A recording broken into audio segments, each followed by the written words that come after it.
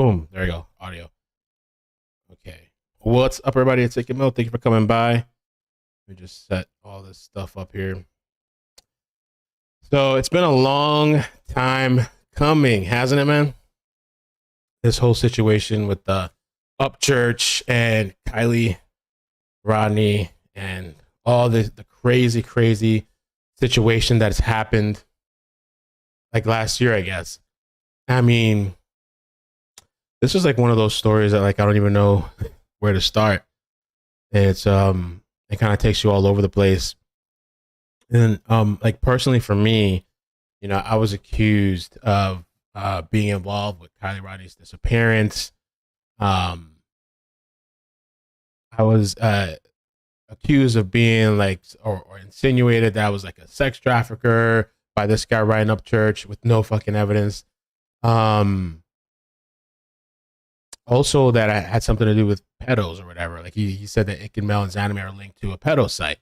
So I'm going to show some of that stuff. But we got to go through the first things first.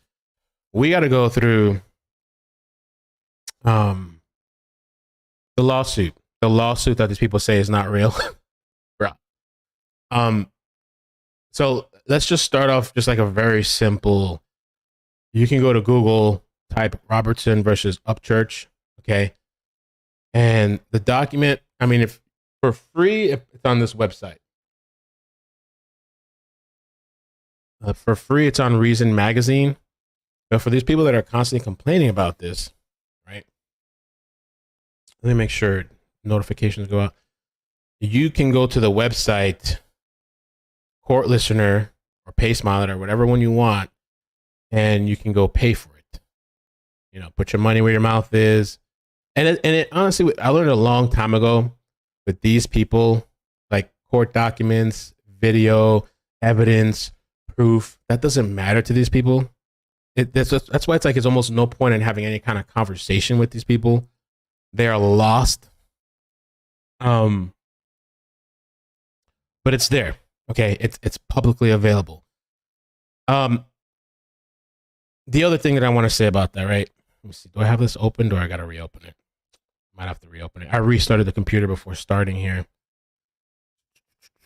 Yeah, I'm going to have to open this. Let me open up two files real quick so I can show you what I'm talking about. I was kind of debating too when reading this complaint, whether I just verbatim go all the way down through it's like 29 pages, or do I interject in between, show video clips, and try to give context? I don't know if it's going to get too all over the place. We're just going to wing it and see. And I feel like it's important to read this, even though other YouTubers have covered this. Because there's a lot of people on my channel that, one, don't know about the story, or people that maybe knew about what I went through, but don't know about this. And so we just have to start with this lawsuit. Now, this other documentation, let me see, hold on real quick. Because I just made one redaction on this document that I downloaded. Apparently it's gone now. There it is. Okay, so people now they're thinking that like, all right, so you can get it for free or you can pay for it, right? And I even think this website has a free trial. You can even get a free trial, bro. All the listings are here. Okay. Complaint. This is what we're gonna go over against Ryan Upchurch. I guess they think this is fake. Business entity, notice of information, summons issued to Ryan Upchurch. There's nothing you can do for these people that are lost out there. This is like an embarrassment. Those people that follow him and are still like, because there's some people that were a little bit decent and they're like, no, like this stuff is not right. That whatever, you know, I like his music or whatever, which is the thing that people say, but I don't support this. But a majority of those people are lost. And you would think there'd be some sort of embarrassment because these people can't think for themselves. Especially some of these grown men that have to have another grown man tell you how to think, how to feel, what to believe, and you can't even do a simple Google search for yourself. These people don't look for anything for themselves. They have to find somebody else to tell them how to think, how to do, how to process. It's incredible. You would think there'd be some sort of embarrassment, but no, there's no embarrassment, bro. And I'm not sure what's more alarming: all the false, crazy allegations that this person said with 3 million followers, by the way. Okay. 3 million followers. Or the people that follow this guy and believe it. I'm not sure what's more like, you know, And we're going to get to some of the clips. And also, there's this thing here that's, I guess it's interesting. Initial case management conference for set by telephone on 10/11/2023 at 2 p.m. before the judge. So, first of all, let me just get to this. So, when this document first came out, people were talking about the reason they think it's fake is because they didn't see a case number or a judge. Even though I think this is the case thing down here, and some people Google search that at the time, they couldn't find it. This was brand new, just filed. So the reason no case number, no judge is because at the time you don't know what judge is going to be assigned to the case. You don't know the case number because you're just like filing this shit. I think there is now. Now there's a magistrate judge, Barbara Holmes. But again, these people can't search. They can't look. It was provided for free, and they were like, no. Okay, so now go and pay for it then. Pay for the shit. Go into the website, make an account, pay for this shit. Okay? Now, this here, I'm not going to go too much into it, but I guess this is the first date they got going on. Pursuant to Local 1601, notice is hereby given to the Initial Case Management Conference. ICMC is scheduled before the Magistrate Judge Barbara Holmes on 10/11/2023 at 2 p.m. So they're having some sort of, I don't know, like a phone conference, I guess. Unless otherwise ordered, all ICMs will be conducted by telephone, hosted by the court. Participants are directed to call this phone number. Lead trial counsel for each party is required to participate. Okay. If all parties have not been served prior to ICMC date, counsel for the following party is responsible for moving to reschedule, preferably at least 7 days in advance. Counsel for all parties must, at the initiative of plaintiff's counsel or the removing party's counsel, prepare a joint proposed initial case management order. Let me try to move this out of the way here. Read the rest. So, must be filed at least 3 business days before ICMC. Counsel shall utilize the form iCkEdMeL found under the link of Judge Holmes. All right, so that's that document there. This is another one, which I'm really not going to, because the main focus is going to be the other document, but there's another one here. So the case is referred to the judge, so now I guess they got a judge for at least this thing. Lead counsel for all parties attend the initial case. That's that. And then there's one more thing before we get started.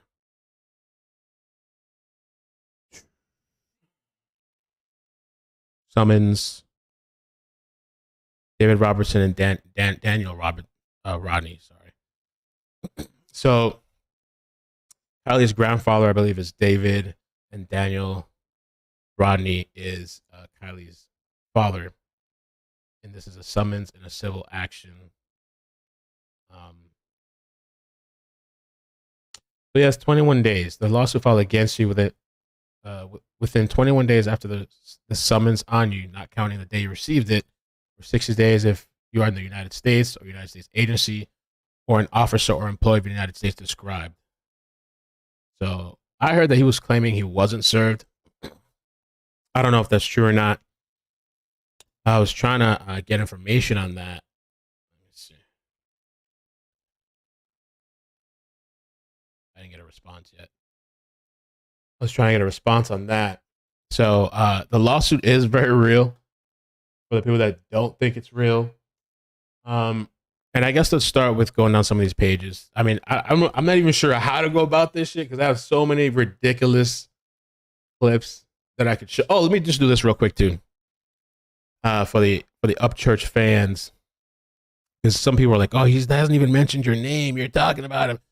This dude's been mentioning my name for a while now. He's been watching the channel for a while. He used to come in the chat sometimes and say hi. I thought he was a okay person. I thought he was a decent guy until I've seen all this crazy shit. I didn't know him personally. I've never had private conversation with him. I think the only time was on that live stream where he called in. I'm literally in his videos.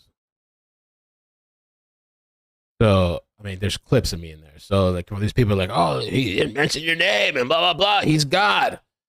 I'm in his videos. Literally. Thanks, iCkEdMeL, for letting me on your show. Okay. All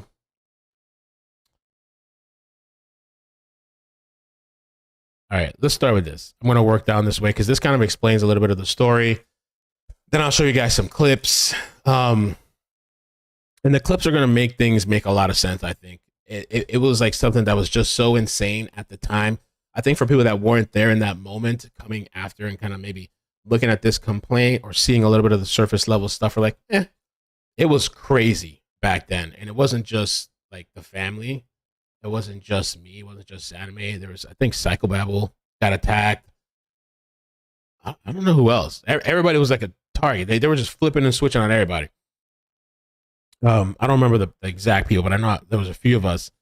So it says here, and by the way, too, one more thing before we get started. Some people too were looking at this complaint and saying that there's not enough, that they don't have a case, that they whatever. This complaint is just surface level shit. This is just so that it doesn't get thrown out when the judge sees it. There's a whole lot more. I've seen so much stuff myself, clips and all kinds of things on the internet. There's so much. This is people like, oh, they didn't put, there's not everything on this complaint. This is just the basic introduction, filing, literally says introduction. But yeah, sorry, let's get started. The diversity action arises from the defamatory and I forgot how to say this word. Tortious? Is it tortious? Conduct of defendant Ryan Upchurch explained below. Ryan Upchurch is a media personality, musician, and prolific YouTuber who has approximately 3.1 million subscribers on YouTube as of the date of this filing. Upchurch began posting about the disappearance of Kiely Rodni and the grandfather of plaintiff David Robertson and the daughter of plaintiff Daniel Rodni after Kiely's disappearance in August 2022 became a viral international story. It's a little interesting to me. I have to say this too. And by the way, DVR is enabled on this live stream, I think, right? Let me double check. So, because I'm not going to be able to keep repeating. If people come in like 3 hours later, I can't. You're going to have to rewind, or people in the chat can try to, catch you up. And I'm not really going to be looking at the chat. But it's a little interesting to me that this situation was back then when it happened. It was huge. I don't really remember. Maybe they can correct me. I don't really remember the media picking up on all this craziness that went on. Right? Did they? Anybody in the chat remember? I don't think the media touched it, right? When this Ryan Upchurch and Ronnie and me and all this stuff was going on, and it was like an all-out online war, it seemed like. Did the news even cover it? Because then I'm thinking of Zav girl, right? And what happened with Zav. And a lot of media jumped on it, okay? A lot of media jumped on it. And so now this lawsuit thing comes out and it's still nothing. Now, I'm trying to give the benefit of the doubt. Maybe it's going to take a couple of days. Maybe something will come out. But why hasn't the media touched this? Right? Because, and the Zav girl, that was a different situation. The Gannon stuff, that was pretty messed up. And I heard a lot of different things about that too, because people were saying it was a FOIA, but I heard it actually wasn't. I think she just requested it from the court or the court house or something. And I think they kind of effed up. But it still doesn't make it right. But I just think it's interesting why the media doesn't touch this. Where's all the outcry for the victims, right? Again, I'll give the benefit of the doubt. Maybe in a couple of days, maybe at the end of the week. I don't know. Because that same media was covering Kiely, right? Just like I was, just like a lot of us was. And so now when the family's trying to, doing a lawsuit and trying to get help. All right, so let's keep going. There is an entire industry of true crime would-be sleuths posting all kinds of information on the internet. Upchurch had not previously participated in so-called true crime, which actually, I heard that he did. I heard that I believe that Summer Wells, but I personally haven't seen it myself. People have said that he did. I don't know exactly what he did with that case. I heard it became a little messy, but I don't know. And I don't know if that's the only one he's done, that one. Oh, and there's a clip of him mentioning maybe the mods can find it for me later. When talking about Kiely Rodni, he talks about Gabby Petito, and that somehow I think there's like a connection or something. It just got so insane. This guy flip-flopped so many times. I don't know how people can watch this guy with a straight face and look at it like, wow, this is so amazing. It's not. It's embarrassing. But I guess these people don't have any kind of embarrassment. They don't feel that kind of stuff. Upchurch had not previously participated in so-called true crime YouTube, but began to do so as the Kiely Rodni case became news. Kiely Rodni disappeared after a party near Tahoe National Forest on August 6, 2022. In the following weeks of her disappearance, numerous online posters began wildly speculating as to what happened to Kiely Rodni. As it would ultimately turn out, Kiely died of drowning when her vehicle crashed into Prosser Reservoir and became submerged below 14 feet of water. No foul play was suspected. Now, apparently there's people still talking about this Kiely case. I stopped after, I think the last thing before that, and I'm going to talk about that clip I posted the other day because people thought that was my response to the lawsuit. No, it was just a clip that I pointed out that I thought, Brian, there's so many points of being a hypocrite. That's what I did in that video. It was actually a funny video. That's all it was. This is my actual thing for it. But yeah, people are still thinking there's something more. People still don't think it's like, they think it's foul play. They think it's suspicious. People were, I think, accusing the parents and all kinds of course, us YouTubers. They accused everybody, man. It was so nuts. Some of the online community. And I guess they're still going on about that. I guess, I don't know. And I've been saying for a long time, we were first talking at the beginning, but then I was talking about like, this seems like an Occam's razor type of thing. It's not this crazy, like Illuminati and all these YouTubers conspired together. I wasn't even in California at the time when all that stuff happened. I'm like, what? Anyway, so in the weeks following her disappearance, numerous online posters began wildly speculating what really happened to Kiely Rodni. As it would ultimately turn out, Kiely died of drowning. I read that already. No foul play was suspected. Ryan Upchurch was a prominent figure, that's kind of funny, figure in this wild speculation. After Kiely Rodni's body had been found and the authorities had publicly stated that an autopsy had confirmed her identity, Upchurch uploaded several videos making outlandish claims, including Kiely Rodni, Daniel Rodni, David Robertson, were not real, and that the entire tragic episode was a scam by Kiely's family to raise money on a GoFundMe website, which I'm going to play a compilation clip too. I think I'm going to keep working this for a little bit, but I am going to play a compilation clip so you guys can see. And if you guys could hit the like button, I'd appreciate that. Vesper, I don't really know. I don't really know that I will be or not. This whole thing too, guys, like this. So I was talking to a friend of mine that's an attorney, and she was telling me that like a lot of times defamation cases don't go to trial. So I don't know. It's very possible maybe they'll settle out or something. Maybe. But I don't know. Upchurch as well. Maybe he's like cocky and he's just gonna take it all away just cause. So I who knows what's gonna happen, And this thing, what I've been told to, like, this could take years. This is not gonna be something like a couple months down the line, unless it's settled, that we're just gonna get like some sort of, okay, this is what happened, or this is the resolution. It's gonna probably take a while. So that the entire tragic episode was a scam by Kiely's family to raise money on a GoFundMe website. Upchurch also published images of David Robertson and further published Daniel Rodni's former home address to his 3 million subscribers. And you'd be surprised, bro. All the clips that these people have, even some of the clips that they've taken down, bro, we got it. Yeah, there's so many ways, so many things that are archived. Some of them are trying to hide their shit. And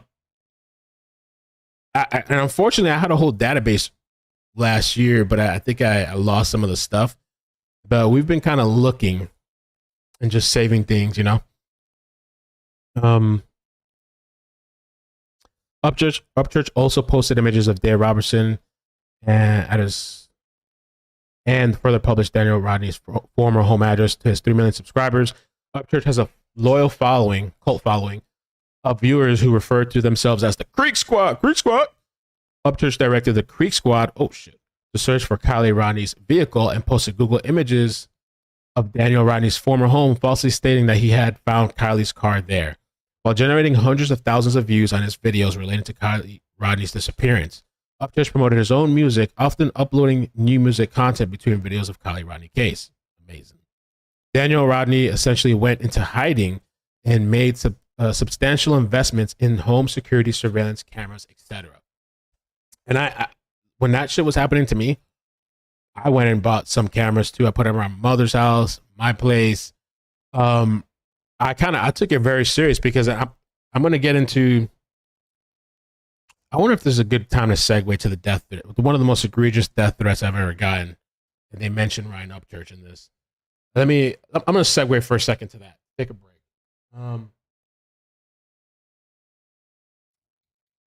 Now, I never posted this on Facebook publicly. I just had it unlisted for record keeping.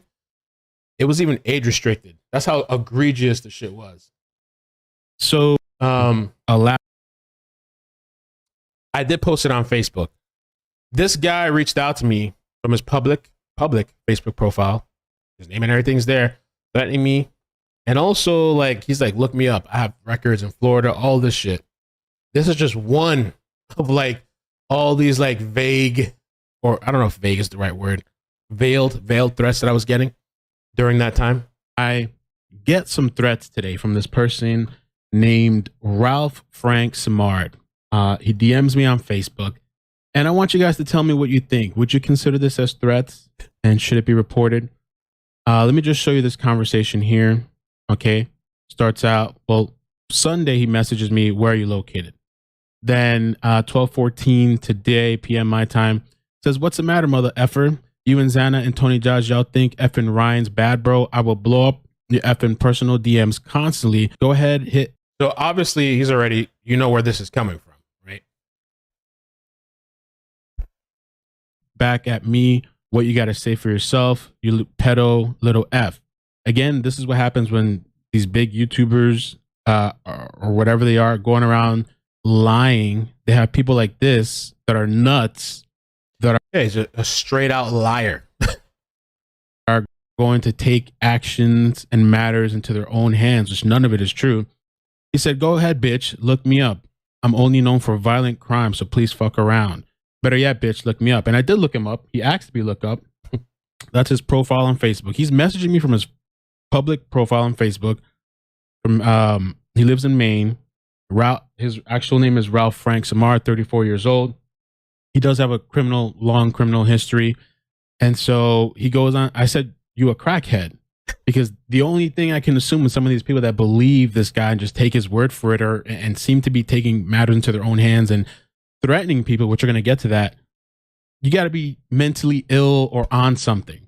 And then so he says, no, Brody, no crackhead here. It's mad easy to follow you and all your little bitch friends. You never know who's looking over your shoulder or in your windows. Let's just say I wouldn't be sleeping if I were you. So I told Ralph, I said, Ralph, I think it's important to show this stuff sometimes too, because people will try to discredit you and be like, oh yeah, he's just saying that, but he didn't really get threats. I got all kinds of ished when this was happening, all kinds of shit. And so for people to be like, oh, forget it, move on. Or people like, oh, be quiet, don't say nothing. Okay, if it was you, somebody calling you a pedo, saying you're a sex trafficker, all this kind of shit, and like potentially hundreds of thousands of people coming for you, looking you up. You know how many videos I've seen is people trying to search me, find me, all kinds of shit. You're just going to be like, oh yeah, okay. Right? And I'm literally mentioned in this lawsuit complaint.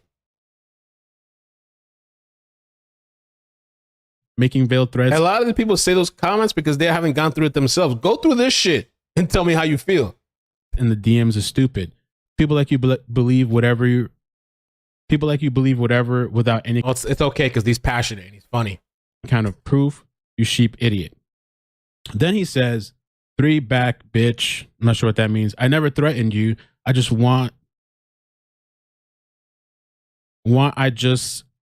one, I can't even read this guy.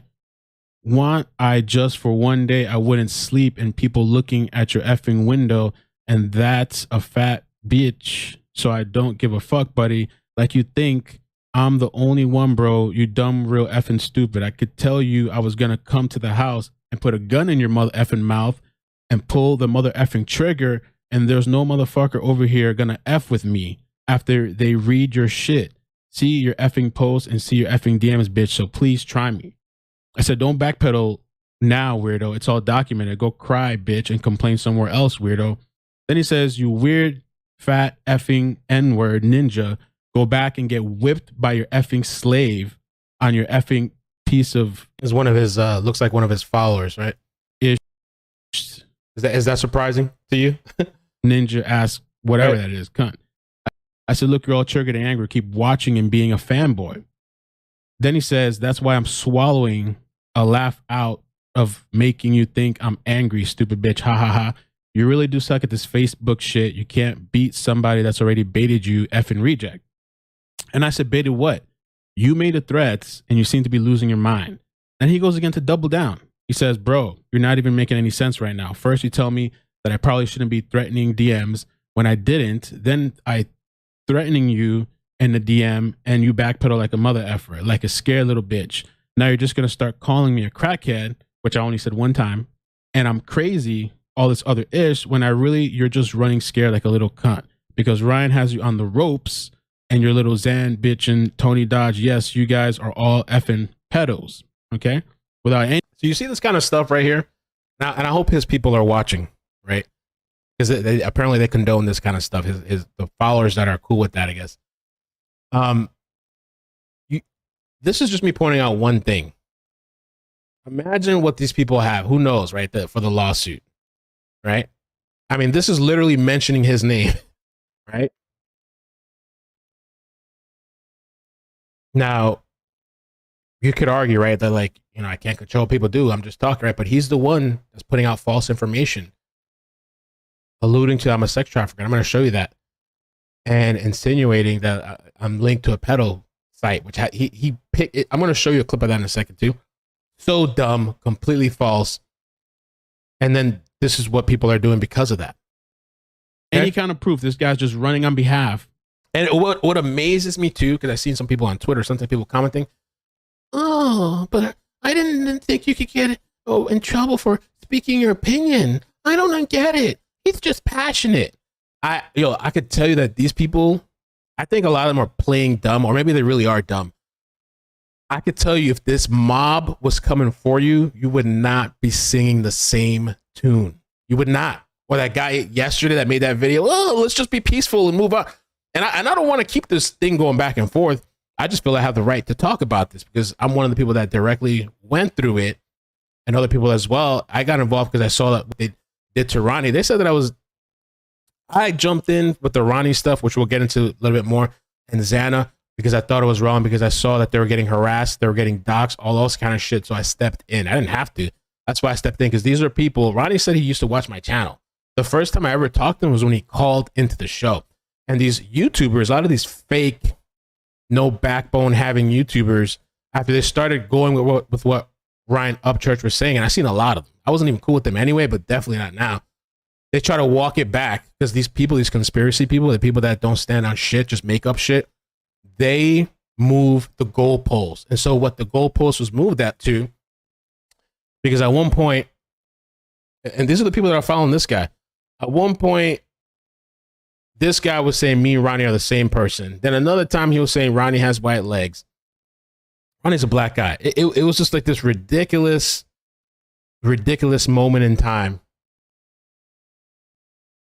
I don't know. I lost myself. What I was going to say there. But yeah, a lot of these YouTubers went with that craziness,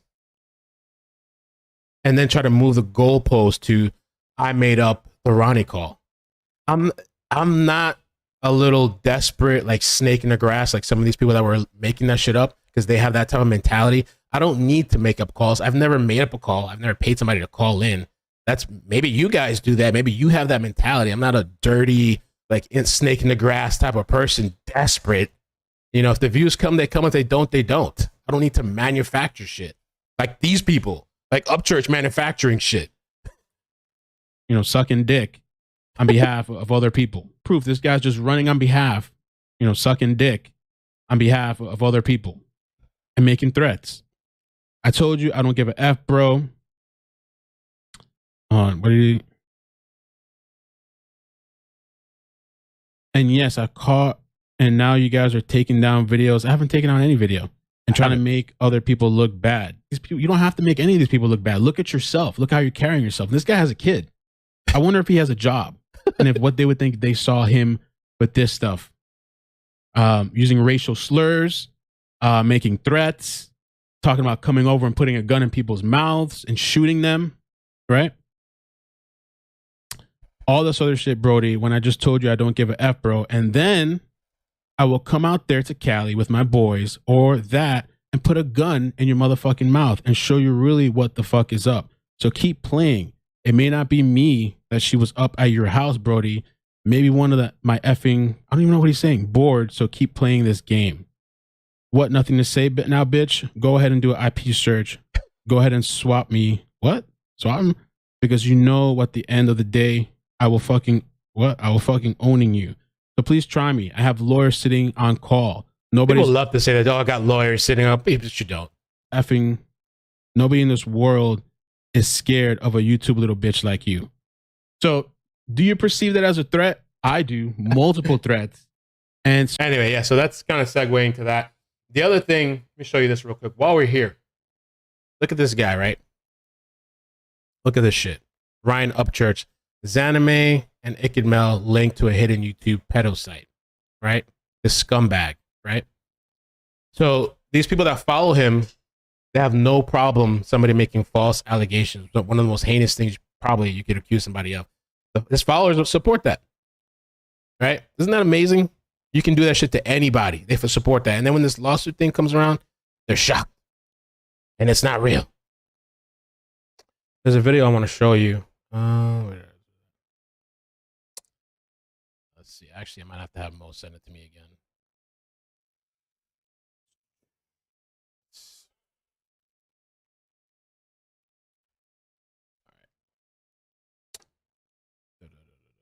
All right. Oh, yeah, maybe this is right here. Oh, wait, this is it. This is it. I got it.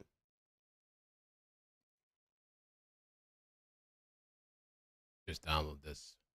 Bear with me because we have a lot to go through. We haven't even gotten to where I'm mentioning the lawsuit. But I just kind of wanted to wing it. Whatever goes, whatever happens, happens. And by the way, I just want to say too, man, thank you to the people that held me down, my friends, the subscribers, through all that crazy shit. Thank you for the people that turned away too. I'm glad you're gone. Don't try to come back. Well, some of them actually called in a few times and apologized. And I felt like that was, I kind of, because some of the people called there, they gave like heartfelt apologies. I hope that maybe they change their perspective in life, because if that's the kind of mentality they go throughout life, that's fucking problematic. I mean, I don't know, bro. I'll talk about that later, Aussie. Aussie, remind me to talk about that later.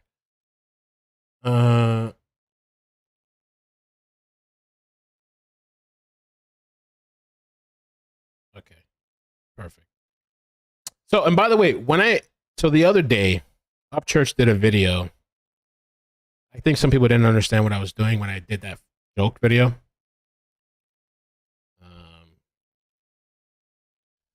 He uploaded a video called True. No, not that one. Where's it at? Oh, I love that I'm popping up. Hey, Kyle. He did a video called True Crime Detective, and I think some people didn't understand what was going on.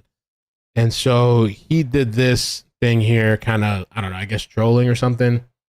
And he's just the biggest hypocrite ever. And so I put this clip together. Oh, well, Mo edited this for me, but the clip that I took from that other YouTuber, I still haven't listened to everything that he said, but he like thought that like there was this big thought behind it. I just thought, I remember that clip because I posted it to my backup channel, as I already stated in the video that I posted. And I thought it was funny to bring it up now because of the hypocrisy. Yo, I'm scared. The YouTube crime community is coming for me. What am I gonna do? Bunch of fucking Inspector Gadgets. Hang on a second. What, A equals... So this was the backup channel, right? I had this video, Internet Detectives, but I also had a video reacting to that other YouTuber's clip. I just thought it was funny. I posted it on there. I didn't post it on my main channel at the time because it was almost like this going back and forth had stopped, and I didn't see a reason at that time to post it. Now that the lawsuit happened, I figured, you know what? he's making all these references perfect time. So I had uploaded this to a channel that literally has, I guess, 300 something subscribers. I uploaded a meme. Okay, it's a freaking meme. And him and his squad, this really just shows you the mentality of this people. Okay, this is embarrassing, bro. This is fucking embarrassing. They're sitting there, mostly Ryan Upchurch, trying to decipher the meme that I posted. And I posted that shit not thinking anything of it. Almost like you place something down somewhere and you don't think anything. You place, I don't know, something down somewhere. You don't think anything of it. And then like way later on, or I don't know when, somebody stumbles upon it or something. You're like, what the fuck? That's what I felt like when I saw this. I was dying. Yeah, there's math problems. I want to see what that. I want to look that equation up. It's we wrote so much shit down, dude. All right, that equation was A equals half. A equals half base and height. Area, base, and height. Yeah. That's what he does. Wait a minute. What is that? E equals MC squared. Is that base and height? Is that base and height? Is that what that means? Even your dumbass buddy was like, It's just the equation for a triangle. yeah.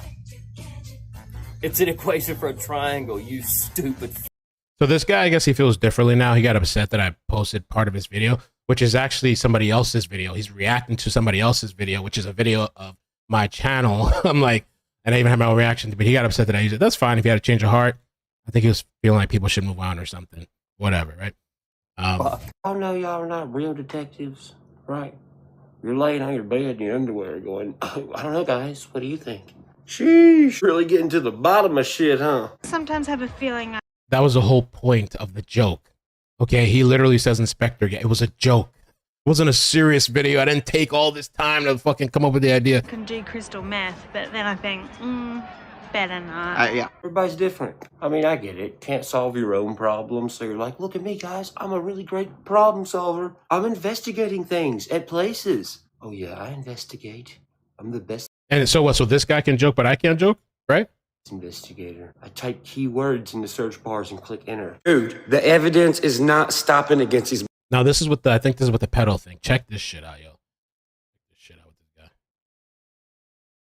motherfuckers. All right, so we already linked iCkEdMeL to Ronnie Jones and showed y'all who both them really were, and linked the bump lip girl to them as well.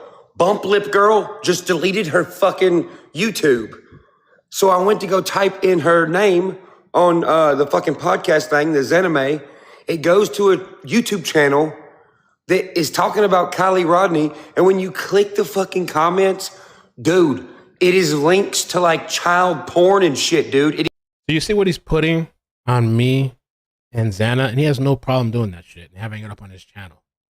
Okay? Would you be cool with somebody doing that shit to you? Even says 18 and below.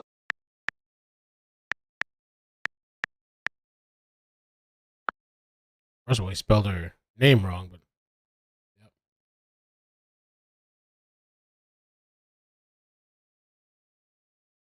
He goes on somebody's, I don't know. He picks some random channel. This is his detective work. Completely unrelated YouTube. We just looked for somebody. We just picked some random shit. He must have looked at it before screen recording, whatever he's doing. Picks the video. Goes in the comment section. I don't even know what this is. You know how like spam bots or something like that post on a website? It's not even, some of it's English, some of it's not. And he attributes this to us. Has nothing to do with us. This is the type of shit that this person does. And you mean to tell me you're cool with that shit? Like these people that follow and support him? I guess they're cool with it until it happens to them. Right? And there's people that say, oh, just move on. You're cool with having something like that put on you?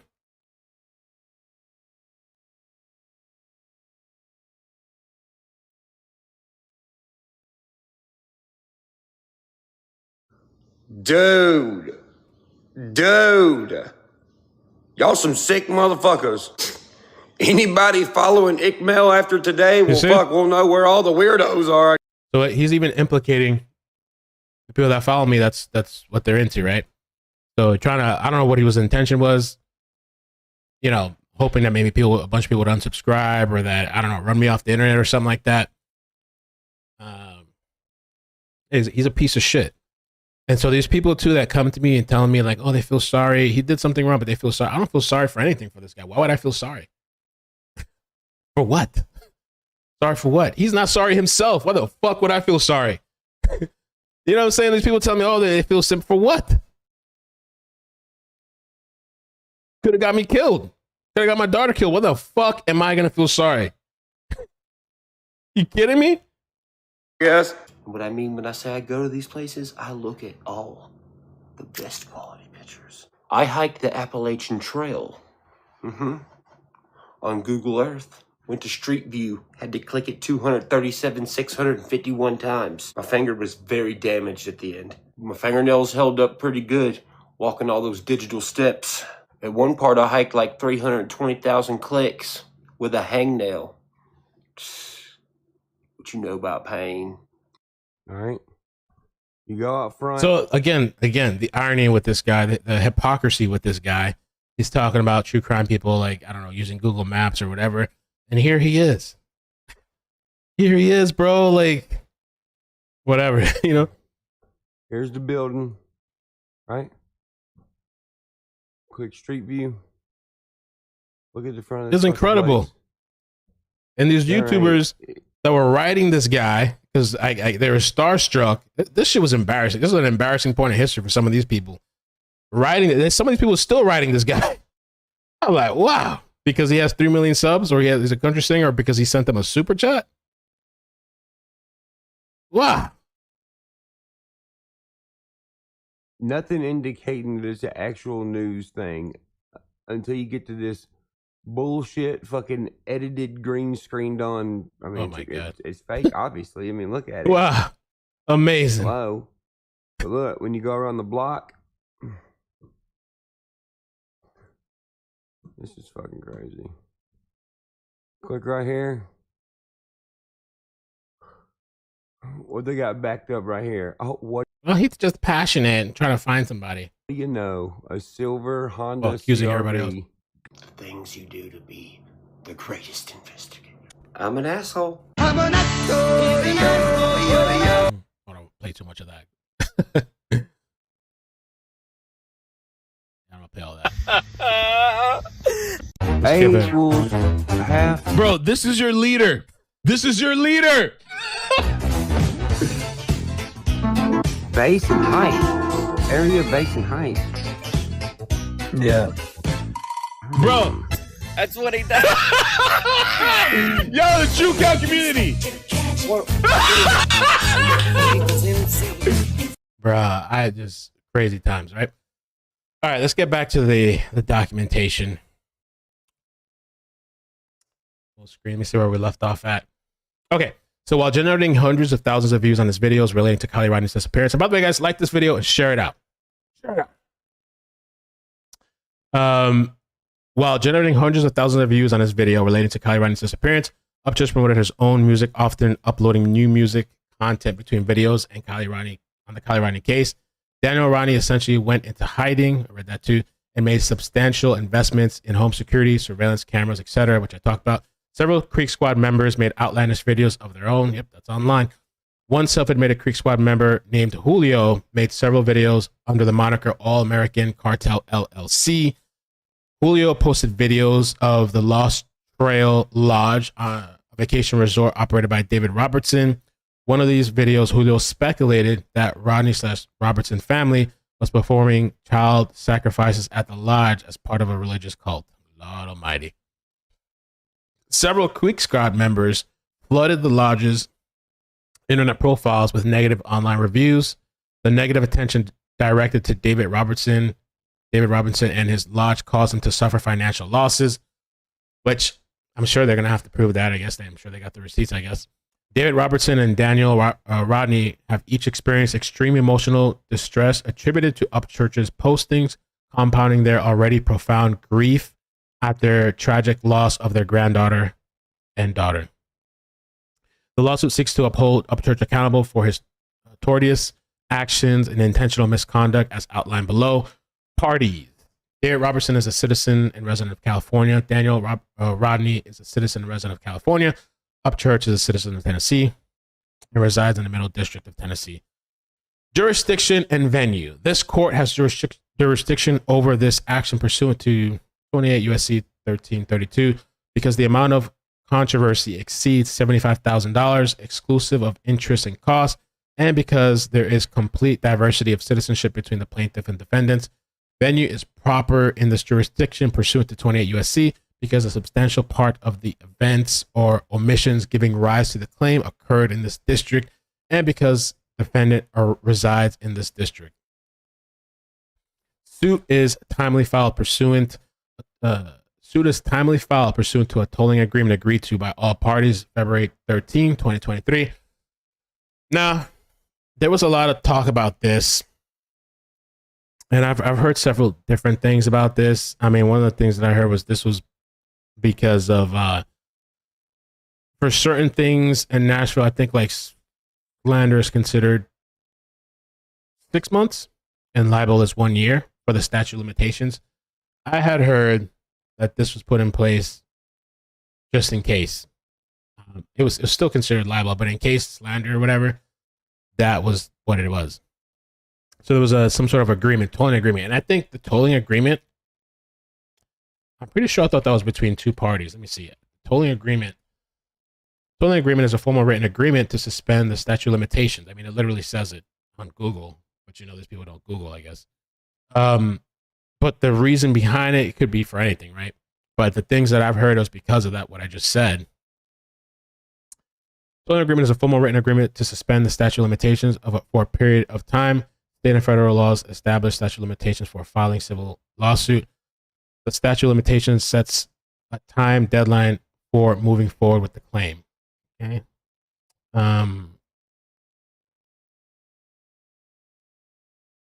So the other thing here, right? What I heard about this, and I really need to get a little bit of clarity. I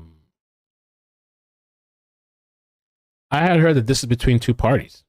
The tolling agreement definition is when a potential plaintiff and potential defendant make a formal agreement to extend the statutory limitation. So, you know, he would have had to known about this if this is correct, right? A tolling agreement is between two parties. So, I mean, you know, I don't know. Okay, so let's keep going. Keep it rolling. So, okay, we talked about the tolling agreement. Keep it rolling. Factual background. Kiely Rodni disappears on August 6, 2022. Plaintiffs incorporate all above paragraphs. Kiely Rodni disappeared on August 6, 2022. Her disappearance became international news.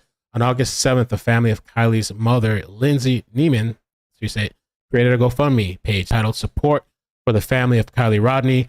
Plaintiffs David Robertson and Daniel Rodni are members of the Kiely family of the family of Kiely Rodni. Upchurch posts his first video of Kiely Rodni on August 13, 2022, and soon accuses fellow YouTubers of involvement in Kiely's death. Right? I know that's Ryan Simps are coming in here, right? Oh, Lord. I never really thought about like men sipping over other men. That's kind of weird. Upchurch posts his first video. Okay, so Ryan Upchurch began posting about Kiely Rodni on YouTube on August 13, 2022. At this time, the whereabouts of Kiely Rodni were unknown. In these videos, Upchurch offered outlandish theories of the truth of what happened to Kiely Rodni. Upchurch initially theorized that a person named Ronnie, who was a caller to a YouTube show hosted by YouTuber iCkEdMeL, was a red herring and a made-up character. In a comment reply to this dude, Red Flag Ronnie, a YouTuber user posted, "Dude, be careful. You're going to get sued for slander. For real." Upchurch replied to this user, "They can slander these nuts, LOL." And he did. They got the screenshot here. I wouldn't be surprised if they have a whole bunch of stuff. Again, like this type of complaints, these are just like, so it doesn't get thrown out when the judge sees it. I'm sure they got a whole lot more. This is just an introduction. In a video posted on August 20th, 2022, Upchurch falsely claimed that various other YouTubers true crime would-be sleuths. And they have the links to the videos here as well, including YouTube personalities Zanime and iCkEdMeL were responsible for or somehow involved in the death of Kiely Rodni. In the video titled Exactly What I Think Happened to Kiely Rodni, hashtag Kiely Rodni, Upchurch suggested that Zanime and iCkEdMeL were responsible for the disappearance of Kiely Rodni, stating, if you look at the timeline of Kiely being there, Ronnie's seeing that and her, Zanime, having a video of the party, isn't it possible they took her, which is why no kid's seen this? And if that's what happened, that would explain why Ishmael is acting crazy and being like, look, everyone, Ronnie's real. Me telling you that a person's actually real, that's actually real, is crazy, right? To these people, the reverse is like, that's crazy. Okay. The same day, August 20th, 2022, Upchurch uploaded a different video, this time wildly speculated that iCkEdMeL was a sex trafficking code. We should check that out. Check that out. Check it out. Check it out. Where is that at? That's for later. Oh yeah, I had a Twitter link. Let me pull up the Twitter thing. Oh, okay, hold on, give me 1 second. I'll call it. Yeah, call it, man. Oh, we're gonna listen to this too. The call-in thing. We'll do that. We'll do that too. Let me just pull up this where he descrambled my name. There was a really crazy one too, where he was like, he combined my iCkEdMeL and he combined his anime, and like it was so bad. If the moms can find out for me when they have a chance, that would be great. That I forgot, it was in a clip somewhere. It was nuts, bro. All right, let's see. Here it is. Here it is. Do stuff to kids. Boom, boom, boom, boom, boom, boom. Plunder put this together. Did a really good job. Does she have like code words? Okay, well the dude who's like, hey, Ryan, I don't know anything about this missing kid. Okay, look at his name. Look how it's spelled. All right, his YouTube name is spelled iCkEdMeL. iCkEdMeL. If you unscramble it, it says, that's only using the letters that are there. And it also says, licked. We're going to talk about that too towards the end, about, because that's what people are asking about, like, iCkEdMeL, you should sue. And I have a lot of different feelings about that. I've spoken to multiple people, and there's certain things I don't want to say in case, you know, things go whatever. But, like, I don't know. Do I want to be in court for years? Like, do I want to spend a whole bunch of money? Like, do I want to, you know, I don't know, be stressing out and taken away from my channel and all this stuff? I think I'm also considered a public figure, so there's a little bit of a higher standard. Like, do I really want to go through all that shit? Oh, somebody told me to look at RU's pupils.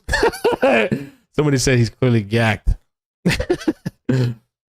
People love to say that though. Oh, just sue. Just go sue.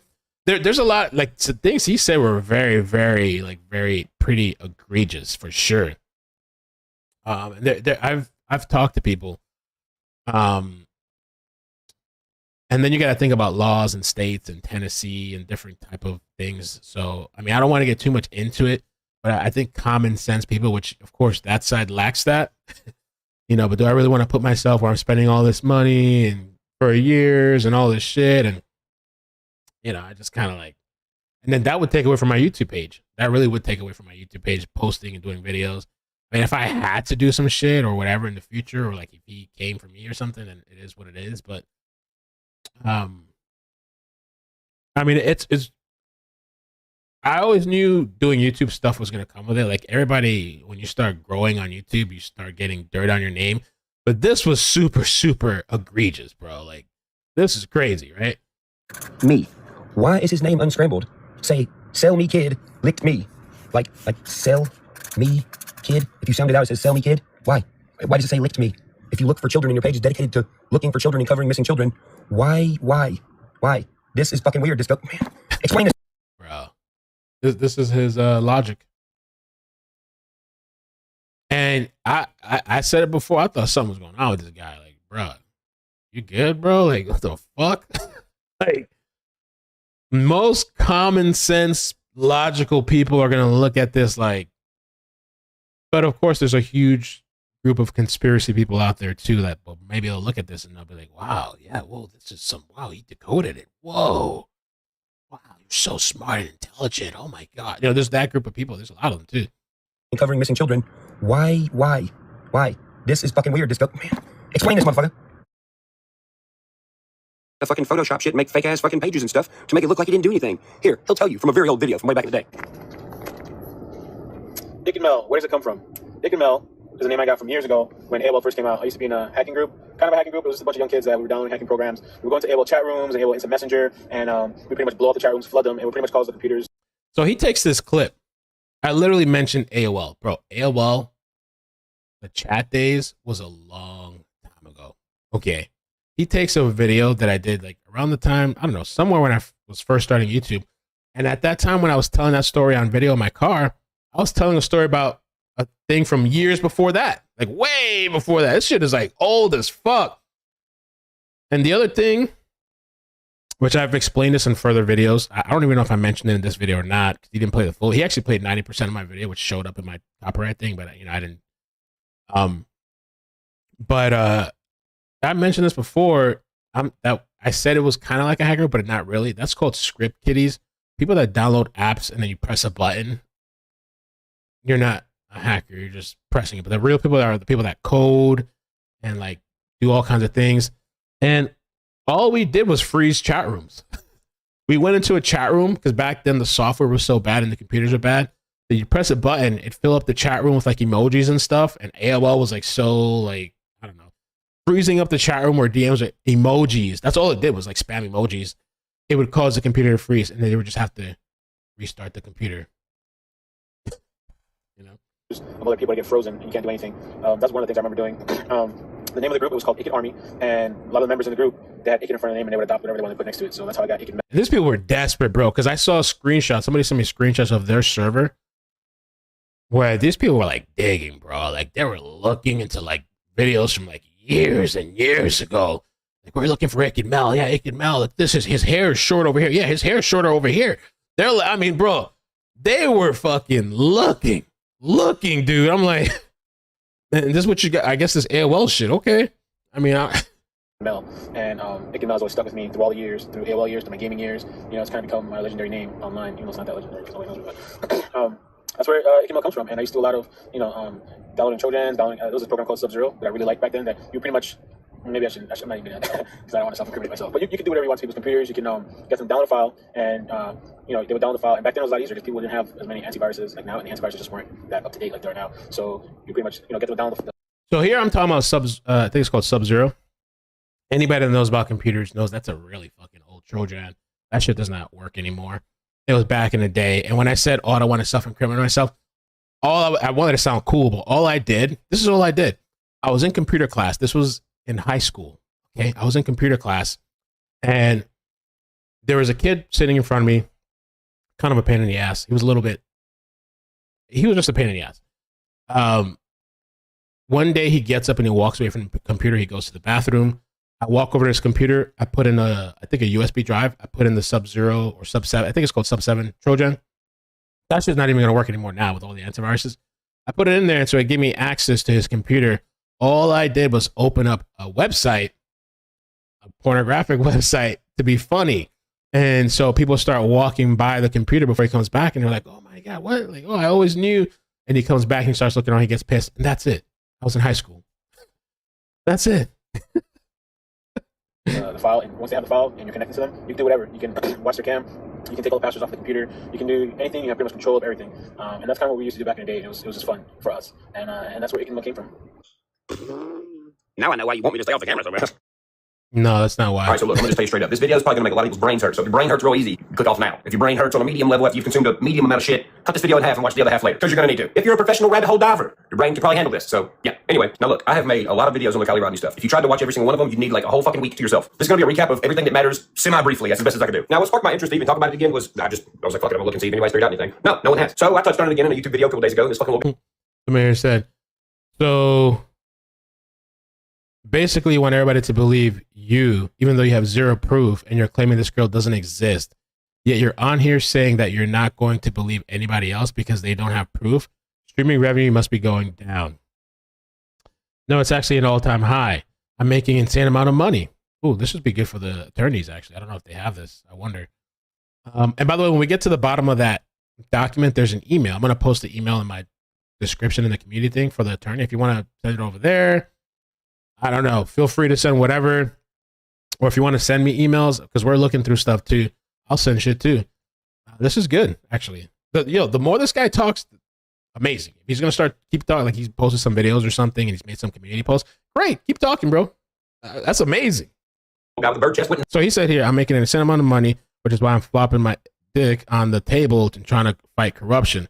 I'm a good guy and I'm rich, fighting evil that is rich. Because that's what I do. He goes by the Glarer.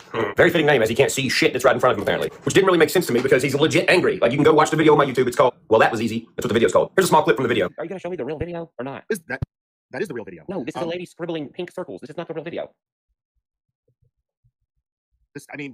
All right, we're going to get back to this in a bit.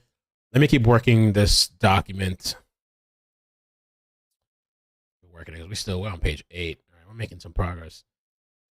All right, so I've been mentioned, Anime's been mentioned here, the whole Ronnie thing, which I'll try to play some clips of that. Oh, the call too. Should we do the call? You guys want to listen to the call right now?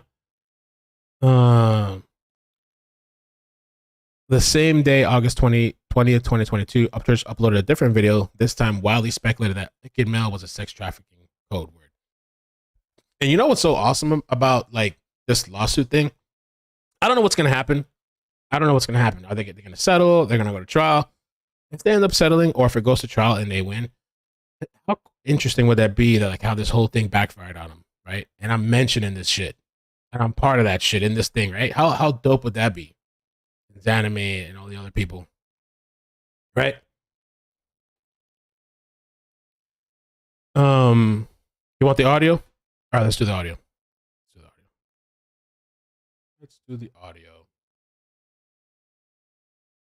So this audio all starts. So this was like a live stream. So I forgot how many times Ronnie had called in. I don't know if it was 2 times, 3 times. This was like I think this was right before everything went to hell in a handbasket, I think. Or maybe it was the start of it. I don't know. Ronnie calls in, and I think Upchurch is in the chat. And so then he's like, we invite him up because like, all right, maybe we can. My thought is like maybe they can hash it out. Maybe they can work something out. And maybe we can just like, because everybody was kind of looking at Ronnie. And my thing is, even if you question Ronnie or whatever the stuff, just the whole like, the people that were like doxing him or like looking him up and like his address and all this stuff, that's not cool. Like, I mean, I have it here. This is the video. One of the videos that got taken down, officially busted. And in this video, I'm trying to remember. We could probably find a link and get the archive maybe of this. This was taken down for privacy because I was one of the people that reported it, but there's a bunch of people that reported it. This is where Ronnie's family was shown, I think, in his kid, and I believe his house. I don't know. Some shit. I think a privacy complaint was filed, and this video was taken down. Now, the video... Oh! Here. You want to call in, Ryan? Right now, I have 0 calls. You want to call in? Help me out, man. I'll call in. I don't care, but his channel very chill. Yeah, if you want to call. This was after the whole first call took place with Ronnie. Then there started being some drama because people were questioning what Ronnie said during that call. So Ronnie calls in, and then Ryan calls in. Any thoughts, man? What area code should I look for? He's in Tennessee, right? I think Tennessee. Somebody just called in, but I wonder if that's him. Thank you guys. Purple Hearts. Oh, that's the whole thing. I got to show that too. The whole purple light. I turned on purple lights behind me on purpose. He said the purple lights have some shit to do with me too. Dr. Edward Moskowitz. Yo, Dr. Edward Moskowitz. The coffee. I started having it recently. All this time coffee is so freaking good. I gave one to my mother because she was here and she smelled that coffee is amazing. I love it. Thank you so much for sending me that. Coffee is so good.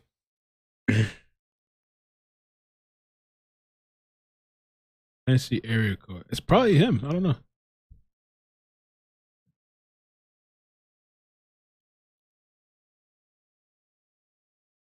I'll call in. Fuck it. Let me take this call in the meantime. 218. How you doing? Where you calling from? I I'm calling from Minnesota. Hi, welcome. Thank you. I've been listening to you for a long time.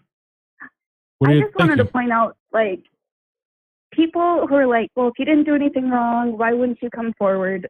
Look what happens when people talk. They get attacked. Like, poor Ronnie, who just had a conversation with you. Oh, no. It was Upchurch that called in first. I'm sorry. I got that wrong. Upchurch called in first. I'm looking at the timestamps on this. These are the regular calls. I thought, okay. And I don't know about her friends, but they're all getting attacked all over social media. So why would these kids want to come forward and speak? Yeah, anybody ever going to come forward again? You know? Right. You got to have, like, common sense about it. Right. No, I understand that. People are entitled. So I'm going to skip to where Ryan Upchurch calls in first. Thank you for calling. Pretty good. Look. And it's just so funny to me when his subscribers, I guess they're clueless. I mean, clearly clueless. They're talking about he's never mentioned me or something like that. Bro, he was calling in. The fuck? But it's not surprising because people don't research that. They just do what they're told. They just do what they're told, bro. I just want to say this. Everybody say human trafficking. I want to say this. How'd nobody see it, bro? Let's be real. How'd nobody see what? Like everybody's saying, like everyone's like, "Oh yeah, human trafficking." Yeah. What is the evidence of this human trafficking? If that's the case, why didn't anyone else get trafficked? And that's so interesting how he starts off with this call with that, but then he's accusing me of alluding to the whole trafficking thing with that video he did. Right? Isn't that interesting? The chick was going back to her car with her over and over. If somebody was plotting. It's when I disagreed with this guy, when he started calling me all kinds of shit. All these other YouTubers are afraid to disagree. They want to super chat into notoriety, I guess. And watching in the woods. Why wouldn't they steal both of them instead of just one of them? Right. Especially if, how'd that person get there to do that? What do they do? Leave their car there and take her car and leave their car there? No, dude. And I see everybody's like, oh, this guy, he's so crazy. I see y'all in the comments. That's fine. But what? This is Ryan Upchurch on the line right now. This is a pre-recording. I mean, this is an old live stream that I'm playing. What am I pointing out that is not blatantly obvious? Everybody's like, yeah, Ryan's crazy. Leave the Ronnie guy alone. The fucking Ronnie guy called and said that he had 2 cousins there, fool, that watched her all night. What you mean? Like, oh, you're acting crazy. All right, motherfucker. Well, if some 30-something-year-old dude calls and says, oh, yeah, I had 2 cousins there that was watching her all night and seeing what she was wearing and when she left and how drunk she was. I don't know that he said all night, but Ronnie is going to reply. I don't even remember the first phone conversation when he first called in. But even I, at first, at one point, I was like, because I forgot what he said. He was like upstairs or stepping away or something like that. Or I don't remember. You mean to tell me you ain't going to ask questions? Yeah, right. Yeah, and I don't blame, like, a lot of things that you were saying, like, I've seen that in the chat. I do feel bad for the guy because I've had quite a few conversations with him and he seemed like genuine to me and open. But like the things that you're questioning and saying, I've seen a lot of that too. I mean, even like literally like the call after was something like that. Also, bro, think about even before that. Take all that away from everything. Why did this person put themselves in the position to call you to give you information, like set in information, and now they're like, oh, wait, no, I don't want to talk. Yeah, that's because their information was bullshit. I don't think it is, man. Like what information? What part?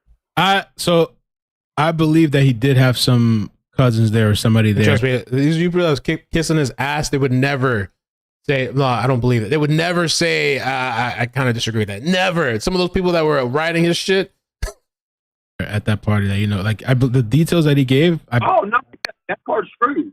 Yeah, but you think it's him though? You think he was actually at the party? Is that what I'm getting? No, I'm saying if he, I'm saying he knows. Ooh, he knows something. Oh, like what is stopping him from being like, yo, okay, well, the whole I can't say their name. It's like, why not, bro? Why? Like, don't you know, like, bro, he has to know since he said that on this interview that law enforcement is definitely going to be in contact with him. Right. And I thought, I mean, I don't want to harp too much, but like, I thought he said that he reported it to police or that his cousin spoke to police. Everybody wanted to find out who was the cousins, but he wasn't going to say. I mean, right. I know the reporter got in contact with him. Yeah, the reporter got in contact with him. Yeah. He said in a comment, let me just read it to you real quick. He said, LE knows my cousins. That's good enough. He said, I spoke with police face to face. He said, this was just the comments he was talking about in the chat.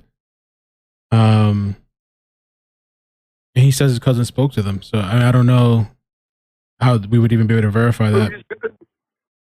Ronnie wants to be added to the call. Can we talk together? You want me to add Ronnie? Can we all talk together at three-way? I can add him. You want to do that? All right, let's see. Ronnie, why is so hesitant? Because he was kind of, I would say, I don't care, and then kind of pause and sure. Why not? If you're saying all this shit, why not talk to him directly? He did though, but it's just like, I don't know what the hesitancy was about. Hesitancy. You want to do that? All right, let's see. Ronnie, maybe there was a hesitancy. Maybe I'm just reading too much into that. Hold on. What's his number? I think it's the. All right, let's get everybody here. Okay. I guess I'll have to call you and add you. Can you call in, Ronnie, and then I'll add you to the. I don't want to go to too many different screens and mess something up. Everything went to hell. It's so crazy how things went to hell with this story. Oh, because this is not helping find Kiely. What are you talking about? He knows two people that was there, fool. What are you talking about? Yeah, you guys get up the likes, please. What's up, man? What's up? You were right. Ronnie, call in if you can to the number so I can just add you in. If not, I'm going to have to like make a new outbound call and then merge you in. Somebody, they are telling us that they have information of people there, dude.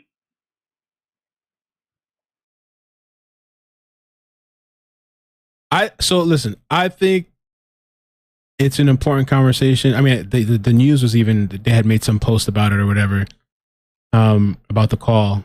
And so either way you feel, I think it is an important conversation. I don't think like this guy like has the answers or the cousins have the answers. It is important, I think, at least for the cops to talk to him or whatever. Yeah. Somebody said, Tripod said I'm with Upchurch. This is super sus. If the police, bro, if the police knew about that information and it was secret information that would lead to something better and knowing something, then he would not have been allowed to be on a YouTube channel talking about it, bro. All right, I'm going to move him in now. I think I got him here. Let's see if he can talk. Let's see. Ronnie, are you there? Can you hear all of us? Hey. Yeah, that's me. Yeah, what's up? Ryan, can you hear him? Yeah, I can hear him. Okay, good. All right, cool. I hear you. So let's just start, Ronnie. So what's the problem? So do you want to ask him some of your thoughts, or like, so your cousins were there at this thing? Go ahead. Cousins, how did your cousins that didn't know her see her all night? They didn't see her all night. Well, they seen her getting fucked up. No, they didn't see her getting. They didn't. The only thing they said when I asked them, they just said, yes, we saw her. She was drunk when we saw her. She talked to a group of guys or something, like walked to a group and was like walking back and forth. But everyone was like walking back and forth. They saw her walking back and forth. That was it. Then they did their own thing. They didn't think of to pay attention. Or there was other people there drunk too. But they noticed her because of the pictures that came out online, all that stuff. It's like people were asking me, like, how did you know she was in a bodysuit? They already talked to police before me. Like, I didn't have nothing to do with that. And when they came back to me, they told me, well, we gave them our information. They didn't treat it as anything viable. They told us there was nothing for them to go on. It was nothing for them. Like, it wasn't important. There was nothing there for them to go on, especially because they didn't see her at a critical time. They didn't see her later on. So I was like, okay, well, if that's the case, I guess I can talk about it a little bit. And I asked them if it was okay if I talk about it. And they were like, yeah, it's fine. Just don't say our names. And I was like, okay. Did they mention anything about the white sweaters? The white hoodie? Did they say anything about that? Or? No, but that's why no, there was nothing about no white sweater. I didn't hear anything about a white sweater. Like, I don't know Kiely at all. I thought it would be cool to like give a little bit of information on what it's like out here. Like, I'm from the area. I used to party out here, like a lot. Like I partied at Prosser in 2012 and 2016. I know, you're right. Who was that? Yo, I didn't even think about this. Somebody said, didn't Upchurch claim Mel and Ronnie were the same person? Yeah. He typed in my name on Google and some other brown, black looking guy came up, which doesn't look like me. Maybe kind of somewhat, maybe looks like Ronnie. He said we're the same person. Wow. The three of us in this live, this was, he made those claims after, but there was three of us talking on this live at the same time. And then he makes those crazy claims. Bruh. It wasn't as many people as was this freaking party. I haven't been a party that big, but a lot of the stuff there was like, huh? How old are you? I'm 29 right now. In 2012, I was, what, 23? And I think this is where they made a thing out of it. He made a wrong calculation here, so they all started going crazy. I'm trying to just... So, question, how you know about all these girls that like to go there and like do coke and shit? Okay, because like I said, when I went to Prosser back in 2012, and mind you, this was a year after I got out of the military. So I got out in 2011. And so when I went to those parties, I started doing coke myself, and I couldn't get it for myself. I had older dudes I knew that were like 6-7 years older than me that would give it to me, and I wasn't the only one they would give it to. They would give it to a bunch of other people. So it was like I was in the younger crowd being assisted by the older crowd for giving drugs. That type of stuff. And so I used to do shrooms. I used to hang out with clampers, if you know who clampers are. I don't know if you know who clampers are. But they're like, okay, yeah. So do you know the Sammy girl? No, I don't know her. I don't know Do your cousins? No, they don't know. They don't know any. They went with their other friends from Sierra College. They don't know Sammy. They don't know Kylie. They don't know Jagger. They don't know none of them kids. None of them. When I asked them how they knew about what? So if your cousin's like seen her doing drugs and like, you know, drinking or whatever, and everybody's drinking and shit. No, they didn't see her doing. They didn't see her doing drugs. They didn't see her drinking. They saw her and she looked like she was drunk. No. You said your cousin seen her all fucked up. Yes, I just said that they seen her drunk. That doesn't mean they seen her drinking. Like what? They didn't see her. They didn't see. What? You said what? Drink I can't hear you. I can't hear you. Say it again. You're cutting out. You have to drink to get drunk. Yes, but that okay. If they see someone or stumbling around, okay, yeah, they must be drunk. That doesn't mean I'm seeing them sitting down and starting to participate and keeping it going. Like that's how they told me that they saw her.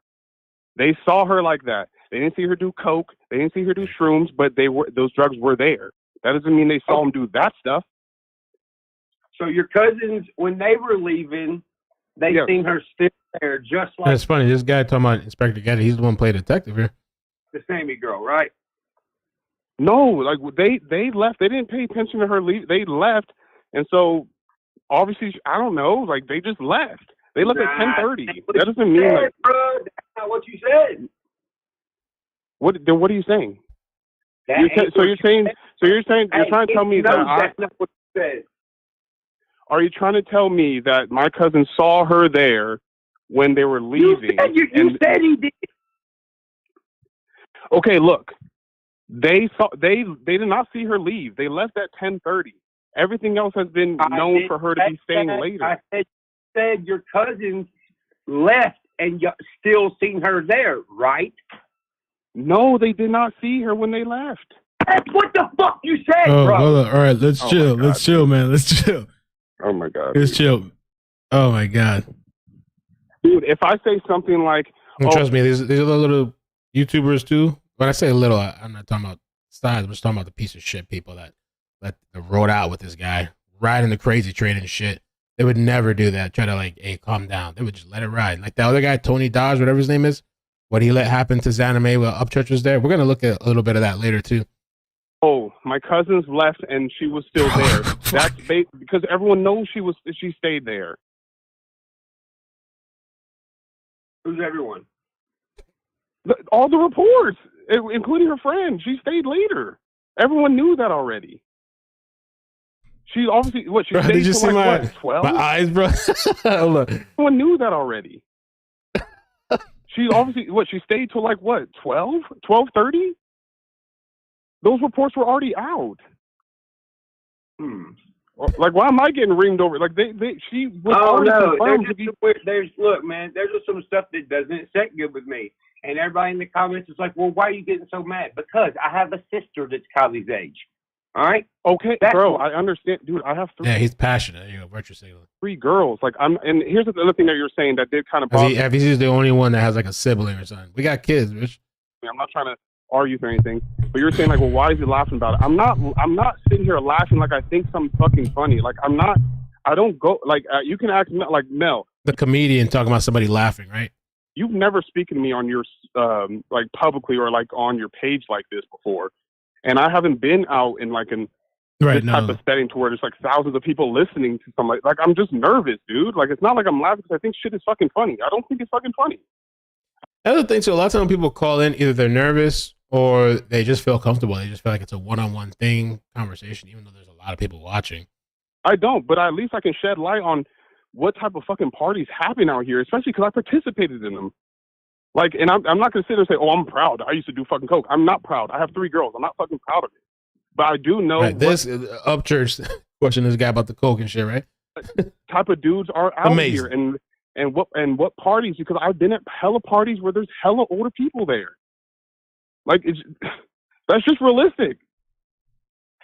I'm just being realistic, especially because I'm from the area. If I was like fucking in like Texas and I was speaking for Cali, I don't think I'd be able to hold weight at all. But I'm literally like right next to the fucking area. I know hella people out here who can vouch for me and shit. I've been to so many damn parties out here, and I think it's terrible. And I can tell you that I've heard that like people that are in that community, was it Truckee? They're not into all this crazy shit. These people online that are thinking all this crazy shit. That community I heard, I was talking to somebody, and they were telling me they're not into all this crazy shit that these people are pushing and still pushing to this day. They're not it. It's not like over there. It's not like that. It's just the people online. What fucking happened to her? Like, I'm not, but I'm just speaking from experience. As somebody who's from there, can I ask you some questions? Like, just yes. Out of curiosity. Yeah. Okay. How do you think, as a local, okay. What do you think happened?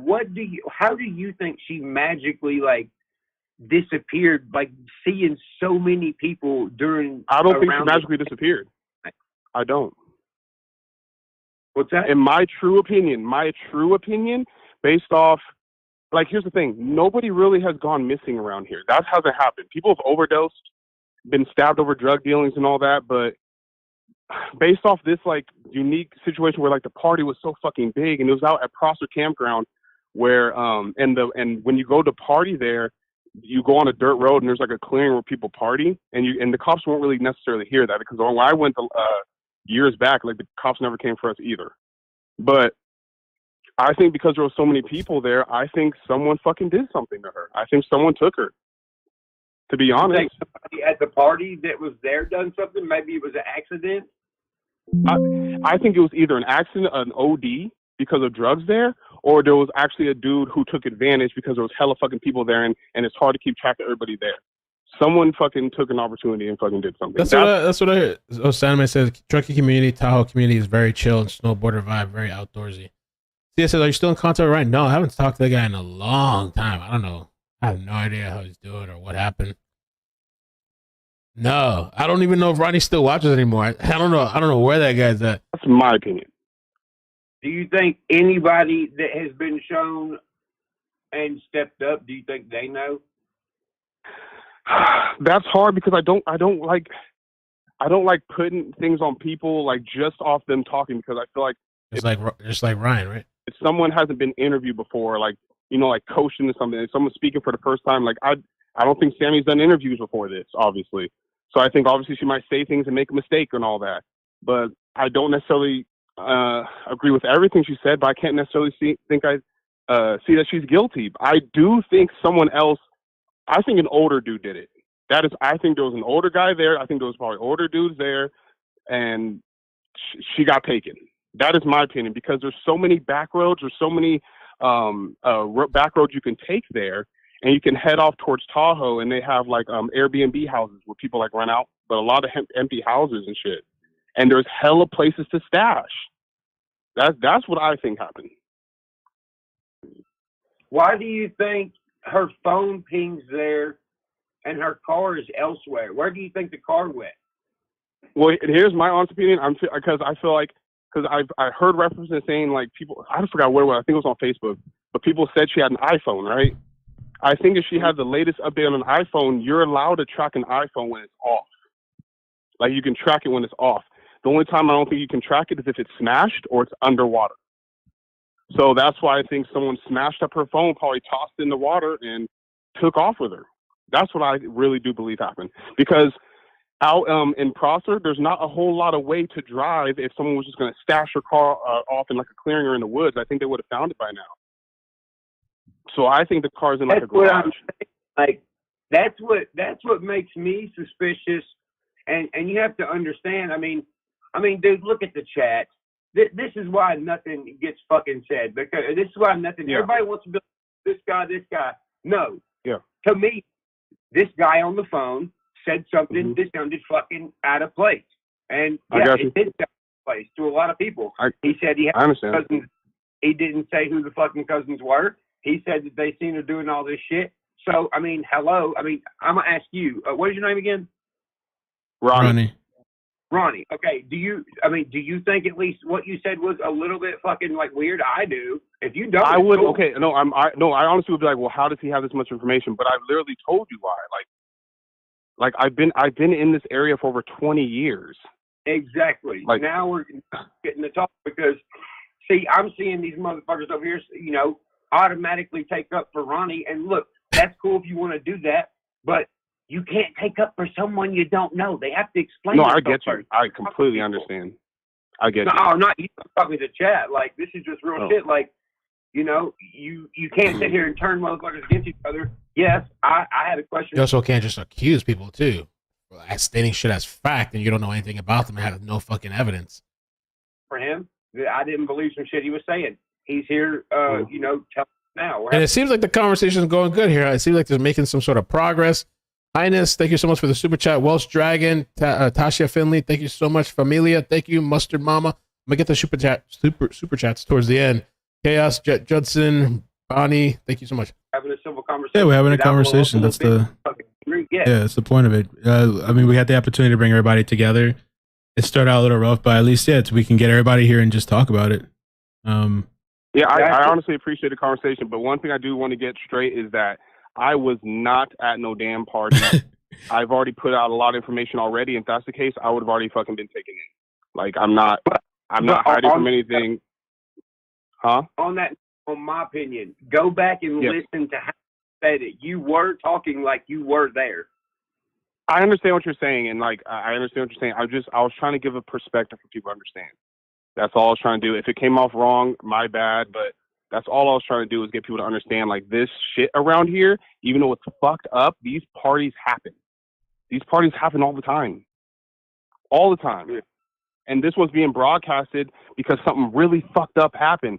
But there's so many fucking parties where older dudes are there and they shouldn't fucking be there. You know what I mean?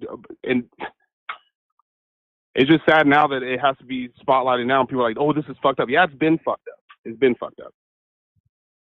Well, shit, any kids who are listening that go to these parties, y'all need to squad up, and if y'all see somebody being weird to a girl, y'all should knock that motherfucker out. I'm getting out of here. But like, it's just like I told Mel, what was it? Like, I went to a party, I don't remember when the fuck it was. I think it was like 2015, and it was all the homies there and all that, and a dude showed up. It was a house party. He showed up there. He was like 40-something years old, hella sketched, and he got his ass beat. Out of front of it, that call, Ryan. I told that you call. That, we had several conversations on live stream, and so that snippet that I did, the 18 minutes, just for people that aren't going to sit 2-3 hours. But he did explain like his whole background. And he lives in the area, and like he's a local, and it's kind of like he used to go party himself when he was younger. And so people seeing that 18-minute clip, they might not get the whole context of like his whole background and stuff like that. Yeah, but I do understand. Like, I'm going off what I heard on your 18-minute video, and for everybody in the comments, say sorry, fuck you. I ain't saying sorry. I respect this guy, ain't for nobody. I'm fucking Upchurch, so you can kiss my ass. This is what it is. But props to this guy for having a clean channel, and props to this dude for look at that over here, probably my channel, right? Huh? having a conversation with me, even though I'm fucking yelling. So you guys have a good day, and all right. more stuff about this case. All right, thanks, man. All right, Take appreciate care. you guys. All right. Bye. Thanks, Ronnie, man. Appreciate you calling in. Yeah. All right, guys. All right. Wow. Wow. So I wasn't expecting that at all. And from there, you thought things were okay. No, shit went to hell after that. He kept pointing at Ronnie and all this other shit. Rude as fuck, too. I should have said more when he was pulling that shit. All right, let's keep going. I got clips and stuff like that, too, but let's finish off this. Oh, I did that already. This one? Okay, yeah. So we covered that. I did show that video. Kiely Rodni's body is discovered August 21st. Did we do this? No. That's 2022. Kiely Rodni's body was discovered August 21st. That day, authorities publicly confirmed that the body was more than likely Kiely Rodni and that an autopsy had been ordered to confirm the identity. Authorities confirmed that the identity of Kiely Rodni on August 23rd, 2022. The Placer County, California Sheriff's Office posted the following statement to the Sheriff's public Facebook page on August 23rd. Today, an autopsy was conducted on the deceased individual who was found in the Prosser Reservoir on Sunday, August 21st. The Nevada County Sheriff Coroner has identified the decedent as 16-year-old Kiely Rodni of Truckee.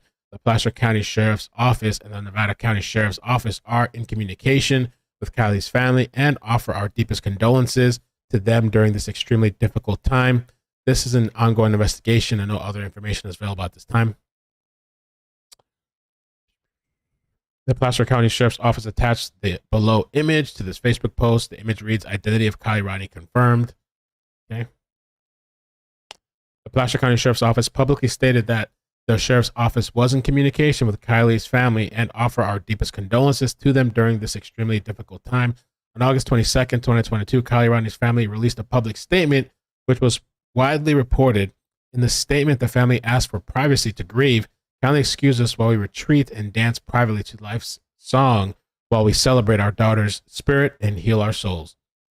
And I think I remember when that came out, some YouTubers were like upset and like they got really angry or whatever about them asking for privacy because people were going nuts.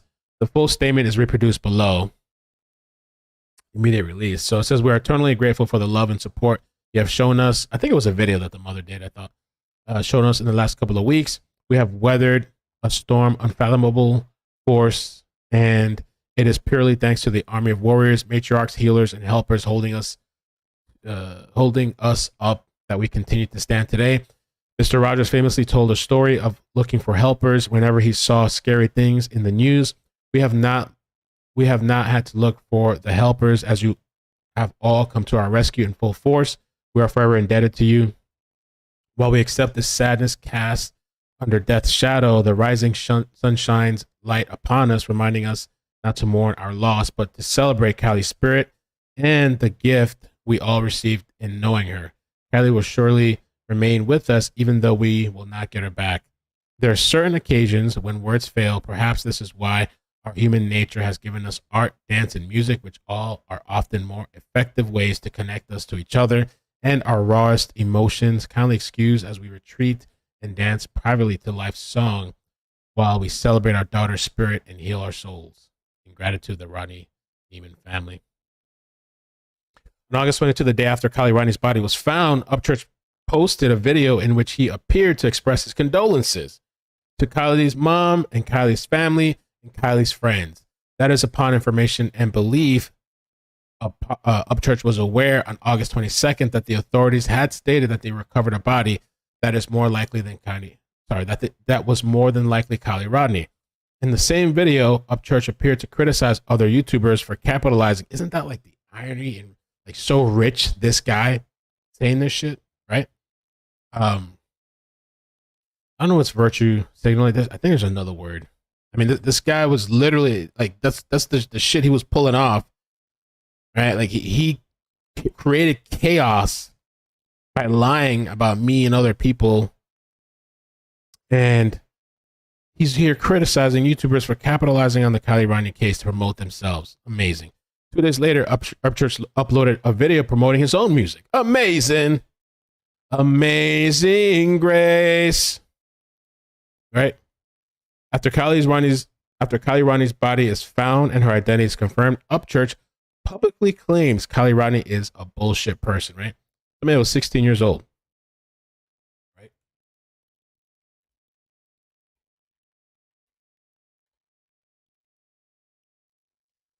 And I believe legally that'd be considered a minor, right?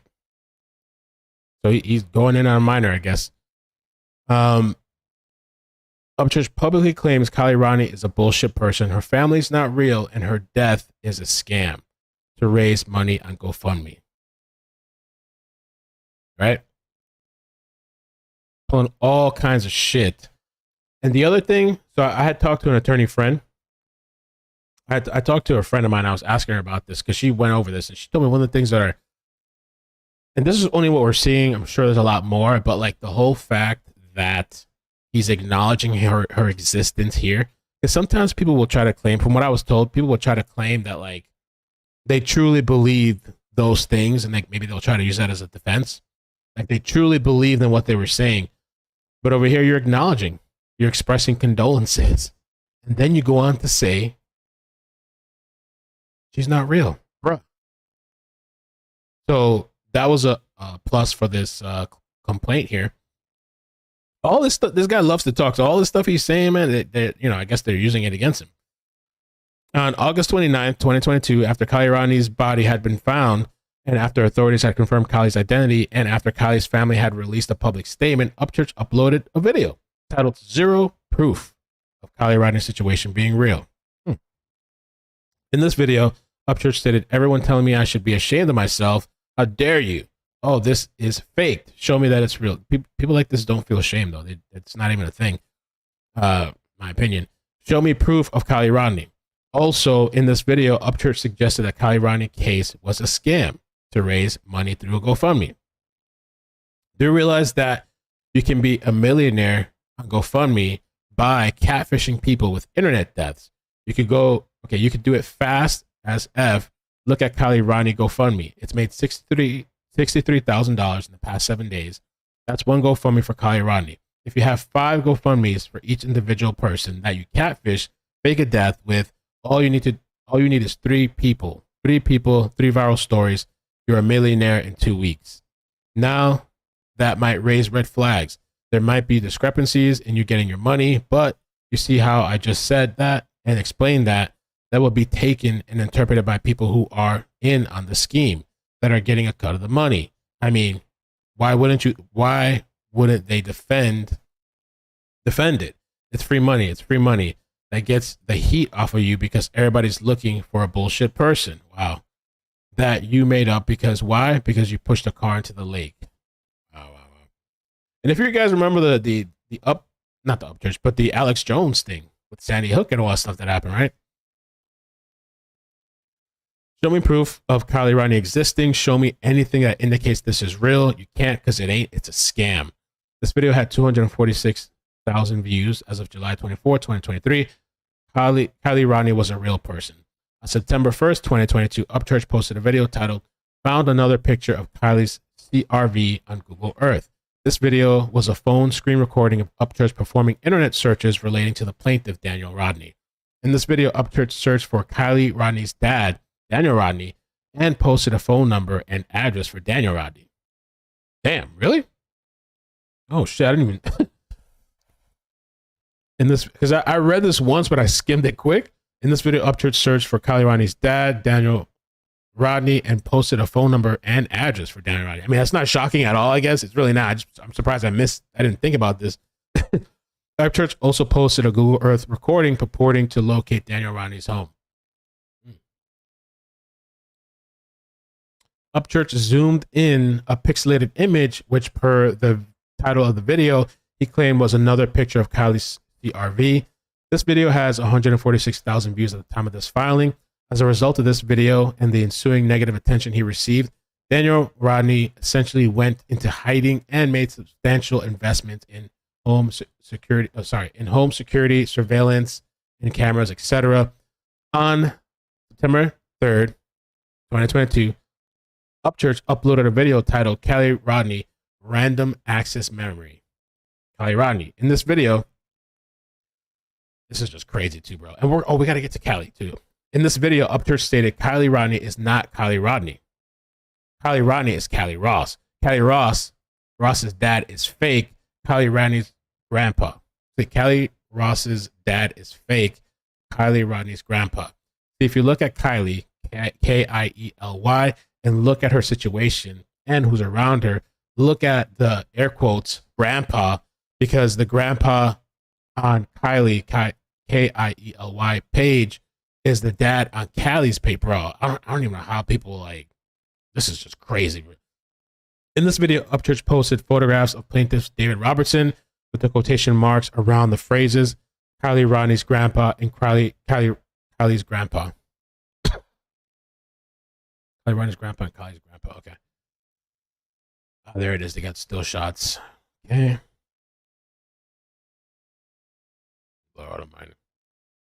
This video has 241,000 views at the time of this filing. Also on September 3rd, 2022, Upchurch uploaded a YouTube short video titled Kiely Rodni is actually a woman named Cali Ross. Video coming in an hour. In this video, Upchurch asserted that Kiely Rodni, Daniel Rodni, David Robertson, and Kiely Rodni's mother were not real. Specifically, Upchurch stated, "I would not say this unless I was 100% confident." Wow. That's 100% confident? Kiely Rodni is not real. Damn, bro, this is so like, okay. Her grandfather is not real. Her dad is not real. Her mom is not real. All the pictures and videos you're seeing of this Kiely Rodni person are actual pictures and video from someone else named Cali that are 5 to 7 years old. This video has 324,000 views at the time of this filing. September 7th, Upchurch uploaded a video titled "Still No Pictures of Kiely Rodni at This Party." This hashtags. In this video, Upchurch stated, "It's been, like 4 days since I made an update on the Kiely Rodni case. Man, the comments are just flooded with snotty-nosed effing idiots. When you're gonna give that apology? When you're gonna give that apology? Never. There you go. Does that make you happy? Probably not. You're probably effing tearing." Which he recently posted on his community post. He said something about like he's never gonna apologize for any of the stuff he's done on the internet. Which I think that's great. I hope they screenshotted it. I hope they're taking everything. And there's the links. Up your whole room right now. And I don't care. I still think the exact thing. I don't know why everyone's in the comments being like, "Why'd you change your story again?" No, it's still the same story. I still think it's bullshit. Still not buying it. Just not. In this video, Upchurch again directly referred to plaintiff David Robertson, stating, "The grandpa is why the grandpa on Facebook and on YouTube telling people in the comments, 'Leave me alone.'" What? So you're guilty if you don't say nothing. You're guilty if you stay alone. You're guilty for anything you do. They just switch it up on you. You can't do nothing. If you defend yourself, you're guilty. If you don't defend yourself, you're guilty. Anything, everything and anything. All they do is just move the goalpost. That's what, like, conversations with these people it's like pointless. It really is. Like, just like, this video has 122,000 views at the time of this filing. Upchurch continued to post about Kiely Rodni's case as late as December 22nd, 2022, when he uploaded the video titled Kiely Rodni Only Logic Part 1. All right, so let me pause here for a second. I guess we're going to go into the interjection thing. I wanted to just read this woman's article. Now, I was going to do this a long time ago. This was October 13, 2022. But the dust had settled, and I just said I'll leave it for when the time is right. And I feel like the time right now is right, and especially that we're referencing this complaint. So Cali Ross wrote this herself. Okay, my anxiety grew with with every ring as I waited for my mom to answer my call. When I finally heard her voice on the other end of the line, I frantically shouted, "I wasn't even at the party." These people and it's amazing people that support this, bro. The people online, the people that subscribe, the people that support just random people being accused, and that's cool. Wow. I mean, okay, let me just read the article. "Slow down, Cali," mom said. "What are you talking about?" I took a breath and explained on August 6th, A 16-year-old girl disappeared into thin air from an outdoor party at Prosser Reservoir. The Truckee/Tahoe community was in distress. How could someone be at a party 1 minute and completely vanish next? On the night that Kiely disappeared, I had been attending a party an hour away in Nevada. I had posted a picture of my friends and me on photo sharing app VSCO and thought nothing more of it. Just like I posted that video on my backup channel. These people are doing this whole investigation to meme. That is until a few days after Kiely disappeared, where my mom showed me a Reddit feed. This you and your friends, she turned her phone toward me and the picture of us shine from the screen. They're saying it's a photo from the Prosser party. Someone had reposted my picture with the caption, "I'm collecting photos from the party Kiely Rodni attended." We brushed it off as a silly mistake, and I got a solid lecture from my mom on how nothing on the internet is private, and this is why we have to be careful, etc. Later, my mom checked in with me again, calling to say Homeland Security was just at our house. I told them that you weren't at the party, but they are looking for anything at this point, and they saw the picture of you and your friends at a party. Shocked, I hung up the phone, and a text message from my boss appeared. A sheriff's deputy had reached out to her asking me to call him.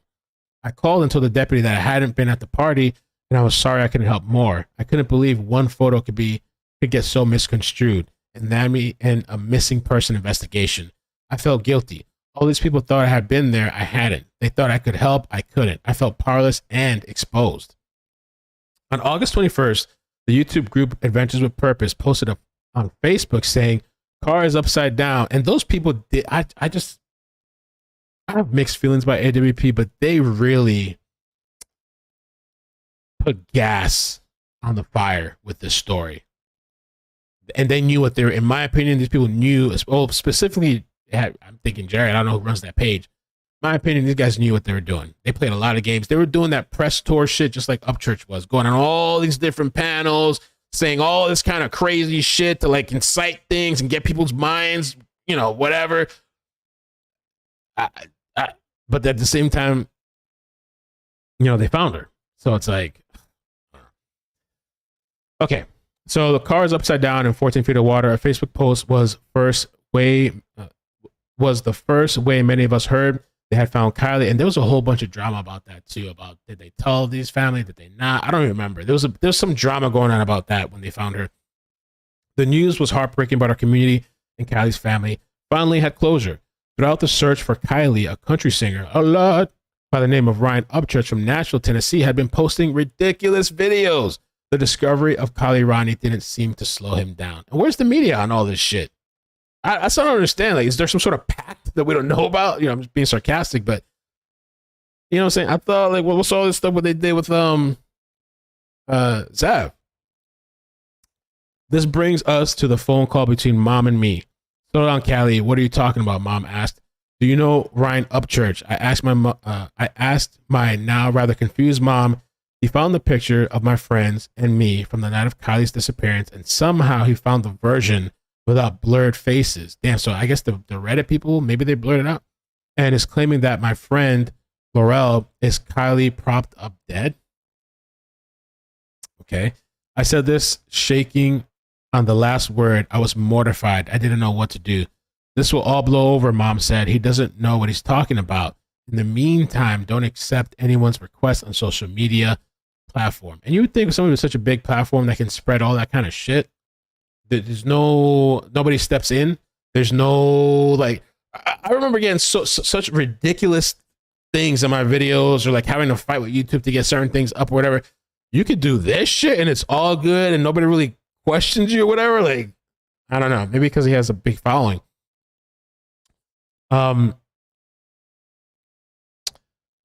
Friends as well as random people flooded my notifications asking why Ryan Upchurch was making videos of me. I had no answer to their questions, and tears filled my eyes. They filled my eyes for Kiely's death and for the constant shame I felt ignited by the people who never knew her. And the tears also filled my eyes for myself. How was I going to get out of this mess? Just imagine if you were in this shit, right? And it just amazes me, these people online were like, I don't know, I didn't know you couldn't do that. Really? Oh, this is, no. I feel bad for him. What about these people? What? Friends as well as random people flooded my notifications asking why Upchurch was making videos. Oh, I just read this. How I was going to get myself out of this mess.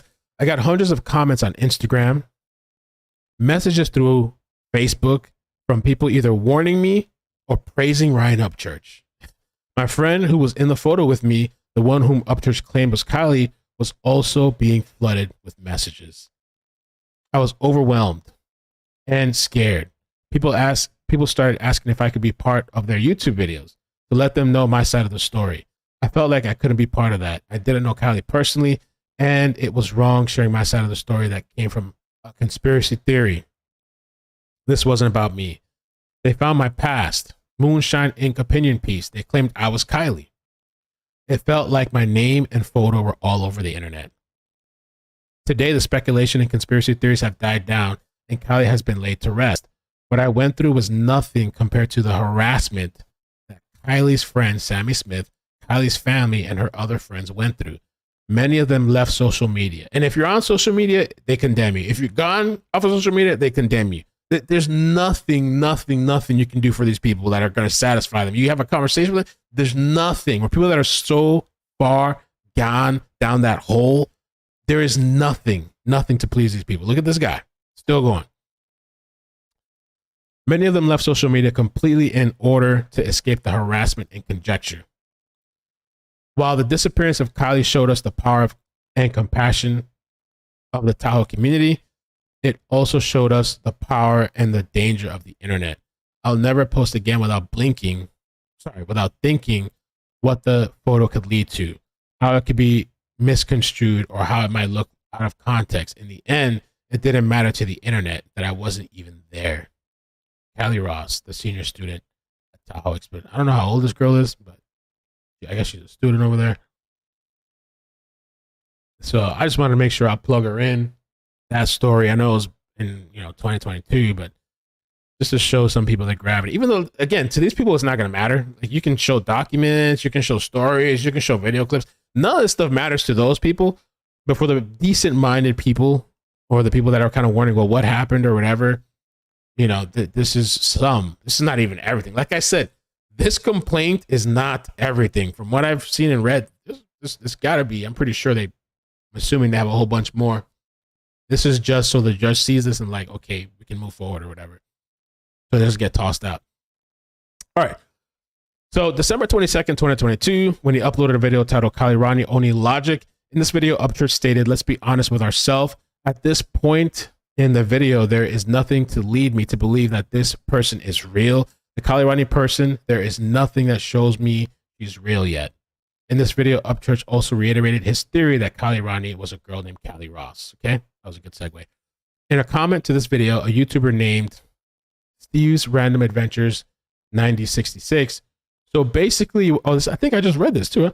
So basically, you want everybody to believe you, even though you have zero proof, and you're claiming this girl claiming this girl doesn't even exist. Yet you're on here saying that you're not going to believe anybody else because they don't have proof. Streaming revenue must be going down. We already read the response. And I'm telling you, bro, like I didn't even really think about this, but like with this lawsuit, I guess, yeah, they got comments, replies. They're going to use all his own stuff against them. I mean, you could say he's his own worst enemy. Again, I don't know what's going to happen. Maybe they'll settle. Maybe he'll fight it all the way through. I don't know. But it's comments like this that imagine a judge seeing this. I don't know, like, it's like causes of action, defamation. Plaintiffs incorporate all above paragraphs. In addition to the statements described above, plaintiffs submit a video montage. So they submitted a video montage. Of course, I guess we're not going to see that obviously on a PDF. Exhibit A of various defamatory statements made by Upchurch and his video broadcast. Upchurch published several statements of and concerning both David and Daniel through the broadcasting of his YouTube videos relating to Kiely Rodni case.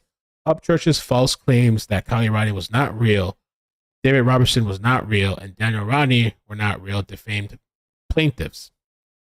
Upchurch's false claims that Kiely Rodni was a bullshit person and that her disappearance was a scam to raise money on GoFundMe defamed plaintiffs. Upchurch's false claims that plaintiffs were in fact relatives of a person named Cali Ross implying that the plaintiffs were actors pretending to be someone other than they, in fact, were defamed plaintiffs. Upchurch's false claims that plaintiffs were involved in a scheme to catfish, fake a death, defamed plaintiffs. As a result of all of these statements, plaintiffs suffered reputational injury, financial loss, and emotional distress, which I'm assuming, they're going to have to show that, Upchurch made each of the above statements only after authorities had publicly, so see, I told you they're using that against him. Let me see.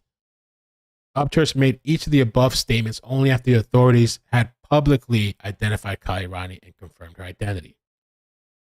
Upchurch made each of the above statements only after Kiely Rodni's family had released a written statement confirming her death. Upchurch thus made his false and defamatory publications with reckless disregard for the falsity of the statement.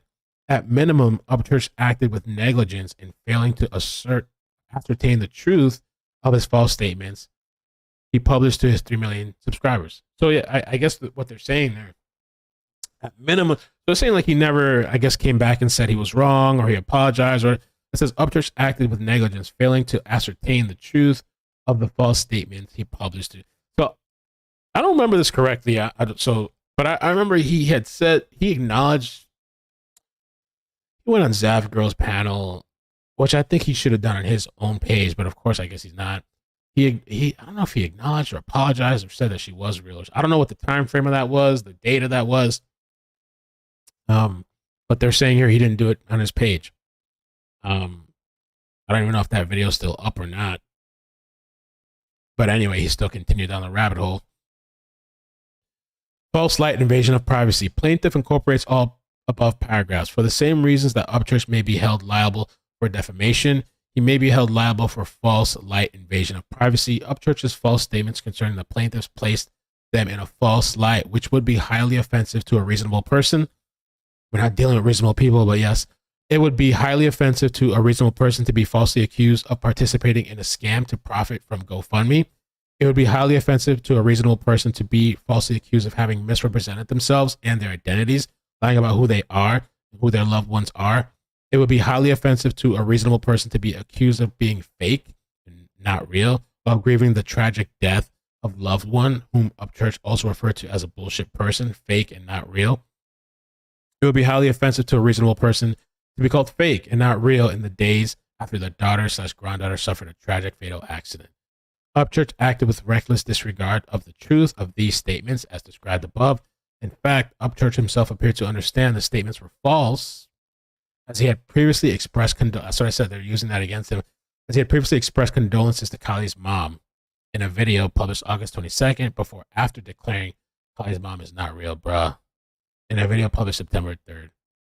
I don't know. This doesn't look good. I feel like it would be interesting to have some legal attorneys cover this. I don't know if any of them, like the YouTube people, will cover this, or are they just going to not cover this?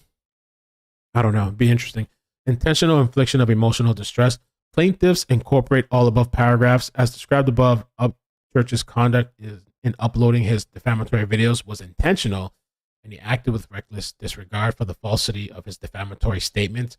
Upchurch chose to target members of a grieving family who only days earlier had learned the tragic news of their 16-year-old daughter and granddaughter. He had died in a fatal accident. And granddaughter had died in a fatal accident. In espousing his false claims, Upchurch capitalized on the media attention of Kiely Rodni's disappearance, had attracted to promote his own music and capture streaming revenue for YouTube views.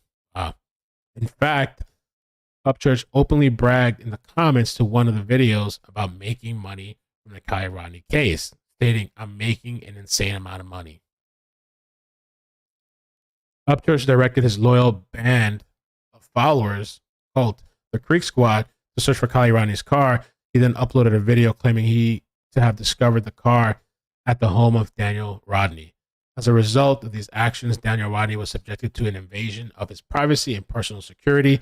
Upchurch's conduct in belittling a grieving family, accusing them of essentially being actors, faking their loved one's death to profit from a scam, to profit from GoFundMe, was outrageous conduct that no civilized society should tolerate. A lot of people apparently did. It's crazy.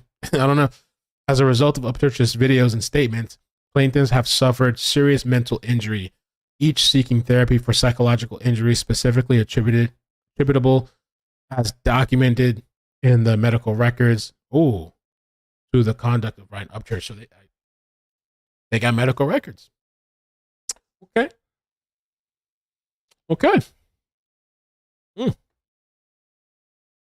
Negligent infliction of emotional distress. Plaintiffs incorporates all above paragraphs.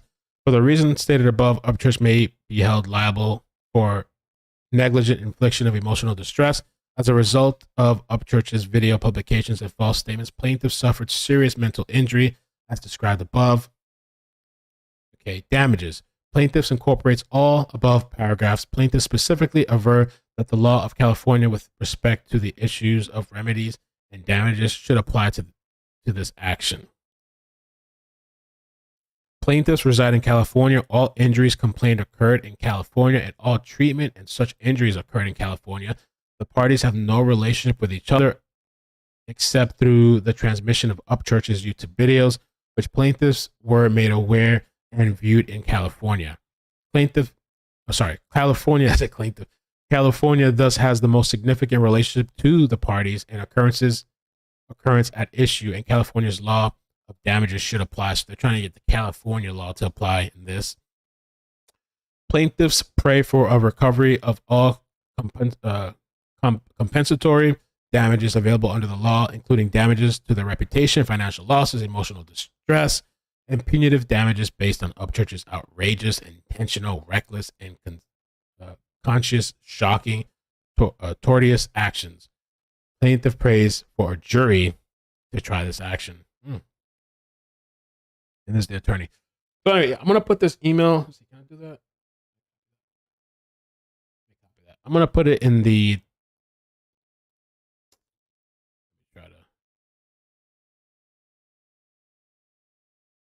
Trying to open it up. I guess I'll do it after. I'll put the email in the description after. If anybody has like information, I don't know, whether videos or screenshots or whatever that you think could help, I guess send it over there. What else do we got? We did that. Oh man, we still got all this shit too.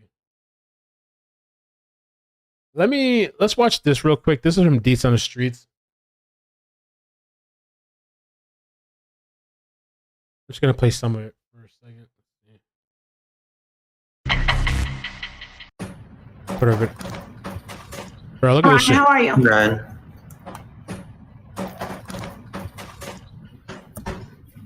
I'll put a link. Good. Guess what I just found? What? All right.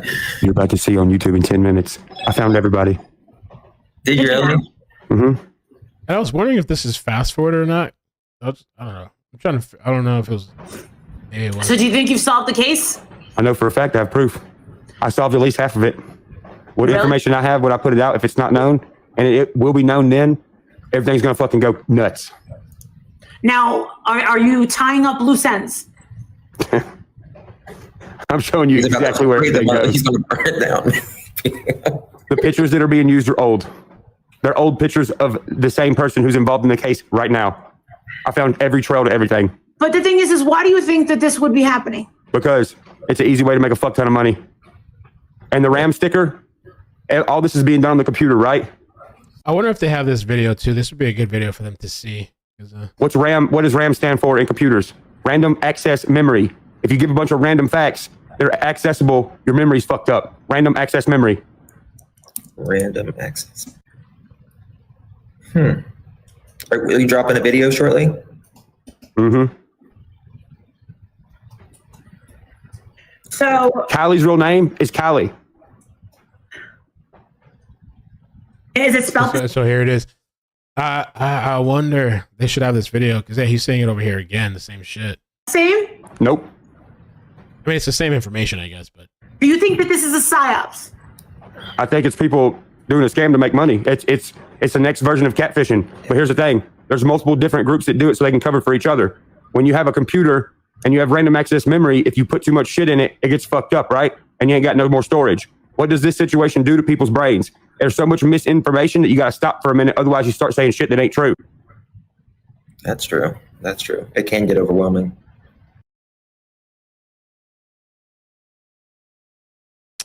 Hold on 1 second. I want to open up something, but I don't want it to show on my screen. 1 second. Okay, so there's an update.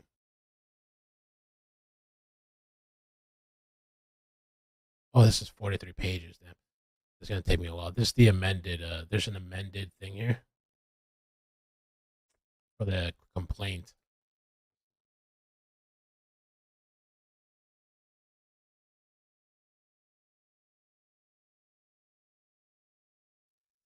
There's an amended complaint. So, meaning, I guess like it's updated. Just hold. I'll sort it. I think it has a case number, the judge name. It looks a little bit cleaner too. Okay. I don't know what the new stuff is because the document we're done is just like a new one. So interesting.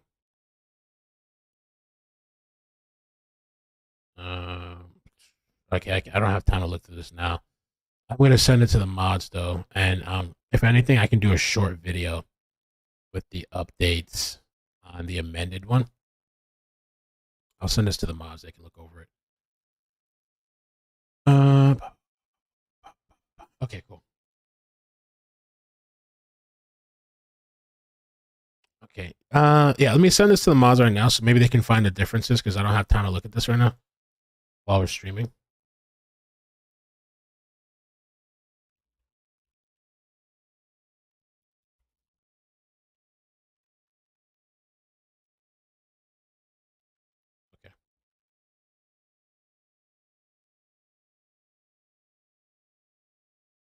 Okay. All right. So, all right, let me continue.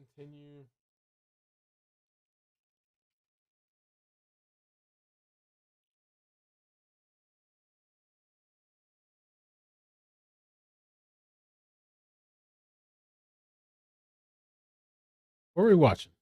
I lost myself right now. Oh, we're watching Deets on the Street. But he's Where's Deets on the Street? Did I lose it?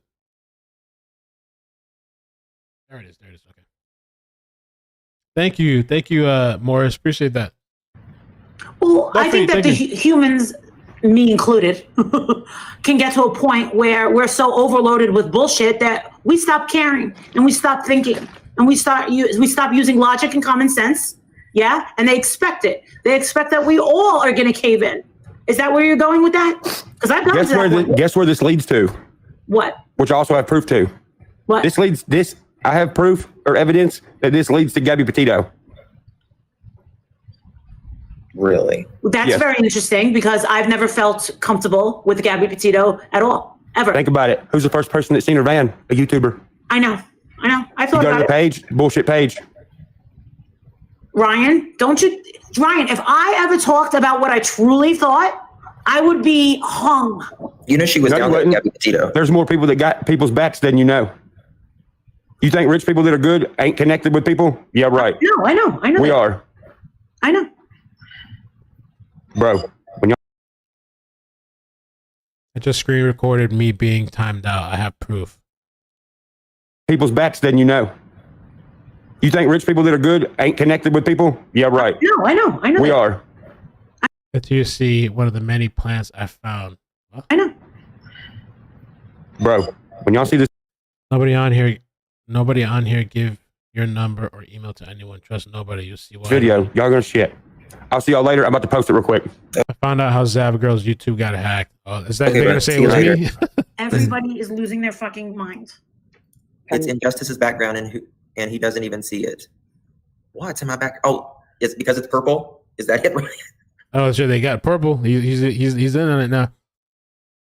Please don't. It's actually not purple. It's actually blue and pink. It just kind of looks purple. Well, if you mix blue and pink together. It does make purple. Why are you explaining something that doesn't exist? Justice for all. Well, doesn't it?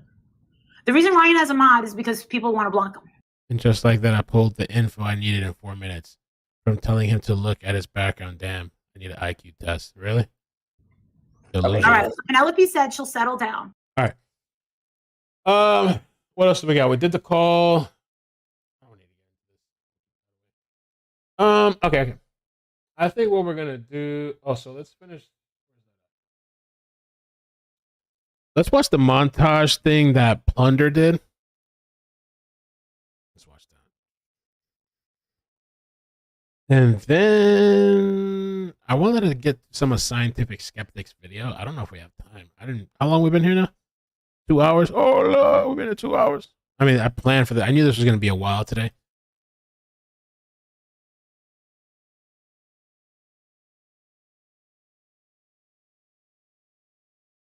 Let's see something.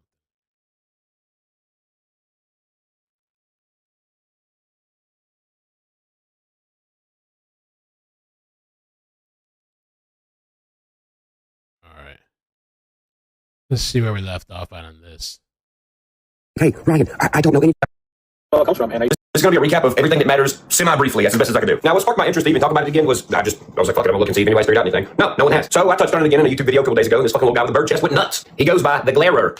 Very fitting name, as he can't see shit that's right in front of him, apparently. Which didn't really make sense to me, because he's legit angry. Like, you can go watch the video on my YouTube. It's called, well, that was easy. That's what the video's called. Here's a small clip from the video. Are you going to show me the real video or not? That is the real video. No, this is a lady scribbling pink circles. This is not the real video. I don't have the original source. Pretty much this YouTuber is mad that I'm asking questions, and I don't know. You seem kind of calm there. But I can't imagine somebody being able to, give it to Glare. I don't know how you could do these conversations with this guy. Because I'd be like annoyed as shit after a while. I don't know. Give him the opportunity to prove me wrong, and it's 35 minutes of him getting frustrated because he can't prove me wrong. Nor can he justify any of the things that he's saying, which is pretty pathetic. All right, so here's what it is. Let's go back to the beginning. This girl in Truckee, California, named Kiely Rodni, goes to a big party, and her and her car go missing. When this individual, Kiely Rodni, goes missing, there is 0 pictures with her and her car, just some bullshit pieced together clip art. There is 0 pictures with her and the people saying that they're her friends.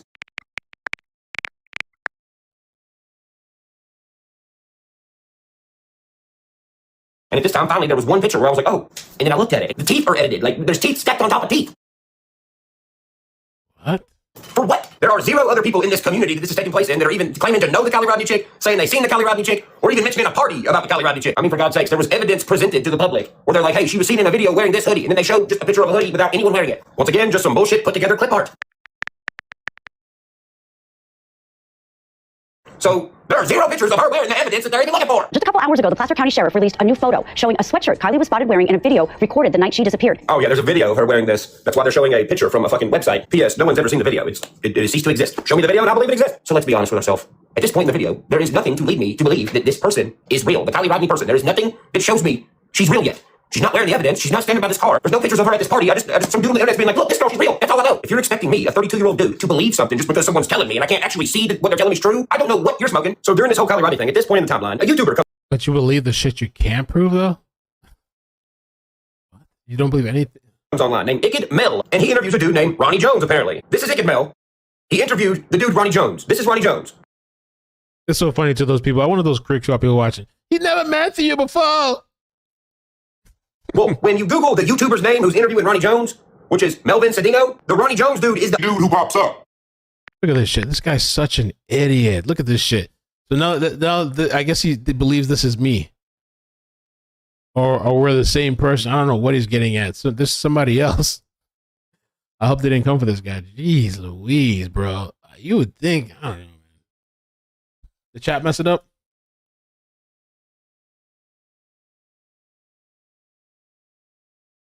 What does that mean? I don't know. I just know it's weird. I mean, what the fuck did you do? Swap names? What the hell's your real name if he's got your name? Type shit. All right, so the YouTuber is interviewing this guy because this guy called the YouTuber because this guy said, my cousins were at the party. They seen everything. All right, can you hear me? Yes. Okay, so I have 2 cousins. They go to Sierra College, and that's in Roseville, basically like Rockland, Roseville area. And they're going to that party. They heard about it. And they had some other friends going with them, but they're around like 27, 28 years old. They're older.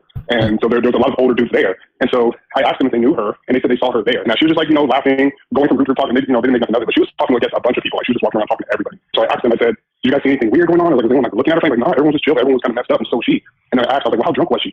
And they're like, well, she was like stumbling around. Like, she wasn't walking around like, oh yeah, I'm tipsy, I'm cool. She was pretty drunk. Like, so stumbling around. If she would have been driving around, she would have been swerving easily, like easily swerving. So there was no way she could have drove. Okay, so if we're looking at shit logically, I mean, he didn't say that they saw everything. I mean, I guess that's his interpretation of that.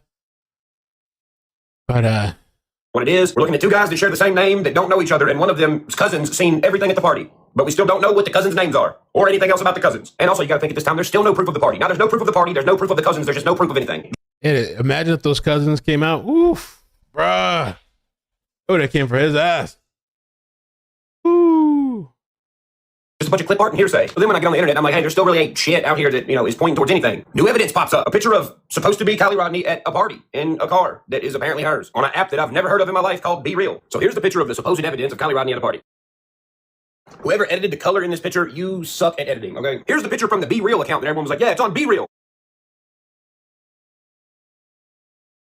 What do you know? On Be Real, it's in black and white. Just like the fire cam footage. Anyway, for whatever reason, the eyeballs on everybody's marked out, and something at the bottom's marked out. Well, they didn't mark it out good enough. Now, did they? No, because you can see the name straight through it. Yes, they left the account name on the supposed evidence for someone named Kiely Rodni. What do you know? This person's name is Kiely too. It's just spelled different. So I'm like, what? Who the hell is Cali Ross? I'm like, okay. This brings together a lot of that whole article that I read from Cali. We haven't seen any videos of Kiely Rodni. I wonder if there's any videos of Cali Ross. Let's, go to another social media site that's fucking normal that everyone has and see if she has an account. What do you know? She does. Hella similar to that account name on that TikTok is the same exact name on the Be Real that's supposed to be, evidence of the Kiely Rodni girl. And during this time, a lot of people was like, well, this girl has the braces. It can't be Kiely with a K. Okay, well, Kiely with a K's got edited teeth, so hello. I mean, what do you want me to say? When you're shoving this fucking Be Real thing in my face and being like, this is her. Kiely Rodni is real. And then I look down and I'm like, well, she doesn't spell her name like that. And then when I type that name in a different platform, and this person comes up, and she looks damn near like the person you're saying is missing. I mean, what, you expect to show me something? Everybody looks like everybody. Did you not look at it? What the fuck? Not to mention, it took me, 30 seconds of scrolling through this person on TikTok, and I'm like, oh shit, there's what seems to be a silver CRB in the background. It ain't like I scoured the internet to be like, how can I make this look like something else? I'm going off what I've been given. What everyone's like, no, idiot, this. Okay, well, this is the closest we've gotten to a Kiely with a fucking CRB in a picture. I mean, damn, blame yourself for me finding this fucking picture, asshole. All right, guys, well, I just realized we are already at 10 minutes, and I'm not even 1/4 away through this whole fucking timeline. If you guys want the other parts to this, if you want me to keep going, let me know in the comments. But we're only going off of logical things that can be seen and stuff that people are saying and things that people have actually done surrounding this case. We're not going down any rabbit holes. We're just staying on the logic path because I want to get through this whole timeline only doing that. So there can't be any fucking discrepancies. The Kiely Rodni case, I fucking don't. Here's why. Because he says two separate things when I'm talking to him versus talking to this other YouTuber. So if your cousin's seeing her doing drugs and drinking or whatever, and everybody's drinking and shit. No, they didn't see her doing drugs. They didn't see her drinking. They saw her and she looked like she was drunk. No. You said your cousin's seen her all fucked up. Yes, I just said that they seen her drunk. That doesn't mean they seen her drinking. But you have to drink to get drunk. Don't know what she did before she got there either. Yeah, she was drinking pretty much the whole time. So your cousins, when they were leaving, they seen her sit there just like the Sammy girl, right? No, so your cousins, they left around 10:30 or something like that. Yeah, they left. She was. I actually saw her before they left. They left. They didn't pay attention to her leave. They left, and so obviously I don't know. They just left. They left at 10:30. That doesn't mean what you said. Are you trying to tell me that my cousin saw her there when they were leaving? You said he did. Yeah, they left. She was. I actually saw her before they left. You said your cousins left and you still seen her there, right? No, they did not see her when they left. She was. I actually saw her before they left. That's what the fuck you said, bro. All right, let's chill, man. Let's chill. Sorry, earlier in the day? Yeah, and she was drunk. What do you mean earlier in the day? Before they left. They left around 10:30 or 11. So before that, I'll guess around 8 or 9. That's weird. Your cousins are leaving as she's getting there. Not only that, how'd your cousins see her drinking the whole time? If there's a 20-minute window of them being there. You're saying your cousins seen her at 8 and she was already drunk. Your cousins don't know her. She wasn't at the party then, fam. So how'd they see her drunk before she got to the party? She was already drunk. Everyone keeps talking about this Be Real app, right? I've never fucking heard of it. Have you? No. I've never heard of it. And if you look it up, it's it's the biggest thing ever. When really it's fucking not. So if you look at the evidence that's been put out, there was a picture that came out where it's the girls in the car lean back and there's a supposedly Kiely Rodni with them or whatever. That's the picture everybody's saying, yo, that girl looks dead. So if you go back and look at the actual first Be Real post and you take it and you turn the contrast down and turn the sharpness up, you can see the name of the profile. If you take that username that is on Be Real and apply it to TikTok, you see how they're wasting everybody's time? TikTok. You put that name into TikTok, look at the profile that comes up. He did it out of spite. I've seen all this Cali stuff already. Let's fast forward. Oh, there's the grandpa thing. Dad on CALLIE's page. Cali's dad. Oh, so this is the video they're talking about here. He's trying to say they're the same, I guess. Oh no, you mean the he got a lot of time in his hands, yo. Holy shit. Yeah, I know. Wow. Oh, there's the other weirdo. Oh my god, yeah. Oh Lord. All right. Lightly deleted her live. Good thing we recorded the entire thing. Good. Guess what I just found? We just saw this too. Okay, we just watched that. This is a good clip that Plumber put together.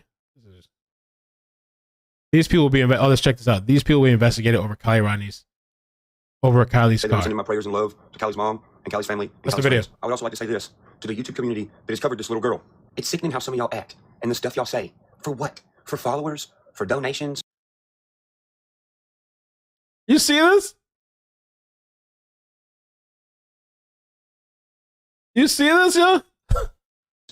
Dragging this stuff out, making crazy claims, but when one person stands out and says something that could making crazy claims be helpful or factual information, everyone jumps all over that person for YouTube views. If you're using a 16-year-old missing girl for YouTube views, you are a piece of shit. And I don't mean these panels who get on panels and actually talk about stuff. One panel I got on this week was fucking annoying. Every time I come on there to try to talk to people about the little girl to see where. And I remember, speaking of panels, it reminds me of, there was some YouTuber. I've seen some really like desperate stuff. I was shocked to see some of the desperate stuff that I saw. There was some female that was like begging this guy to come on. Like I remember seeing it a couple of times. I was kind of shocked how desperate this person was. It was like, it was such a like a turnoff to see how desperate somebody was to have this guy on a panel. And I think she kept asking him like, please come on, please. Can you please come on my panel? Please, please, like begging him. And I think the guy kept standing her up, or at one point she did like a live, thought the guy was going to show. It didn't show. I don't know if he eventually showed, but I've just never seen such, well, maybe I have. It was repulsive to see how desperate this person was to get this guy on the panel. I was like, damn. Where she possibly has. They act like fucking Gwen Stefani showed up and just fucking confetti's going everywhere and they're clicking fucking clapping buttons and talking about the super chat where people send money. That's fucking irrelevant. When there's a kid missing and there's somewhere that no one knows, that's what you should focus on. Not your goddamn super chat with the fucking famous guy who's here to talk. It should be about what your channel's for. And that's finding children. Or the other goofy asshole, the 45-year-old dude with the fucking Captain America shirt on, bouncing up and down the camera with his titties hitting him in the chin, saying Upchurch is on drugs. You're not talking about anything. You're chasing clout off a famous person. And you're attacking this guy, bro. I can't even believe this shit. This is great. I don't know how these people watch him, bro. a 16-year-old missing girl to it. You know why? Because you're a piece of shit. Duh. The only true crime channel that I want to give a shout out to who has conversations like adults is Zav Girl. I like your channel. Amazing. Oh, shit, my thing cut off. Hello? Wow. Wow, wow, wow, wow. Wow, wow. Whoa, whoa. What's that, pussycat? Whoa, whoa, whoa, whoa. Pussycat, pussycat, I love you. Where are you? Watch that, pussycat. Whoa, whoa, whoa, whoa. My stepdad used to play that shit. It's a weird ass song. That's what you should focus on. Not your goddamn super chat with the fucking famous guy who's here to talk. It should be about what your channel's for. And that's finding children. Or the other goofy asshole, the 45-year-old dude with the fucking Captain America shirt on, bouncing up and down the camera with his titties hitting him in the chin, saying Upchurch is on drugs. You're not talking about anything. You're chasing clout off a famous person. And you're attaching a 16-year-old missing girl to it. You know why? Because you're a piece of shit. Duh. The only true crime channel that I want to give a shout out to who has conversations like adults is Zav Girl. I like your channel. Now, moving on to the influx of comments I've gotten since we found out the horrible news that we did. And that was that sweet baby girl was found in her car in the water. And I see a very, very, very few amount of people saying, yeah, where's that apology to this person and this person for blaming them? I'm not giving them a fucking apology. They're more guilty now. What are you talking about? It's nobody's fault that you're goddamn dumb as fuck, okay? It's nobody's fault that you can't do 1 + 1 = motherfucking 2. Thank God Adventures with Purpose found this car so fast. Ever since this whole case started, I've been suspicious of the same exact people. Everyone has been calling me crazy, but even now, after they have found this car, I still think, and I more so think, that the same 3 people still have something to do with it. And them finding the car where they did Who's those 3 people? Solidifies what I think even more. Which explains why these 3 individual people have been freaking out on YouTube, have been freaking out on Instagram, have been freaking out everywhere. The chick that I got on last night and said, you know something about this. I know you do. She started crying and got off the live. I'm staying on her ass. Oh, this guy was a complete asshole. Yeah. I just wanted to say thank you. Oh, there's a video that breaks this. Oh, Scientific Skeptic. We got to get to this because he breaks this shit down lovely. For having me on the show. I cannot take any more of this verbal. I cannot take any more of this verbal abuse. Well, then she. I mean, why she leave? That's kind of telling something. Yeah, that's. And this guy is such a like. I don't know. This guy is scum to you. I knew not to trust this guy. I was trying to be nice because Zanime went on there at first, and she was trying to. I don't know what they were doing, like some overnight thing or something. But I knew this guy was like a skeezer too, like some type of I don't know. So the turnout of that didn't surprise me in the least bit. The Ronnie Jones dude, nobody has been able to identify who the fuck this dude really is. The same person that was there before they ran you off the internet. Oh yeah, same person. The iCkEdMeL dude or whatever the fuck his name is, he's the one who was editing the videos for him. Oh, definitely it matches now. I edited the video because so the whole situation with that, we were gonna go live at first, but then I messaged him and I was like, "Are you sure you want to do that? Because these people are a little crazy, as you can see." Because I'm looking out. I try to people that call into my show or like somebody that's like gonna do something like this where he was like, "All right, I'll come on" or whatever. I try to look out. I don't want somebody to get screwed over. We saw the story how crazy it turned, so I was like, maybe you shouldn't do live because in case. And I'm so glad we didn't do live because what happened was when I think we did it on StreamYard, I think. Ronnie was like standing in front of his house. So like the first, while we're talking, you could literally see his house numbers. I'm like, bruh, I didn't realize it at first. But he was like shifting all over the place. I'm like, he's moving so much. And I'm like, at one point I tell him like, yo, like, can you maybe stop moving so much? Because there's a lot in your background. I don't want people to find out where you're at. We've already been dealing with this crazy shit that people are looking for you. And so at some point he stops, and I realized that he's standing in front of his house, and you could see his house number in the camera thing. So I told him, yo, we got to stop this shit. So we tried re-recording, and we did re-record, but the second recording, it just wasn't as organic when we had to start over. So I decided to keep the original, but I had to blur the background out because of these psychos, clearly. You know what I'm saying? And putting together these fake bullshit lies to cover up something. As soon as I noticed it, I called him out, and the dude freaks out, and he's telling me, get off the camera. Maybe on such and such is my opinion, I don't know. In my opinion. But you need to like turn off the camera. Even if I was doing drugs, I'm smarter than you dumb fuck. This whole time I've been wondering what are you really? Oh, man. They're trying to cover up. How do you make this make sense? Now that AWP has found the car, everything makes sense. The Ronnie Jones dude got on iCkEdMeL show claiming to know all this stuff about this party. Watched the Kylie girl all night at this party. He didn't say all night. Seen Kylie drunk, seen her fucked up. His buddies brought cocaine to the party. They were older dudes. This is the Ronnie guy that claims he was at the fucking party. Which, according to him, he brought cocaine for everyone. Then iCkEdMeL was like, dude, he was not at the party. And I'm like, yes, he was. Listen to your interview. He says he was. Then this other person pops up who's like 27 to 30 years old, taking up for the random Ronnie guy. And I'm like, who the fuck are you? It's this anime lady with purple hair. I do not know where the little girl is. Why are you so defensive? And then why are you bringing... Because you're accusing her of knowing where the little girl is. That's what I'm saying. With these people, there is no, like, whether you say nothing, you're damned. Whether you say something, you're damned. There is no rational kind of conversation with these people. Okay? And if you happen to be the target, oh, man. All of this up. Judge, bitch, you were in Truckee. You're on your line right now. He said, call her bitch. And I remember he posted a video one time talking about, oh, he's a Southern gentleman. That shit was hilarious. He said Southern something. And I forgot what he was saying. And I'm like, bro, you went off on this lady, cursing out, calling her all different kinds of names. Or anything but a gentleman. Southern, whatever the fuck you were calling it. Saying I said stuff I didn't say. That's what criminals do. And I got this Xanax lady being like, Ronnie was not at the party. And I'm like, why are you yelling Ronnie wasn't at the party? Now you're doing it, and the YouTuber's doing it. And apparently none of y'all know each other. But now this YouTuber is editing videos to cover up for y'all's lies. I don't understand, but now I do. Ronnie Jones was the older guy who brought the drugs to the party. That's why all the kids were like, yo, there was older people there. It was sketchy. They brought hard drugs. Xana May, the purple hair chick, was also there. She has a video saying she took a video of the other party. Adventures with Purpose said there was 2 parties. They searched and looked around where both of these parties were. Something bad happened to the little girl. They're not from around there. They freaking get the car. They dump the car off into the water, unknowingly that the water goes up and down the water level. That's why it's where it's at. Do you realize if it didn't rain for 3 weeks, you would have seen like the whole top of the car? Do you think a local is going to put the car where someone's going to find the car? Exactly. I found a bullshit video of this Xana May girl going out there with a fucking kayak. On her shit, she claims she's going to look for the Kylie girl. Do you really think she's going to look for the Kylie girl? No. Put 2 and 2 together. She was already there. That's how she has the video of this other party, which puts her there. If she acts like she's going to Truckee for one fucking day and makes a dumb YouTube video, being like, look, guys, I'm getting my canoe out. Look where she's at in the canoe. It's in Prosser Reservoir. Why do you think she's there? Because she heard AWP was coming to search for the car. So she had to go back there and make sure that there was nothing that led back to her with the car. Well, guess what? They found it, dumbass. Anything she drops or any sign of her being there would have an alibi because if they're like, hey, well, we found something of yours here. Why is it here? Oh, I came here to Truckee to look for Kylie, when really you fucking didn't. And I know why your fat ass brought that canoe out there. I ain't stupid. You brought the canoe out there to go out there to see if the fucking car was visible. And at the same time, giving your fat ass an alibi in case they found one of your nasty ass cigarette butts, ugly bitch. That is so stupid. So dumb. Look how nasty this guy is, right? And he literally said if in case they found one of her nasty cigarette butts. AWP was coming to search for the car. So she had to go back there and make sure that there was nothing that led back to her with the car. Well, guess what? They found it, dumbass. Anything she drops or any sign of her being there would have an alibi because if they're like, hey, well, we found something of yours here. Why is it here? Oh, I came here to Truckee to look for Kylie, when really you fucking didn't. And I know why your fat ass brought that canoe out there. I ain't stupid. You brought the canoe out there to go out there to see if the fucking car was visible. And at the same time, giving your fat ass an alibi in case they found one of your nasty ass cigarette butts, ugly bitch. Of course you think Ronnie's real dummy. You have to. You know why? Because if you don't, you're going to be in real deep shit. And what did iCkEdMeL do? iCkEdMeL edited and helped y'all try to cover it up. Now he's an accomplice to your bullshit. Wow, bro. That's why you couldn't watch the video yesterday. Because in the beginning, I talked about something that fucking mattered. And that's Kylie's mom going to sleep crying for her daughter because of you, bitch, and your friends. It all makes sense now. Wow. Wow. And anyone can go back and watch. You motherfuckers put yourselves there with y'all's own words. And now, y'all got some splain. How did I put myself there? What? Somebody said the weed ain't working. Wow.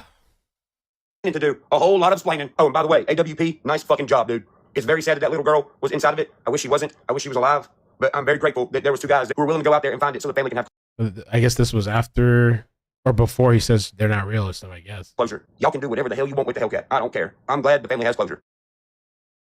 Amazing. They use that too. Use it. Use everything. Does it have like code words? Okay. Well, use it all. Let's do this. Let's do scientific skeptic. I haven't had time to timestamp. Did we timestamp this? That's the only thing I don't think we did.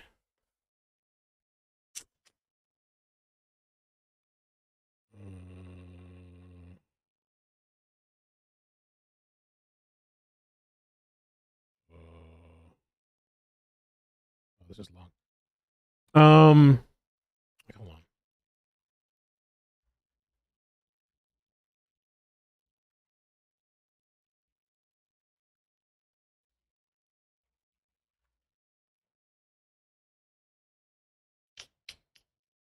This was just talking. Maybe I'll skip this for now.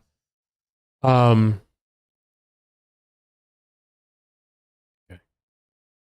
Ooh. Oh yeah, I did get that. The summons for in a civil action. Yeah. Yeah, I did see that. His name. Yeah, I showed that earlier in the stream. They have his name and address on there. Yeah. I mean, I redacted it, but his address. Okay. The court document. Let's see. For this one, let me see. I had notes here. Oh, we did timestamp this. Okay, we did. Okay, we did get time. Okay, start at 3:43. Let's listen to Scientific Skeptic. This guy made some really, really good points. I just want to play some of this. I have some timestamps. We'll skip around through it. Boom, boom, boom, boom.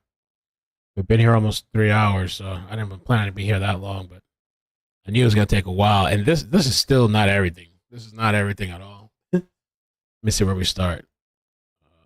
3:40. Scientific Skeptic. Shall be presenting the argument today is the problem of a particular individual named Ryan Upchurch, who has suddenly decided to engage in and ultimately become the new king troll and most dangerous influencer in the true crime ghetto. But before we get there, allow me to set the stage a bit. Upchurch was a buzzkill. Yeah. Traditionally, I've tended to make long, comprehensive videos where I collect all of the video evidence and refute all of the arguments one by one. But I think I'll simply begin by making a purely reasoned argument this time, and I may possibly address all of his other insane claims in other videos. Yesterday, for example, on my community post, I'll put his channel. I already exposed his incoherent reasoning using his anagram and pseudoscience numerology logic. And this guy has even gone as far as claiming that the party that Kiely attended did not even happen, despite the fact that the police have already put on the record that they have questioned at least 100 party participants thus far, and eyewitnesses clearly place her at that event.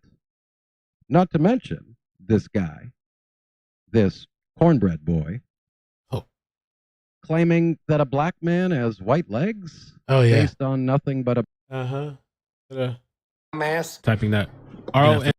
While his white legs are in the video, dumbass. Typing that. RON underscore JZ underscore.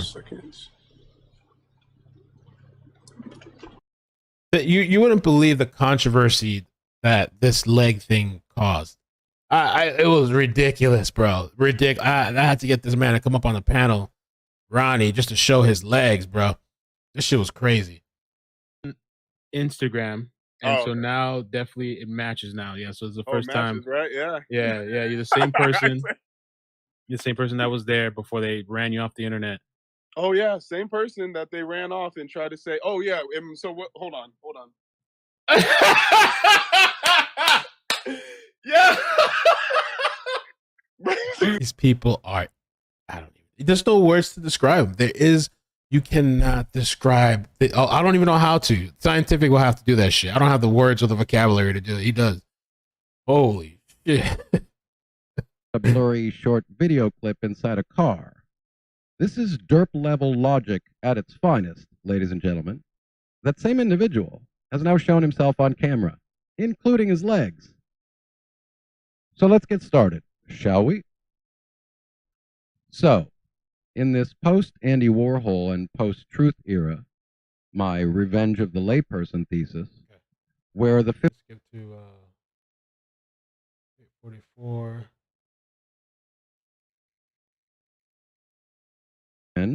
when we have a dangerous social influencer spreading misinformation and disinformation and using their platforms to do tangible harm? Well, we have defamation law in place as recourse to remedy this problem.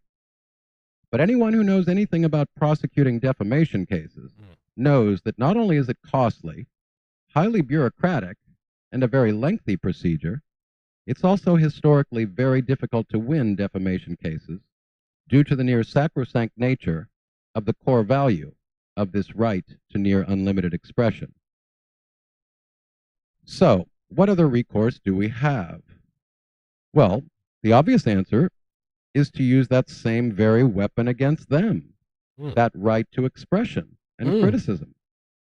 So we are all equally armed then, aren't we?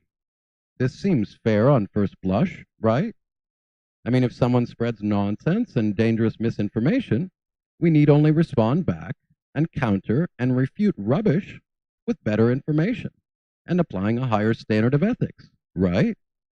Or simply fight fire with fire. Simply spread an equal or greater amount of misinformation and deceit back at the offending parties. So on paper, the mathematics check out, but in reality, not so much. There are a host of reasons why bad information can persist and propagate without any seeming impediment. One such increasingly important reason is that people tend to exist in silos and tribes, where not only are they served up and exposed to only a limited set of information due to social media algorithms and limited time, they also simply make choices as to what to look at and listen to and what to avoid.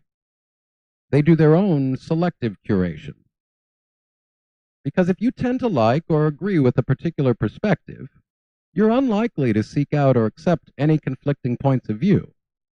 This is largely driven by phenomena such as cognitive dissonance and confirmation bias, where your brain evolved to simply block out ideas and things you are averse to.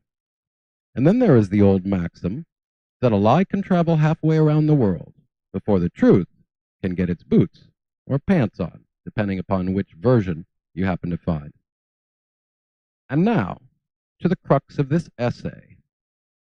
Another reason that the logic of equality of ideas... Let me skip a little bit more ahead, because the other video he has a bunch of video clips too. I just want to play a little bit of this. He just really makes some great points. Of retirement and metaphorically fire some shots at a new bad actor, Ryan Upchurch. So what I have seen of his behavior and dangerous allegations in this Kiely Rodni case is utterly deplorable. It's irrational. It's incoherent. It's immoral. And it, ironically, That's is his voice. identical to all of the bad tactics adopted and employed by my prior targets, namely Chris McDonough, his merry associates, and as I have coined, the other true crime ghetto bad actors. But there is an important distinction here. Ryan Upchurch has far more influence than that has-been retired investigator turned used car salesman. And it is this larger influence that is the core problem. Now, maybe this guy is a decent musician. I actually heard one of his songs. Lovely voice. Country music is not my thing. Very nice voice. I have no issue with his music. And maybe some of you might find him charming or charismatic in some other capacity. I love him. But as I am an objective viewer here, I don't know the individual or his history besides my short review. I have no cult-like affinity to his character or his music. I simply have seen the utterly despicable and clearly dangerous false accusations and attacks he has made against random individuals on the internet.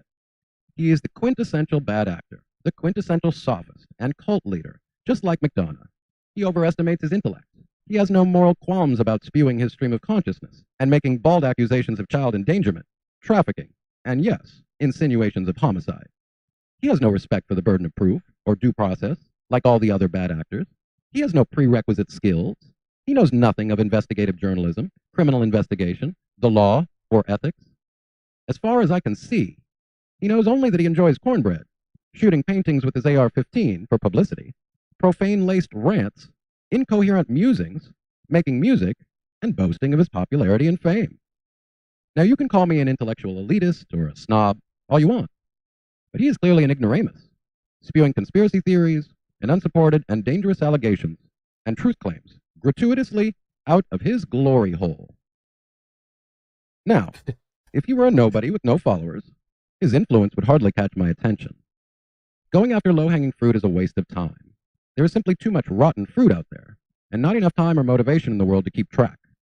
So you're left to choose your own battles and go after the big fish, who have disproportionate power through their influence and economic means, and hope that there is a trickle-down effect, and you can at least cause a dent or dissuade some of the cult from getting duped and being overly brainwashed, or prevent new potential cult members from joining the group. One look at his comment section suggests any hope of dissuading his most loyal Oh, yeah. If you ever go look at that comment section, whoo! Is a very low probability. I saw more comments claiming how refreshing and wonderful it was that Ryan Upchurch was entering into the true crime space. It was exactly what the true crime space needs. How ironic. The last thing that the true crime ghetto needs is another rank amateur that knows nothing about anything.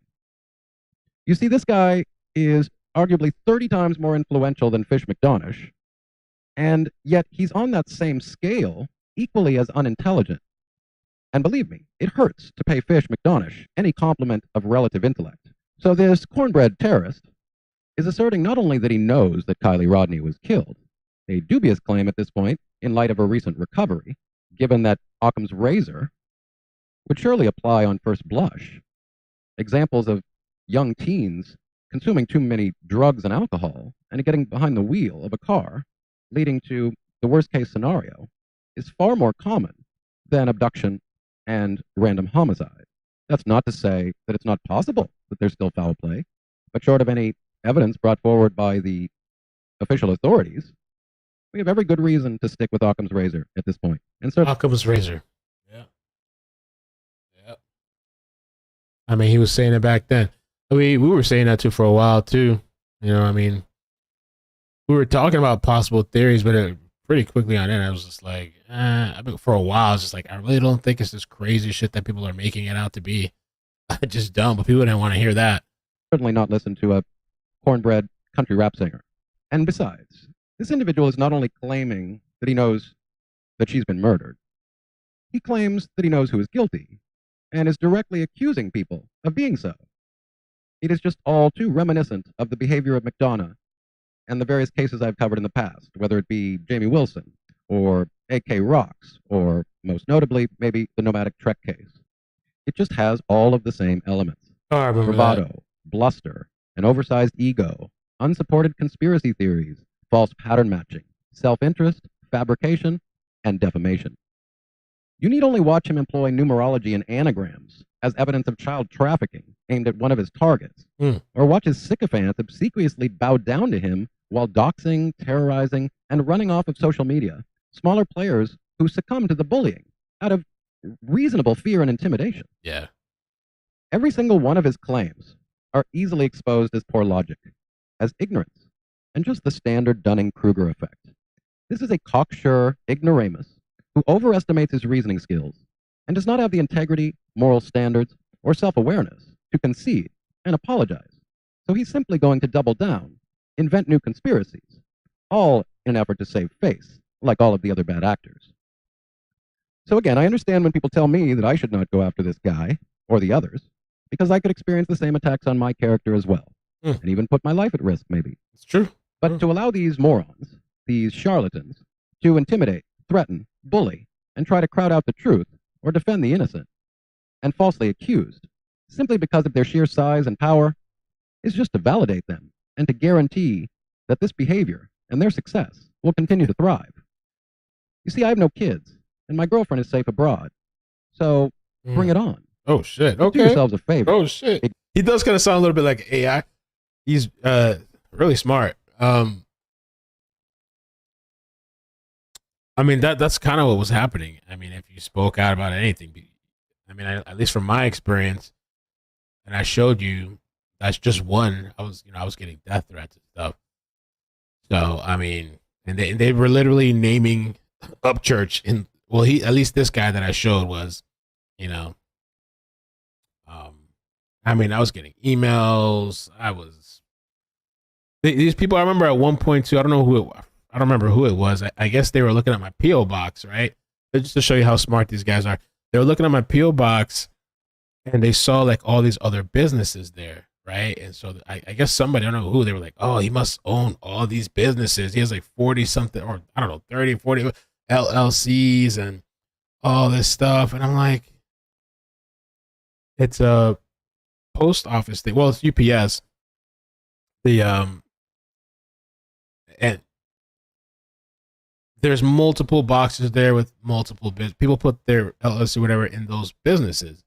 And so they looked up that address that's public and they see all these other businesses and they're like, wow, he must own all these businesses. I just like shook my head and I was like, you know what? I'm not even going to correct them. Just let them.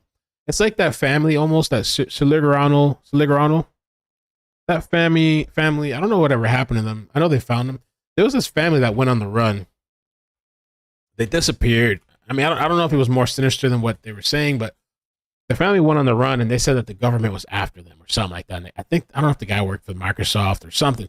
He said the government was after them. So he starts going on the run with his whole family. And everybody's like, oh my God, what happened? This whole family's missing. There's video footage that comes out of them at the gas station. And so police at some point finally catch up with them. And, you know, I guess they were like, the government's after us. We're on the run. I mean, I guess you can't stop them. Everybody looked okay. I guess nobody's held against their will. So I don't know if till this day these people are still running from themselves. You know, I don't know. Ignorant clowns. And read a book or two from people far smarter and more moral than you will ever be. Try to actually formulate... Nothing you can do. I guess you just let him, I mean, all right. Coherent arguments. Learn critical thinking.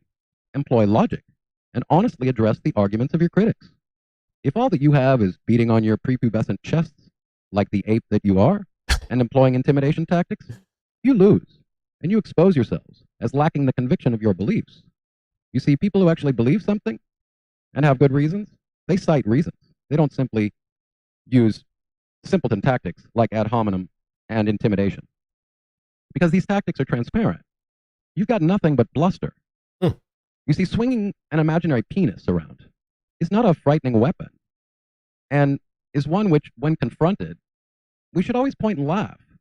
These are moments where we all point, like the little boy in the story, and yell out in unison, "The emperor has no clothes," because you got nuttin', bruh. Now, by the cornbread boy's own logic, I'm not famous, and I have very few followers to speak of.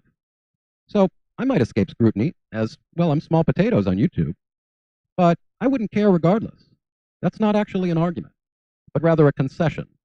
And to any of the freak squad that wishes to take pop shots at me, try your best.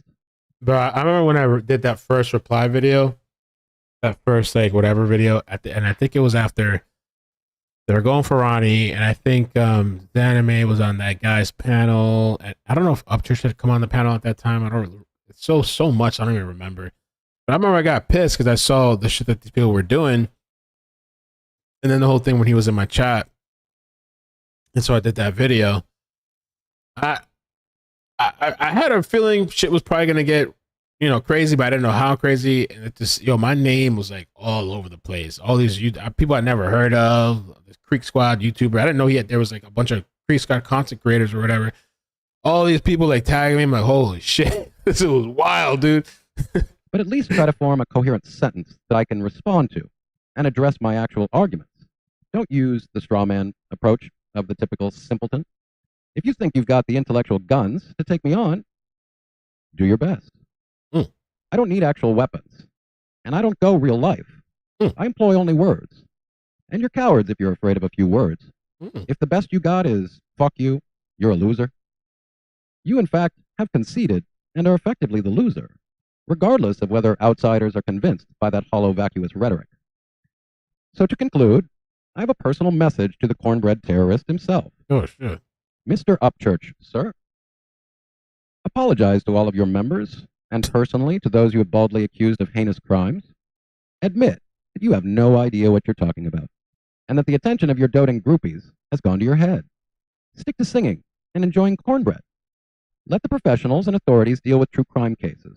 We have enough sewer rats in the ghetto, as it is. You mocked the true crime ghetto, And yet now, you're the king troll of the true crime ghetto.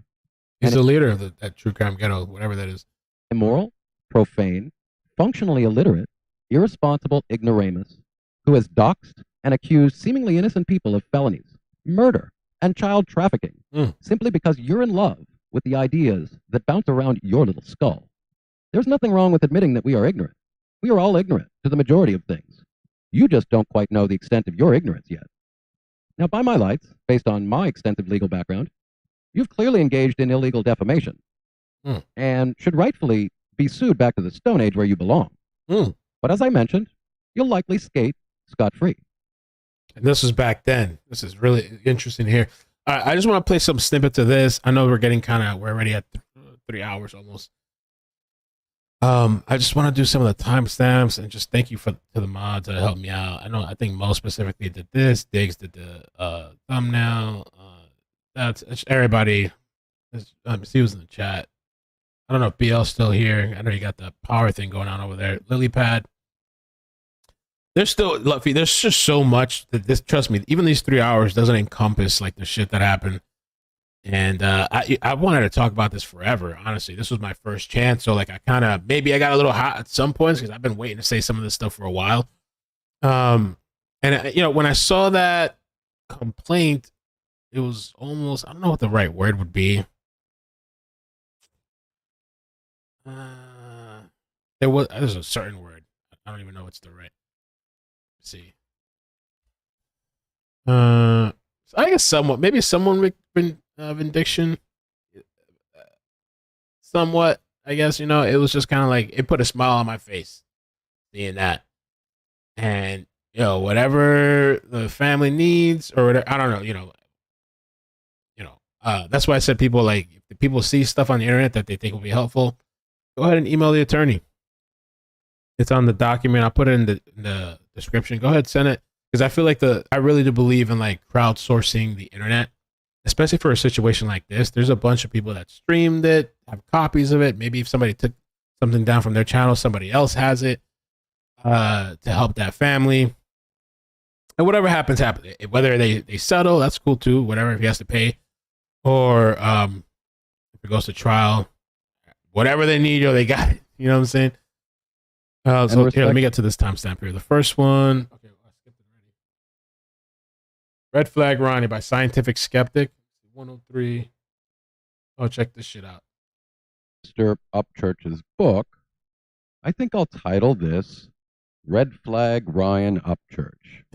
Rainy. Because if you're thinking straight and have a functioning moral compass, everything about his absurdist claims really should raise red flags. Validation, maybe. Yeah. Are you fucking brain dead? Medication. Your IQ is too low to, I guess just regular think. I was going to say critical think, but regular think. Okay, Zanime, you were wrong. We're going to get this ironed out. Okay, Ryan, you're not relax, my fucking friend. sit here and lie on me. Say, we have to know. We have to Ryan, pinpoint facts, dude. You can't be dragging shit out. Ryan, you have said you know where Kiely is. Why you? No, I didn't. I said I know who has her. Exactly. Ryan, this guy is such an ass kisser, bro. Like I can't. When I see these people, when I see these people when he was going on these different panels, some people like this. I just. We both agree on this. Yeah. Are you fucking stupid? I love you, man. That's somebody right there who knows where the little girl is. Dude, I'm the only person who's been figuring shit out before the cops go do it. So before I get started, a bit of house cleaning after receiving some of the responses and insults. Okay, so I think we can skip because he breaks that whole thing down, and I think he gets back to it right here. Wait, 11. Where's it at? Oh, this is the other. I've been wanting to show you guys this. Oh, does he break this down? He breaks that down later on. Hold on, let me see. When does he break that down? Which video? Is it this video or some other video? He breaks down that whole Zanime. Oh, here it is. It comes later, right? Let's see.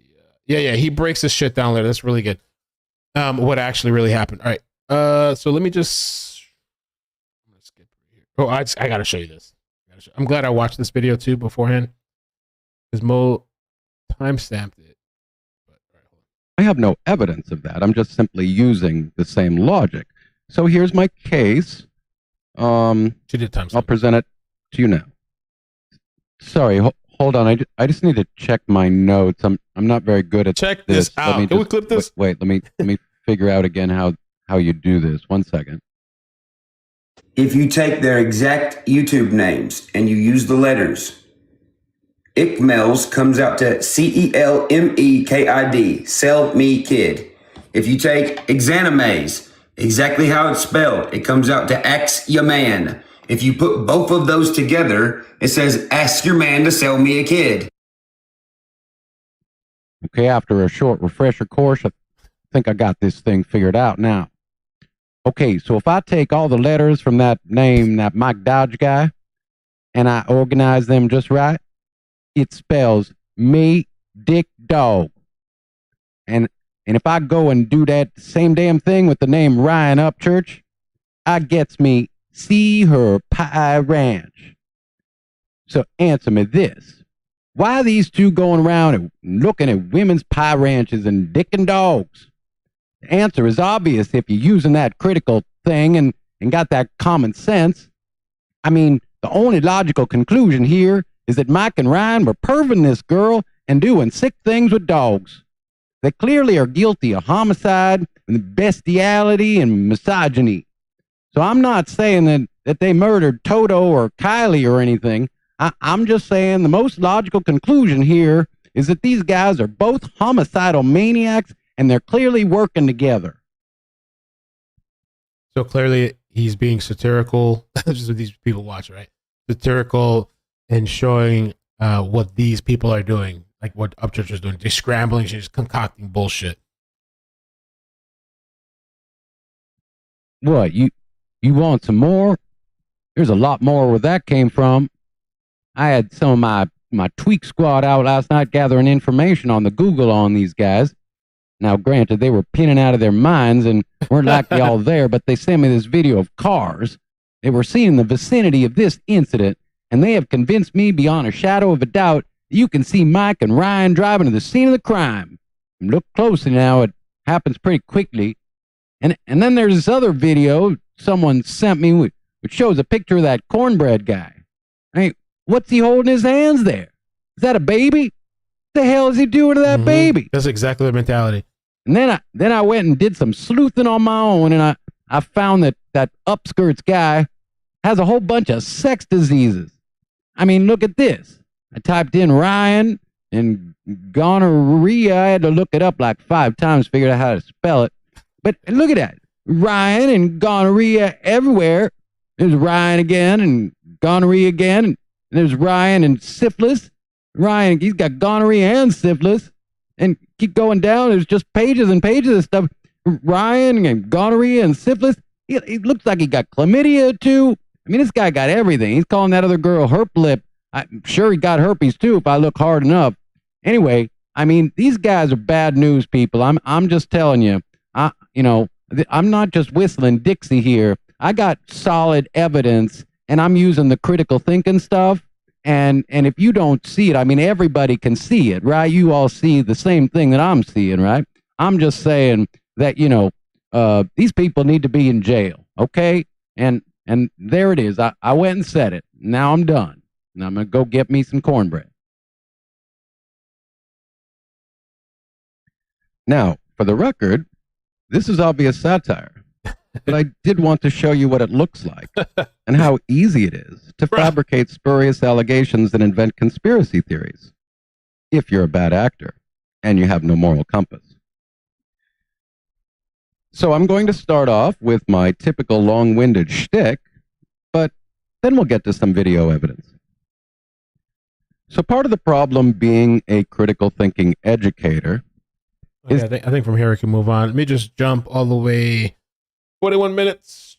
Oh, this is the good thing too here, explaining this whole thing with more independent thinking. We need more critical thinkers. I hate the meme sheeple, but what we know about human nature is that we really are mostly sheeple. And opportunists and the ambitious intrinsically understand this about us, and they're more than happy to lead us off a cliff as long as it serves their interests. Have I gone to bed? No, I haven't. Do I probably look like shit right now? Yes. But ever since I seen Kiely Rodni's mom crying on the news, I have laid down in bed every night. Yeah, right. Thinking about this mom. I was reading a text message. I'll get to that in a second. It's kind of funny. Something else, but some psycho on Twitter. Bro, no way. Going to bed, crying, wondering where her daughter is. And it seems some people go every night look like shit right now. Us off a cliff on, as long as it serves their interest. Did I hear that wrong? Have I gone to bed? No. I haven't. Do I probably look like shit right now? Yes. But ever since I seen Kiely Rodni's mom crying on the news, I have laid down in bed every night thinking about this mom going to bed, crying, wondering where her daughter is. And it seems some people think this is a big fucking joke. And a few of them. Yeah, you. I'm staying on their ass for a reason. So now he's trying to switch it. He's like the savior of the Kiely Rodni story and the parents now. True crime investigator people who are like, we're looking for Kiely. And they get on their fucking YouTube channel and don't talk about her at all or try to find out anything at all. They're doing it for views, man. They're doing it for money. They don't give a fuck. This is so crazy, bro. When people are doing what they're accusing you of, what they're doing with this whole, this whole YouTube Kiely Rodni situation, they're literally doing what they're accusing you of. On their fucking YouTube channel and don't talk about her at all or try to find out anything at all. They're doing it for views, man. They're doing it for money. They don't give a fuck about no missing kid. So, and I would argue he doesn't. I mean, just from the things that I've seen. I mean, accusing all these random fucking people. Oh, if you'd like falsely accusing us to see what virtue signaling looks like, here's a clip from Ryan Upchurch giving his version. You can see how he's appealing to emotion, appealing to morality. There you go. Here you showing go. You how he's saying all this shit. I'm thinking I don't know how to say it. He's saying much he cares and how much he's disturbed by the grieving mother. But then he gives you some interesting insight into his intent. This guy is smart enough. I mean, it's like he just discovered that there was a true crime ghetto, something that most of us already know. I mean, heaven knows that's why I went to YouTube, was to expose the true crime ghetto. But as I said elsewhere, he's clearly become an understudy. So he's smart enough to criticize the true crime bad actors and realize that they're not doing anything to add any value or help find the missing girl. But what he doesn't have the self-awareness to recognize is that he will end up simply being the worst actor of all, exhibiting all of the same true crime bad actor methods, and effectively do nothing either to help in this missing persons case. And actually, it's far worse. Because of the size of his audience, he simply thinks that he can get up there and speculate out his glory hole, and that that's somehow a proxy for a far better example of what an actual legitimate true crime proponent projection, should be doing. yeah. You don't know what you're talking about. You're not adding value. You didn't help find the little girl. All that you're doing is spewing out the same old YouTube true crime ghetto drama and thinking your opinion is worth a hill of beans, and it's not. Are you fucking brain dead? Your IQ is too low to, I guess just regular think. I was going to say critical think, but regular think. He's the first person who talked to somebody that says they know two specific people that were there, that followed the little girl around watching her every fucking move. That's the significance. If you cannot understand that, I can't help you. This is another example of where the cornbread terrorist exemplifies just horrific logic and doesn't understand anything. Simply because someone talked to somebody is not evidence of anything. This person, and you're using just hyperbole and exaggeration. Someone simply referred to having witnessed someone at a party. That's not evidence of anything. But you've continued to insinuate that it's somehow evidence of some nefarious plot or some sort of immoral or illegal behavior. And you provided no evidence to show that any. It's a scientific skeptic. Yeah, definitely check out his channel. I put it in the description, but I'll put it in the chat. I'm gonna put at the end of the stream. I gotta plug in. Well, I did Deets in the Streets, Scientific Skeptic. Just go check out the channels. There's some other references. I'm gonna put a link to the website too for the documents. I know these people aren't gonna go buy it, but like I don't know. I'll put it there anyway. Nothing matters to the people that are that far gone. I mean, but if that is true, you're simply whistling Dixie out your backside. The Ronnie guy on iCkEdMeL's show, the first time, said his cousins were there. He talked on the phone to iCkEdMeL like he was actually there. Then what does the Ronnie character do after he gets off iCkEdMeL's show? He goes to the place where everyone is searching for the little girl. Where are your cousins that were at the party? Why are they not with you to go search for the little girl? Yeah, because you're crazy ass. Why does the Ronnie guy keep calling in the show to the iCkEdMeL guy and not the cousins? At this point, I was like, okay, well, iCkEdMeL and the Ronnie guy have to know each other. Why are they acting like they don't know each other? So then when I press, who is Ronnie? He starts freaking out. The iCkEdMeL dude starts freaking out. So at that moment, I said, well, I don't think Ronnie's real. So then iCkEdMeL has to prove he's real. So here's another example of just horrific logic and presumption. Mr. Upchurch, no one needs to prove that they're real. Nobody owes you anything. Nobody needs to tell you why their cousins are not making a presence. They don't owe you any of that. You have the burden of proof. If you think that this has anything to do with the missing girl case, and you've provided no evidence whatsoever, you're simply making shit up, speaking in a spooky voice as if you've identified some sort of clue. You've shown that this has no relevance in any way, but yet you will continue to double and triple and quadruple down and ultimately accuse all of these people of being murderers, of being in a pedophile ring.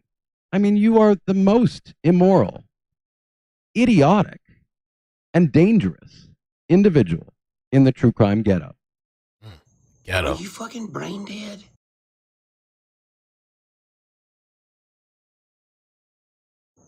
Which would be what? Him going on a live feed with him.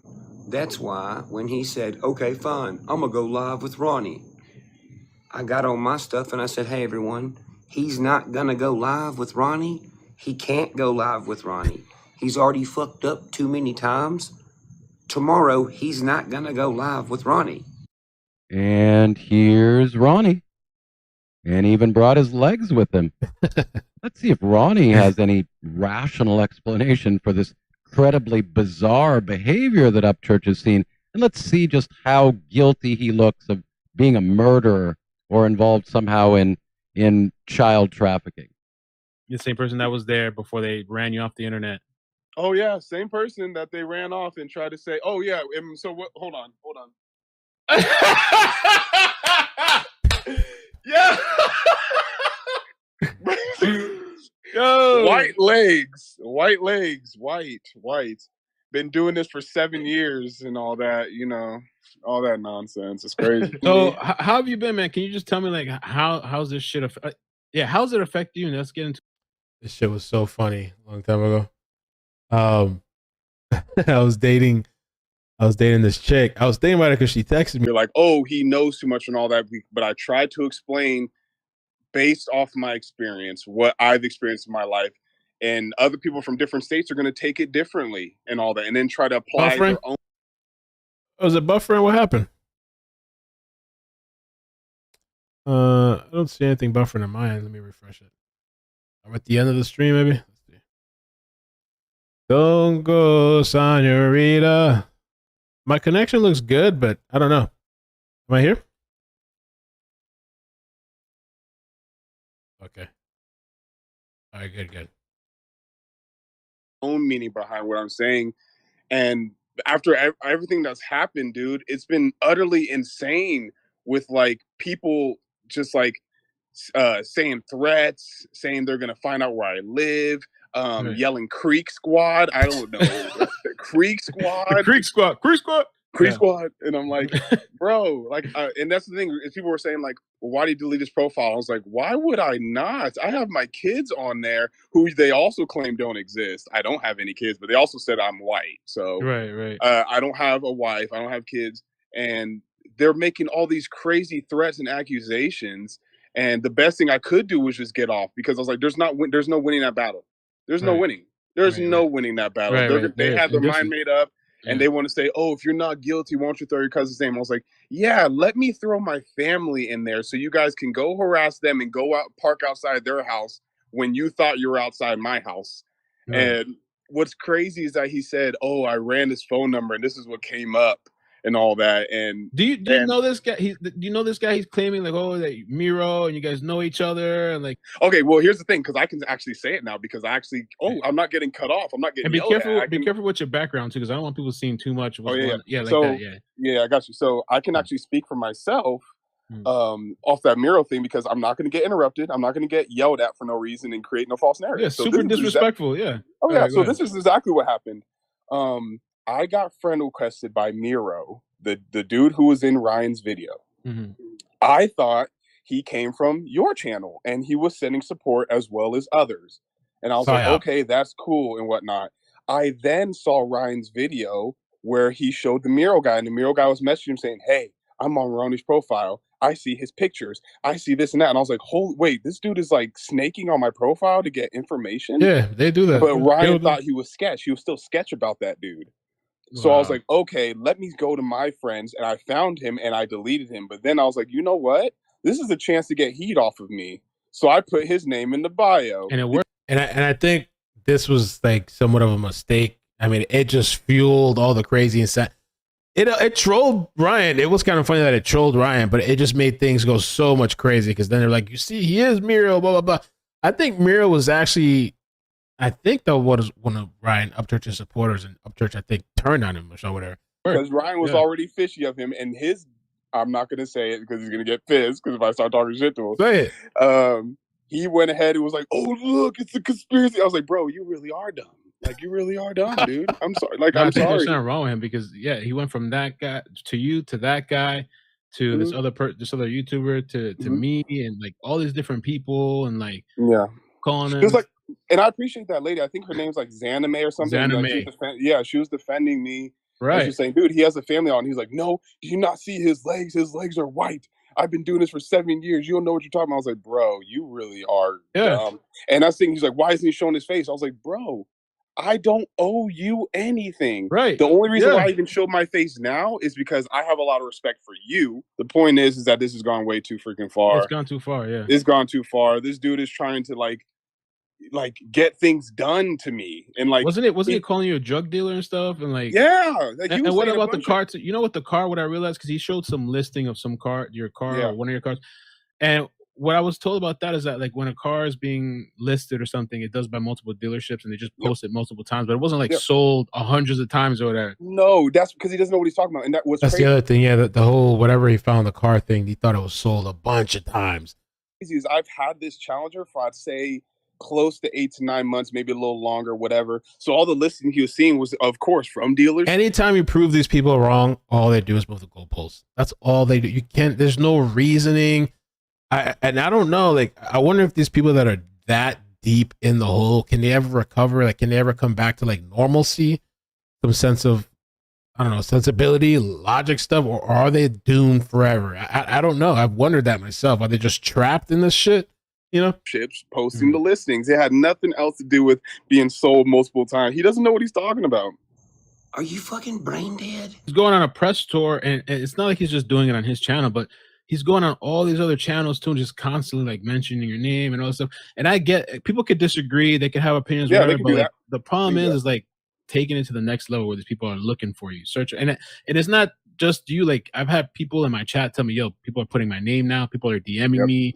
People are like all this kind of harassment stuff that's going on, and it's like, yo, this guy's just taking it way too far. I don't want to have a conversation with him. I don't need to have a conversation with him. He wants to spread misinformation. Like, there's nothing to talk about, bro. Like, there's no type of level ground that we can go to, especially when he's going to go to these type of lengths. You're not speaking with a reasonable person. You're not. He just wants to look at it as like, if I say, oh, I've been in this area for 20 years and I've partied this amount of times or done this, he'll look like, oh yeah, so you know a lot about that situation. So you must have been the supplier there. Right, you must have dealt with those people. You must have dealt with all these young people and you running around. And that's his narrative. He creates all these narratives and a lot of these people run with it, which is sad. It's crazy. I've never seen something like this before. Like people just running with it and just taking it as a fact. Were you really getting threats and like, yeah. At this point, because like I already explained this in the beginning or somewhere in the middle of this live stream, but at this point, we re-recorded. I told him, hey, get it, because he's standing in front of his house. He's panning the camera so you can see the street address and all these other houses. These people will find you. So anyway, eventually he sat in his car. And what's crazy is I was really getting threats. And of course, but I guess threats aren't really a big deal. You know, to some people, threats aren't really a big deal. But yeah, we were getting threats and people were saying outlandish things that shouldn't be said. And my biggest priority at the end of the day is to protect my family. What about the 16-year-old girl? Gosh, where have we heard this trope a million times before? It's about a missing little girl. It's all about Shummer. Do you realize this lady that's friends with iCkEdMeL that has the bump on her lip? Do you realize that she was in Truckee, California? It's on her YouTube. She just posted it the other day.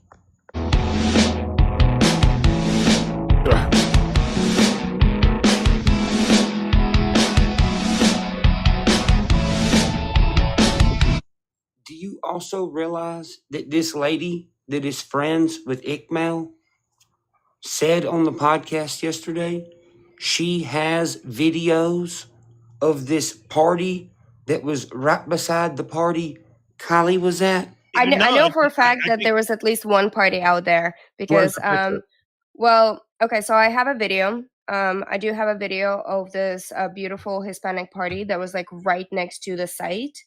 Hello. She has a video of the party right next to the site. But did you notice at her video in Truckee that there was a dog with her? There we go. This whole dog situation. What did the cops come out and say they revealed that they were investigating? A buried dog. There's still a 16-year-old girl missing, dude. And here's the question I got for you. Where is Kiely Rodni? One of y'all know. And for everybody out there, she showed the dog, by the way, after. It's just so stupid. There that is getting on YouTube. These people just make false accusations to a bunch of different various people. It's just, you just got to prove it. People just calling you random crazy shit, most despicable stuff. And you just got to prove it. As if he's somebody you got to prove some shit to, right? Right now, that's a true crime person that is acting like a fucking buffoon, saying that my conspiracy theory is way out there. What I told you just now is the most logical explanation of what could have possibly happened. Anybody watching this video with common sense knows that. So herpy lip, Ronnie, iCkEdMeL, balls in your court, dude. He made a video last night too. I haven't watched it, but they told me he called me iCkEdMeL or something like that. It's so like, I don't know, this guy iCkEdMeL. You can't bullshit me. I can stay awake longer than you. Oh yeah? Why is that? I was kind of curious. Inquiring minds want to know. I don't know. Dude, you can't bullshit me. I can stay awake longer than you, and I can do more than you. I'm going to stay on your ass like a fucking drill sergeant. Call the cops on me then. Do it. Bro, I want to say some shit. Which I mean, dude. Sergeant, call the cops on me then. Do it. I dare you. You can't call the cops. And you know you can't call the cops. Wow, that's so like, I don't know, like So dramatic and theatrical. That's his first video where he puts together his extremely profound and critical analysis of the Kiely Rodni case and his immense brain, his capacity to just glean truth from YouTube comments and people he meets on the internet,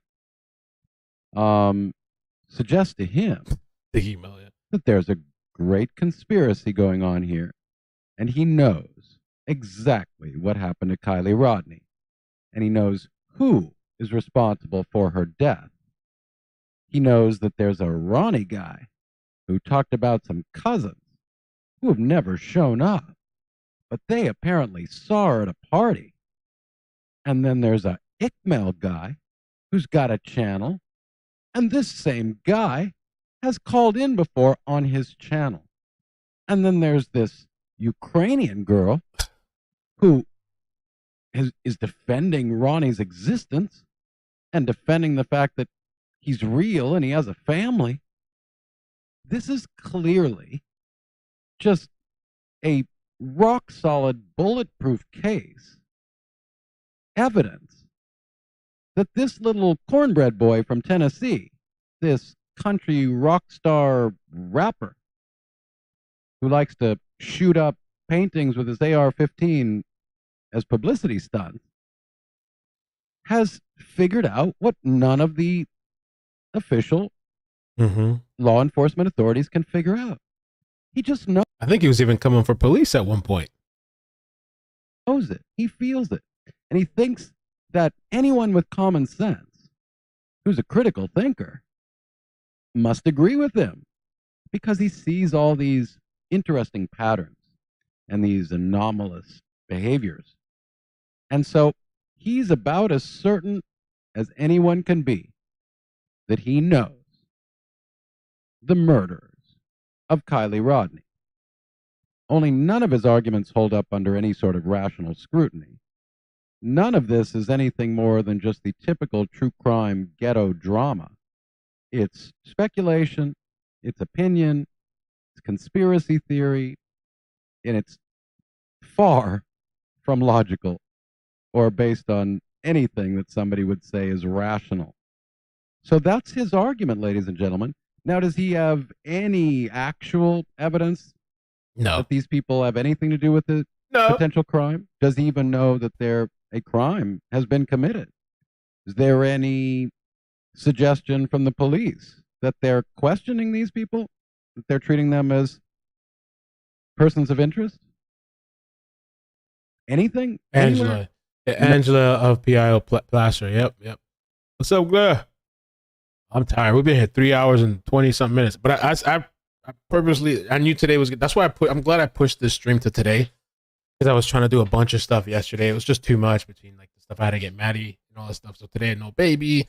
I have a clearer day. It was a way better day to do this stream. We got a guy with a baseball hat and a silly accent who can't conjugate verbs, stays up all night, thinks he's a tough guy, thinks he can stay awake and outlast everyone, and that he's doing all of this because of his deep concern for a missing girl, because everyone else thinks that this is a joke. Only Ryan Upchurch, with his 3 million rabid groupies, can figure out the disappearance of Kiely Rodni, except that her body and car has just been found, therefore no longer rendering it an abduction case. And while it's possible that there's still foul play, there's certainly no indication of any foul play. There's certainly no indication that any of the rubbish that he's spewed has anything to do with reality. The most logical answer at this point is just another tragedy of a teen under the influence of alcohol and drugs, got behind the wheel of a car, and probably drove into the lake and drowned. And amazing. He was saying this shit 11 months ago. We were saying that for a while too. After a while, we were just like, I really don't think it's this crazy. And it's tragic and it's horrible. But Occam's razor suggests that there is no foul play, at least unless and until there's evidence to the contrary. And there's certainly no reason to think that this dipshit and his absurd conspiracy theory, which is reminiscent of all of the other true crime ghetto conspiracy theorist methods, should be taken seriously. So that's all he's got, ladies and gentlemen. Now he will double and triple down, and there's a million other additional claims, and he will bring in a bunch of other additional rubbish to try to buttress his absurdity, because he's not a big enough man to actually admit he's wrong, because he now has a huge head, and he would have egg all over his face if at this point he would have to admit that he was wrong. I want to get just a little bit ahead. I think he breaks down the whole dog thing. I think it's here. He did such a good job with this shit. A Ukrainian lady, speaking in her non-native tongue, and a relatively small and inexperienced channel. Let's see how Tony handles this and see if he looks objective in any way. Why did you just lie and say that I said you killed your dog? That's a lie. All right. No, Well, that's you're already lying. Why are you already lying? Please do explain. I'll let you handle this, Anna. I said you killed your dog. Why are you lying? Your community has been attacking me. All right, and your community is Why are deriving you your. lying? I'm Why not are you lying. I am Why not are you lying saying I killed your dog? Or that you killed your dog? Why? Go ahead and answer it, Zaname. You're saying you said. Go ahead. I No, said. go ahead and answer. I said your community. Nope. That ain't what you said. Nope. And this guy, he's going to point it out, scientific skeptic, but he insinuated that shit with his video that we just watched. He's going to replay it again. You're lying. Mentioned that Ryan said In the moment, she could have come up with it, but what he did was insinuate that shit. that Santa May killed and buried her dog at the campground. Why are you lying? There's no video of that being said. You are putting false information on Tony Dodge's page. Okay, I can't make heads or tails of this dispute at this point, but I'm going to go back and look at Ryan Upchurch's videos and see if, he ever said anything about her related to some dog, and just find out if she's truly lying. And it looks like maybe he claimed that Ryan himself actually explicitly said she killed her dog, or it's not clear. It looks more like she's saying that his followers have accused her of killing her dog. So I'm just trying to get to the bottom of this. If she did indeed at some point say he specifically said that, then I agree she should clarify it. Although she does seem to clarify it, so I suppose if she's guilty of anything, she needs to simply say, yes, I didn't actually hear him say it, but I have been receiving comments from his followers suggesting that I have indeed killed my dog. So I just want to take a look and see if there's any reason for her to believe that he might have suggested that to his audience, or if there might be any good reason to believe that what she's saying is truthful, that his followers are actually accusing her of a heinous crime. Let me take a look. But did you notice at her video in Truckee that there was a dog with her? What did the cops come out and say they revealed that they were investigating? A buried dog. Gosh, look what I found. I don't know about you, but that looks like a pretty clear insinuation that she killed her dog. Doesn't it look like that to you? And is there any evidence that her dog is dead, or that that has anything to do with the Kiely Rodni case? I'm just not seeing it, and so it seems perfectly rational and logical that his loyal groupies might have gone after her after their leader suggested she was a dog murderer. So I'm not sensing that. I could imagine having like a leader too. These a bunch of men following some other whacked out, fucking crazy, conspiracy theorists coming up with all kinds of bullshit lies or whatever, and just following him at the hands and knees, groveling and shit. Damn, bro, I can't imagine that shit, dude. That she's a liar, and it seems like she's qualified. That she said simply that she received comments from his followers, but he seems awful belligerent, doesn't he? You have no content. You're a fucking nobody. Why are you here lying for the other people? I'm being extremely respectful to you right now. Why are you yelling at me? It's not about respect. It's about finding a little girl, dude. Oh, yeah. Oh, of course. Mm-hmm. Of course. Now it's about finding a little girl. It's about finding a little girl. Tony, are you serious, bro?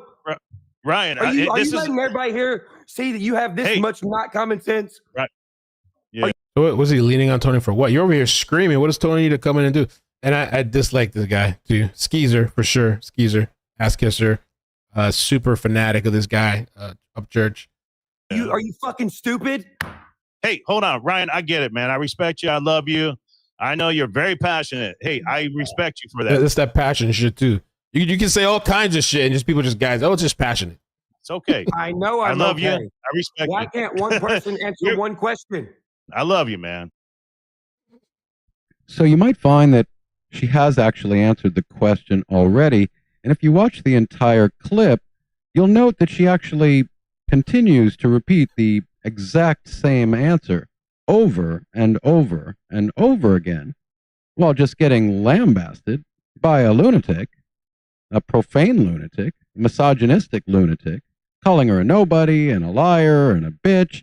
And this Mike seems to be taking the side of Ryan and never once defending her or suggesting to Ryan that maybe he should soften his tone a little bit and maybe she's not actually a liar. And, you know, calling her a nobody and all of these rancid insults. I mean, is that really necessary? But it seems that Mike has lost control and I'm just wondering why. All right, let's let her answer this. Okay, Xana May, what's going on? Did he say this or not? Just let's get to it. All right. There are quite yes or no? a few comments. I did not actually hear him say this. Okay, so but you there have are to a lot admit of that you're comments. wrong. Okay, Xana May, you're wrong. What's wrong with You just this have to guy? admit that he didn't say Jesus that. He Christ. said it. He didn't say it. That boy throwing a tantrum and shit.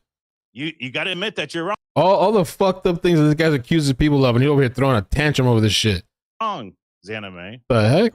But did you notice at her video in Truckee that there was a dog with her? What did the cops come out and say they revealed that they were investigating?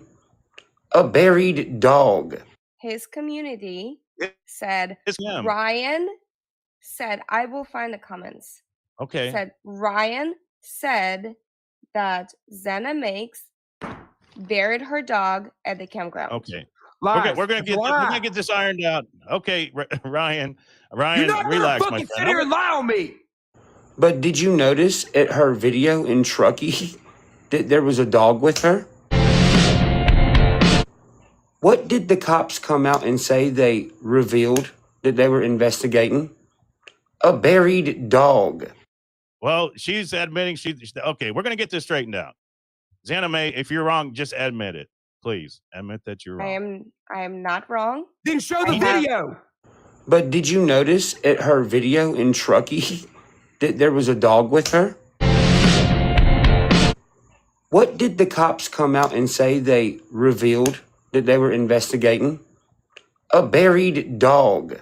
The narrative your community is driving that Ryan has said that Xana Makes has killed her dog and buried it in a campground. You're a liar. Okay. Where's the video? But the liar calling somebody else a liar. The guy that's been proven to be a liar. He's a liar. Calling somebody else a liar. Did you notice at her video in Truckee that there was a dog with her? What did the cops come out and say? So many times he has shit wrong. They revealed that they were investigating? A buried dog. That's hearsay. That's Xana May. That's hearsay. You can't come on here and say something that's not true, Xana May. You can't do that. You can't do that to him. You can't say that. Well, we have to know. We have to. Ryan, we have to pinpoint facts, dude. You can't be dragging Exactly. shit out. Where's Ryan, she I from? love you, man. Ryan, She has no content. It's common sense, dude. No, the only I- video she has is talking about fucking Ukraine and being in Truckee. Are you Yeah. fucking serious? Right. I get it. You can't. Okay, listen, Xana May. I know you're from the Ukraine. You got to understand. I know you're smart. You can't come on here and say that he said it unless you actually have proof. What you're saying is somebody else said that he said it. That'd be like somebody saying to me that, Ryan said something about me, and I go up here and say, well, Ryan said this about me, but I have no proof other than that somebody else had told me that. That's called hearsay. Exactly. Ryan, we both agree on this. Dude, I'm the only person who's been figuring shit out before the cops go do it. I don't know about you guys, but anybody getting sort of a fanboy vibe from this Mike guy? He's not looking like a actual objective moderator here. Looking a little biased. I mean, awful lot of bromance going on there, and you have to wonder if maybe he's just so honored that Ryan Upchurch is in his room with, his 3 million followers, and so to hell with this, unknown anonymous Ukrainian chick. I mean, let her rot. She can defend herself. I don't know. I'm sensing that, Mike and Ryan might be buddies. I'm wondering if they're complicit and if they have anything to do with this whole. Why is it calling Tony Dodge Mike? I have no idea. I don't know. I don't know if he confused the name or what. Maybe they know each other and he's in on it. I don't know. 120. Can we skip to? I don't know what all this stuff is. We've been here for a while. No, but that's not evidence of anything that they have. All I did was put Zanny Mae because I was wondering who she was. YouTube, and look at what also comes up on her search. Little Dark Web Child, CP on YouTube. YouTube. Those are searches that other people are searching for. People also search. That's other people searching for that shit. Little Dark Web Child, CP on YouTube. YouTube Kids. I'll say I'm Dark Web. Child Candy Palace Dark Web. Deep Web. Underground. And who knows? Honestly, who knows if those other searches came up from this guy posting this bullshit, Zanime and iCkEdMeL link to hidden pedo site, which we covered already, which is complete bullshit. Also comes up on her search. Little Dark Web Child. CP Child. In terms of how the conspiracy theory sausage gets made by these bad actors. But you notice he does that video cut where he zooms in on his face. He uses this as a rhetorical device to essentially use those zooms as sort of gotcha moments. And then it would be interesting to see what Tony has to say about hearsay here, because he said that hearsay was not really admissible, and yet... And what ended up happening too with this guy, Tony, or whatever his name is, they ended up falling out too, Upchurch and them, and they turned their back on him. And he got attacked. A lot of times those people eat themselves. Those type of, crazy theories or false allegation type of people, eventually sometimes they turn on themselves, attack their own people. I can skip to 128. Rodni's body themselves online. Cinema Shogun. But now Ryan Upchurch is still at it. As Kiely Rodni's body and her car was being pulled out of a lake, Ryan Upchurch was on some random woman's live stream spreading lies about the case and spreading lies about how she was being found. And yes, I brought the receipts. Yes, I recorded it all. Let's just go ahead and have a look. And he got the Simpsons in his house? Oh, shit. That's kind of cool. Let's just take a look at the moment that Ryan Upchurch gets caught in all of his lies and realizes that all of his BS has now come to light. All right. The other guy, they're calling him Ronnie Jones. His name is Melvin Cedino. They've swapped it to confuse you. So look at these people. I don't know if there's... Oh, that's Gypsy up there. What's Gypsy doing up there? Oh. Let's see. The other guy, they're calling him Ronnie Jones. His name is Melvin Cedino. They've swapped it to confuse you. So what iCkEdMeL? Yeah, so iCkEdMeL, I'm still confused where iCkEdMeL comes into play then. Yeah.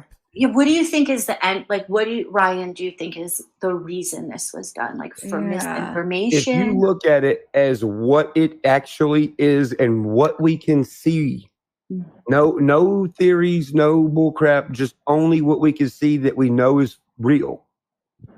You have a guy named iCkEdMeL who is covering a missing girl case of a girl named Kiely. And I've covered so many missing person cases. Great. This dude was like a fan, honestly. I mean, I don't know. I don't know if I say he was a fan, but he would come into the chats and like say what's up. He has me listed in his videos. He's just screenshots of me. He's we used to have a screenshot, but I guess it got lost over time. He used to come in every now and then and say hi or whatever, and even thank me in one of his videos and all this bullshit. This guy turned real quick too once you disagree with his ass. The Ronnie Jones called into iCkEdMeL's station as someone he does not know. All right? They're calling that dude Ronnie Jones. The house that goes to iCkEdMeL is under Ronnie Jones.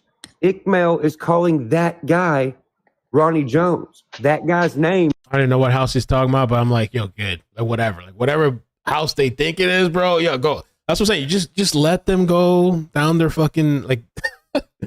Is Melvin Cedeno. They had to know each other. She really like taking notes there on the side too. Putting himself in the position of seeing these cousins at this party. Why is this They're saying, Tiffany, they found Kiely in the water.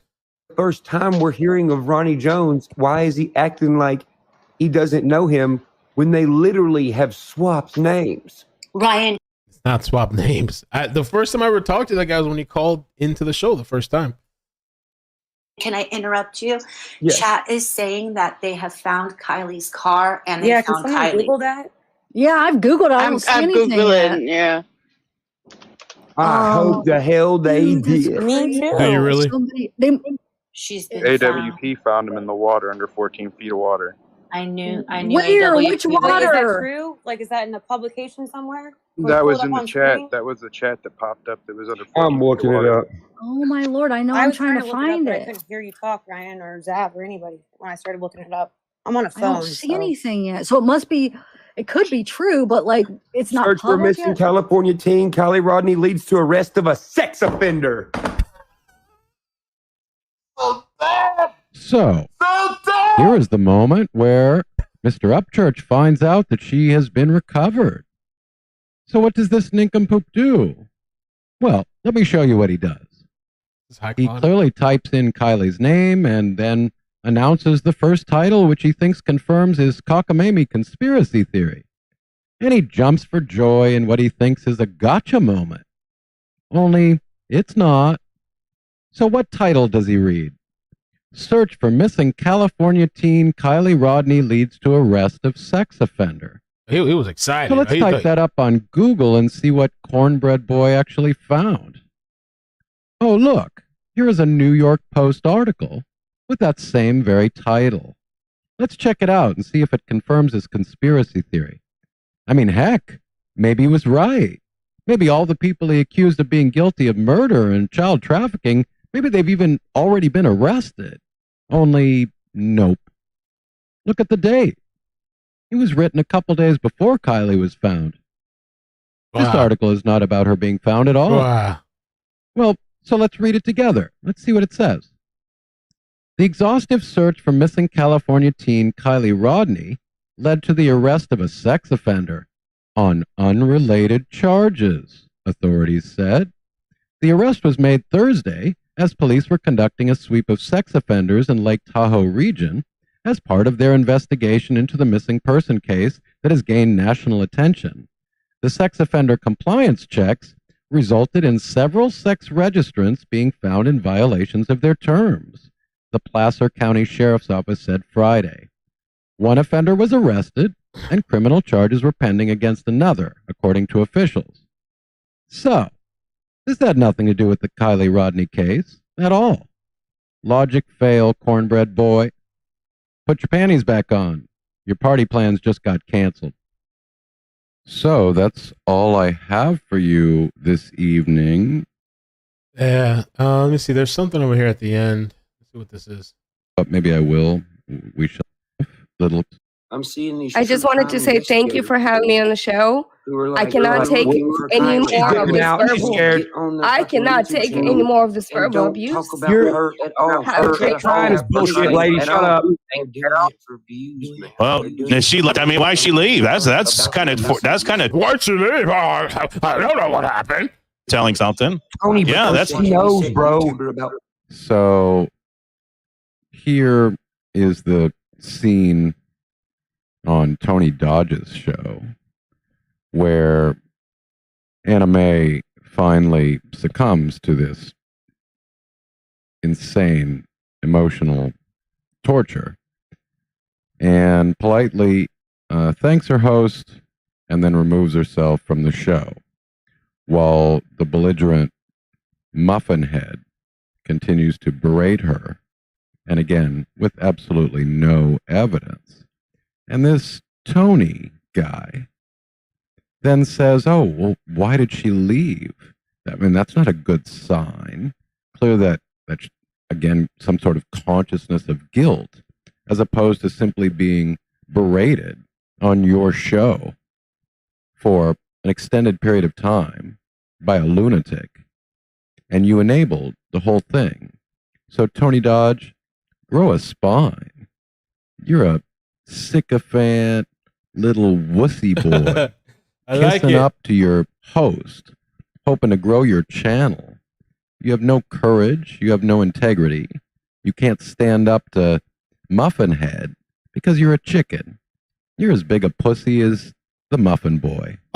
And on that note, we're done. Wow, that was a nice ending there. Yo, so yeah, check out his channel. Multiple people. So this is one of the people that came forward too and kind of defended me. Didn't need to.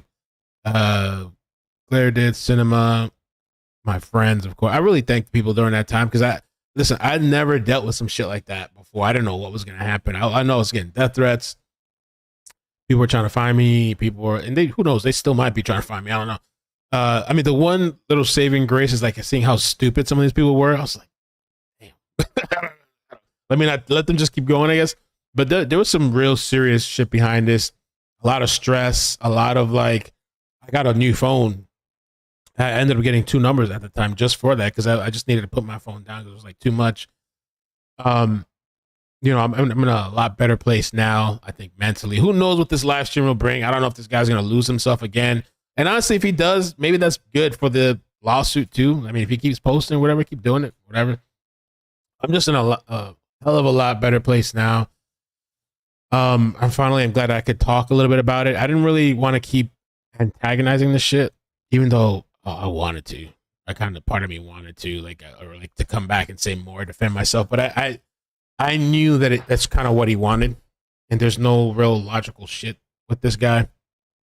And part of me thinks too that thanks BB&J says donation to Mel Legal Fund for the Hellcat. Yeah, I don't have any legal funds going on. There is still more, but I think I want to read the super chats, and I'll just maybe answer whatever questions you guys have if you have any. Let's see. Definitely Scientific Skeptic. Check him out. It was a really interesting time because I really got to see some of the true colors of these people online. Oh, gotcha.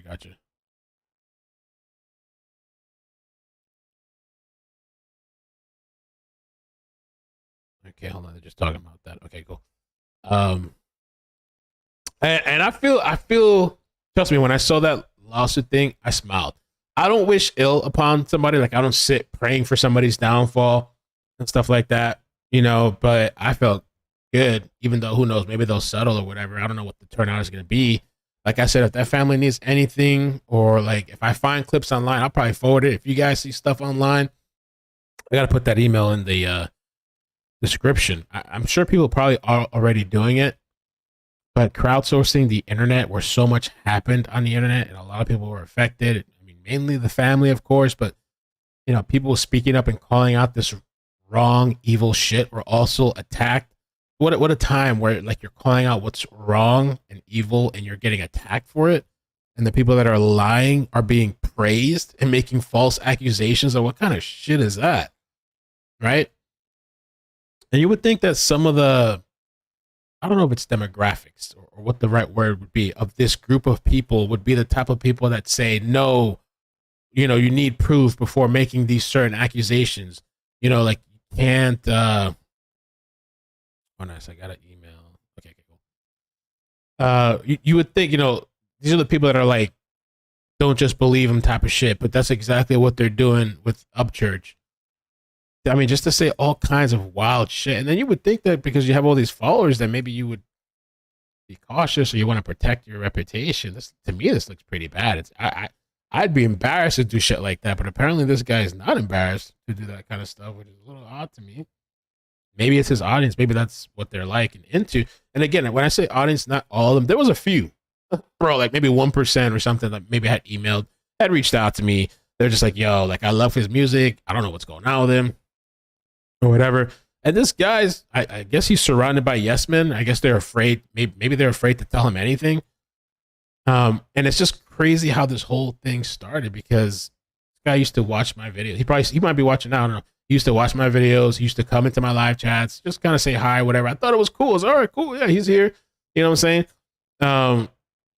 And all from like a call, a fucking call on a live stream.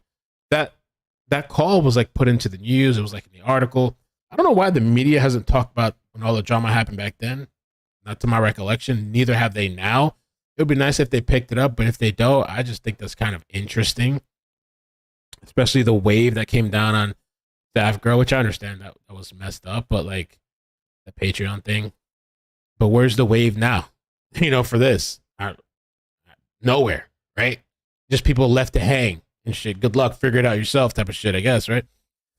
Let me get these super chats real quick. So again, I appreciate you guys so much for coming through for the stream, hanging out. My friends that have been supporting me. It was a really, really crazy time. It's like just one of those things that you almost have to be there to understand the freaking craziness of it, you know? Chives, 21 months. Hope everything's doing well. Yeah, Mel, you're the man. Pots and pans. Thank you, man. Rebecca, Kelly, and Liz, thank you for the memberships. Mr. Steele and Mr. Steelers, thank you for the 14 months. Are you going to need to appear for anything? Not to my knowledge. I mean, so far I haven't been subpoenaed or anything like that. I haven't been like reached out to or anything like that. So as far as I know, no, but I don't know, you know, could that change? Lizzie, I guess it's very early in the process. Lizzie, thank you for the 3-month membership. Thank you for always keeping things entertaining. Thank you, Bonnie Hanner. Thanks for the super chat. Says, hi, Mel. He did a video yesterday with you in it. I'm so sorry you have to go through this. Oh, I'm not really going through anything. I heard he did a video last night. I haven't watched it, but I heard it was like a short mention. He put like some blurry picture of me or something and said icky dicky. I mean, I don't know. Okay. Let's see. Honestly, who knows? Maybe his people will start coming watching over here, even though they're probably not going to be happy. Maybe they'll come watch. Lizzie, thank you for the 3 months. Thank you for always keeping things entertaining. Appreciate that. Jet Judson, thanks for the super chat. Don't ever doubt yourself, Mel. You are genuinely an amazing, ethical, and moral person. Thanks for sharing all this love and support from Scotland. Thank you. Chaos, thanks for the super chat. Says this was a crazy time. We love you. Yeah, right, bruh. I remember we were talking too. What a crazy time. And I noticed that a lot of these people, I've seen some of these people are instant gratification type of people. The people that were spreading the lies, the YouTubers that entertain it, they're instant gratification type of people. So they're in the moment. I mean, I guess for them, forget morality or any kind of ethic or common sense. They're just in the moment, instant gratification. But in the long run, look how things turn out. Some of these people lost their channels. Some of these people went through a whole lot of shit after that. Heather K, thank you for the 7 months. As we will always have your back, Mel. Thank you. Amber Love Reigns, 3 months. People who say he's a troll are wrong. He is dangerous. I showed at the beginning of the stream. If you haven't seen it, I showed one of the most egregious death threats that I've gotten. So much so that when I had it unlisted, it got flagged by YouTube for inappropriate or whatever. I don't know. I guess I didn't give context at that time. Let's see. Sarah, thank you for the membership. Mustard Mama, thank you for the super chat. It's even more painful when your character and income they're trying to sell. Yeah, I felt that's what I felt like. I felt like he was trying to destroy me. I felt like because I disagree with him, I didn't suck his thing off like some of these other people. I mean, I couldn't. But the things that I was seeing at that time, there was some other YouTubers, some conspiracy guy. I mentioned this the other day that Upchurch had turned on him too, or something, and said some shit about him. And this guy turns around and he's like still like kissing ass and like just, I'm sorry, like, or just I don't remember what he said, but I was like cringing. I was like, damn, dude, like have some type of spine or some shit. Damn, bro. Famila Kim, thanks for the super chat. Says always factor your own research. People don't go believing everything you hear. Keep up the great work, Mal. Thank you. Tashia Finley, thank you for the super chat. Welsh Dragon, thank you for the super chat. People like him are dangerous. You can't try to wreck with someone because they didn't buy into your BS. Get him sued. I say it needs a lesson taught Muppet. Slapfish, thank you for the 2 months. I'm surprised he didn't dig at your lunchtime chats. Those were fun. I've been with you for a long time. Thank you. Wow, yeah, that is a long time. Leslie P, thank you for this 18 months. Riley's parents are suing him. You may be a witness. Wait, are you talking about Rodney's? Did you meant to say Rodney, or are you saying Riley's? Or Kylie's? Maybe that's what you said. Kylie's parents? It says Riley's, but maybe that's what you meant to say. Cara Bear, thank you for the 2 months. He really needs mental help. I stand with you. Thank you. Highness Babe, thanks for the super chat. You're amazing, Mel. Keep up the good work. Your channel is my favorite on YouTube. Thank you. Me, you. Thank you. Me, you. Jamie, thanks for the super chat. Mel, I'm glad you're finally able to tell your side of this nightmare. I can still see your face when you check in with us. The stress was palpable. You check in, but you were def checked out. Yeah, I didn't. Oh yeah, it was crazy. There was sometimes I'll be out at a restaurant and I hear like some country voice and I'd be like, oh fuck, like is that these people? Are they gonna recognize me? That's iCkEdMeL. Tula Bear, thank you for the 11-month membership. You need a panel with Skeptic and Xana to mods. Love to mods. Thank you so much. Xaname did a live, I think, yesterday. Jamie, thank you for the super chat. 2 of 2. You can talk about it and Church can't. I don't know if he can or not. I mean, yeah, he is dealing with, I mean, even though I guess he says he wasn't served or he's in denial or people think that it doesn't exist. Nothing you can do for the people that don't think it's fake, the lawsuit. Just let them go about their way, aimlessly lost in life. You can't do nothing if people choose to be that way. Tula Bear, none of us are real. Hope Ronnie's doing well. Ronnie, I have no idea what's up with him. My brother is just like, this guy is exhausting. We're estranged now because I couldn't deal. Damn. Rare, thank you for the super chat. Says predators are the first to call out for legal/lawful protection from people. They want to victimize and not be a victim. Mary, thank you for the super chat. PB&J, thank you for the super chat. Donation to Mel Legal Fund for Hellcat. Nay, thank you for the super chat. Says you finally got to talk about this mess. I'm so glad. Awful people behaving awfully. Leaf Lover, Leaf Lettuce, thank you for the 4 months. The hearts, thank you. PB&J, thank you again for the super chat. So yeah, I mean, I guess that's kind of it. I don't know what else is gonna come of this. I might just do the updates to this, maybe pre-recorded stuff. I found a video where he used before Ronnie happened. Did I play that already?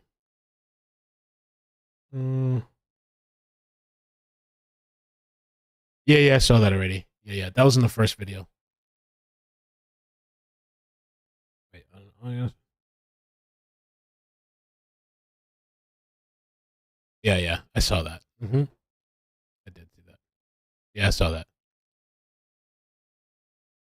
I mean, it seems like at first Upchurch was showing me love, and then he changed up with the whole, when we disagreed, I just didn't think it was right how hard they were going at Ronnie as far as like going for his family or like his addresses and all that stuff. That was just too much.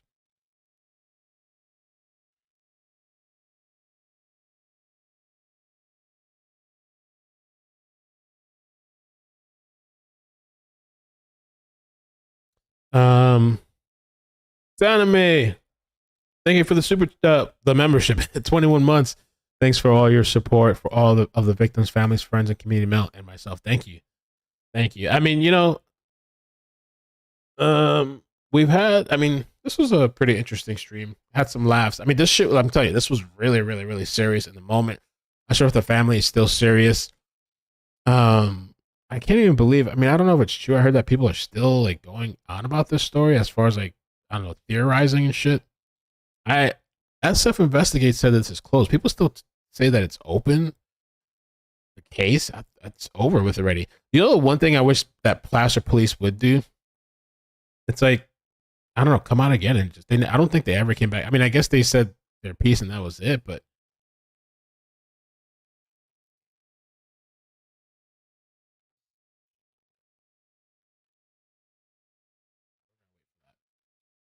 Whenever this thing updates to, maybe I'll just do like a short video or live. I don't know. I'll keep just updating the story whenever I can.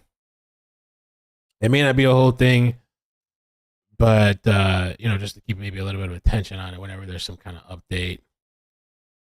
I need to add the email address too. Let me do that. I'm going to add the email address.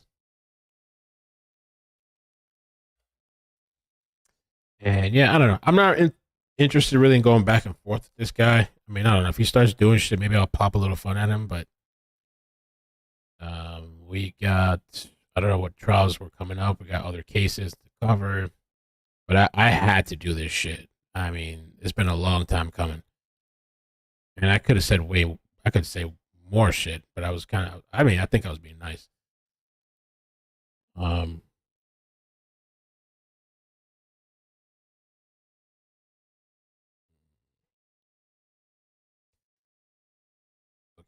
let's see. Let me just add this email. I'm gonna go chill for the rest of the night. Unless there's a chase. If there's a chase, we get it on. We get it on. I thought the chat was gonna be crazier too. The chat was pretty under control, huh? Have those people moved on? Okay, let me add this to the description. I guess they moved on. Attorney email.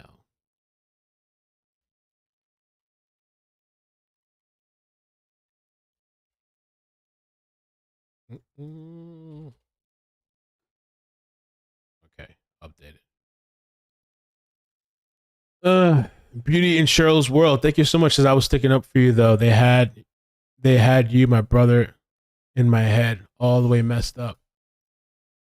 Your brother?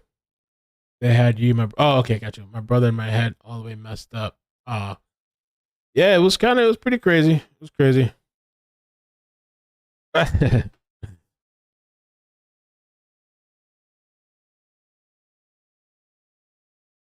I guess not. We're definitely better prepared this time. This shit, it ain't rocking like it did before. We need to know what's going on. This shit military shit locked down. All right, man. I guess I'm out of here. 4 hours. Boom. So yeah, I love you guys. Thank you so much. Who knows what will happen? Crazy's gonna go crazy. Stalkers, whatever. Let them get crazy. It could be beneficial. Again, if they start going crazy, who knows? Whatever they could use for the lawsuit, that might be a good thing. So, yeah. All right. Love you guys. Take care. Bye. Bloop, bloop, bloop, bloop, bloop, bloop. Thank you so much again. Thank you for watching. Maven, I really, really appreciate you too. I'm going to hit you up. Thank you so much. Bye. Morris, 5 months. Thank you. I don't chat much, but even when it was happening, I always had your back. Much respect. Oh, thank you. Thank you.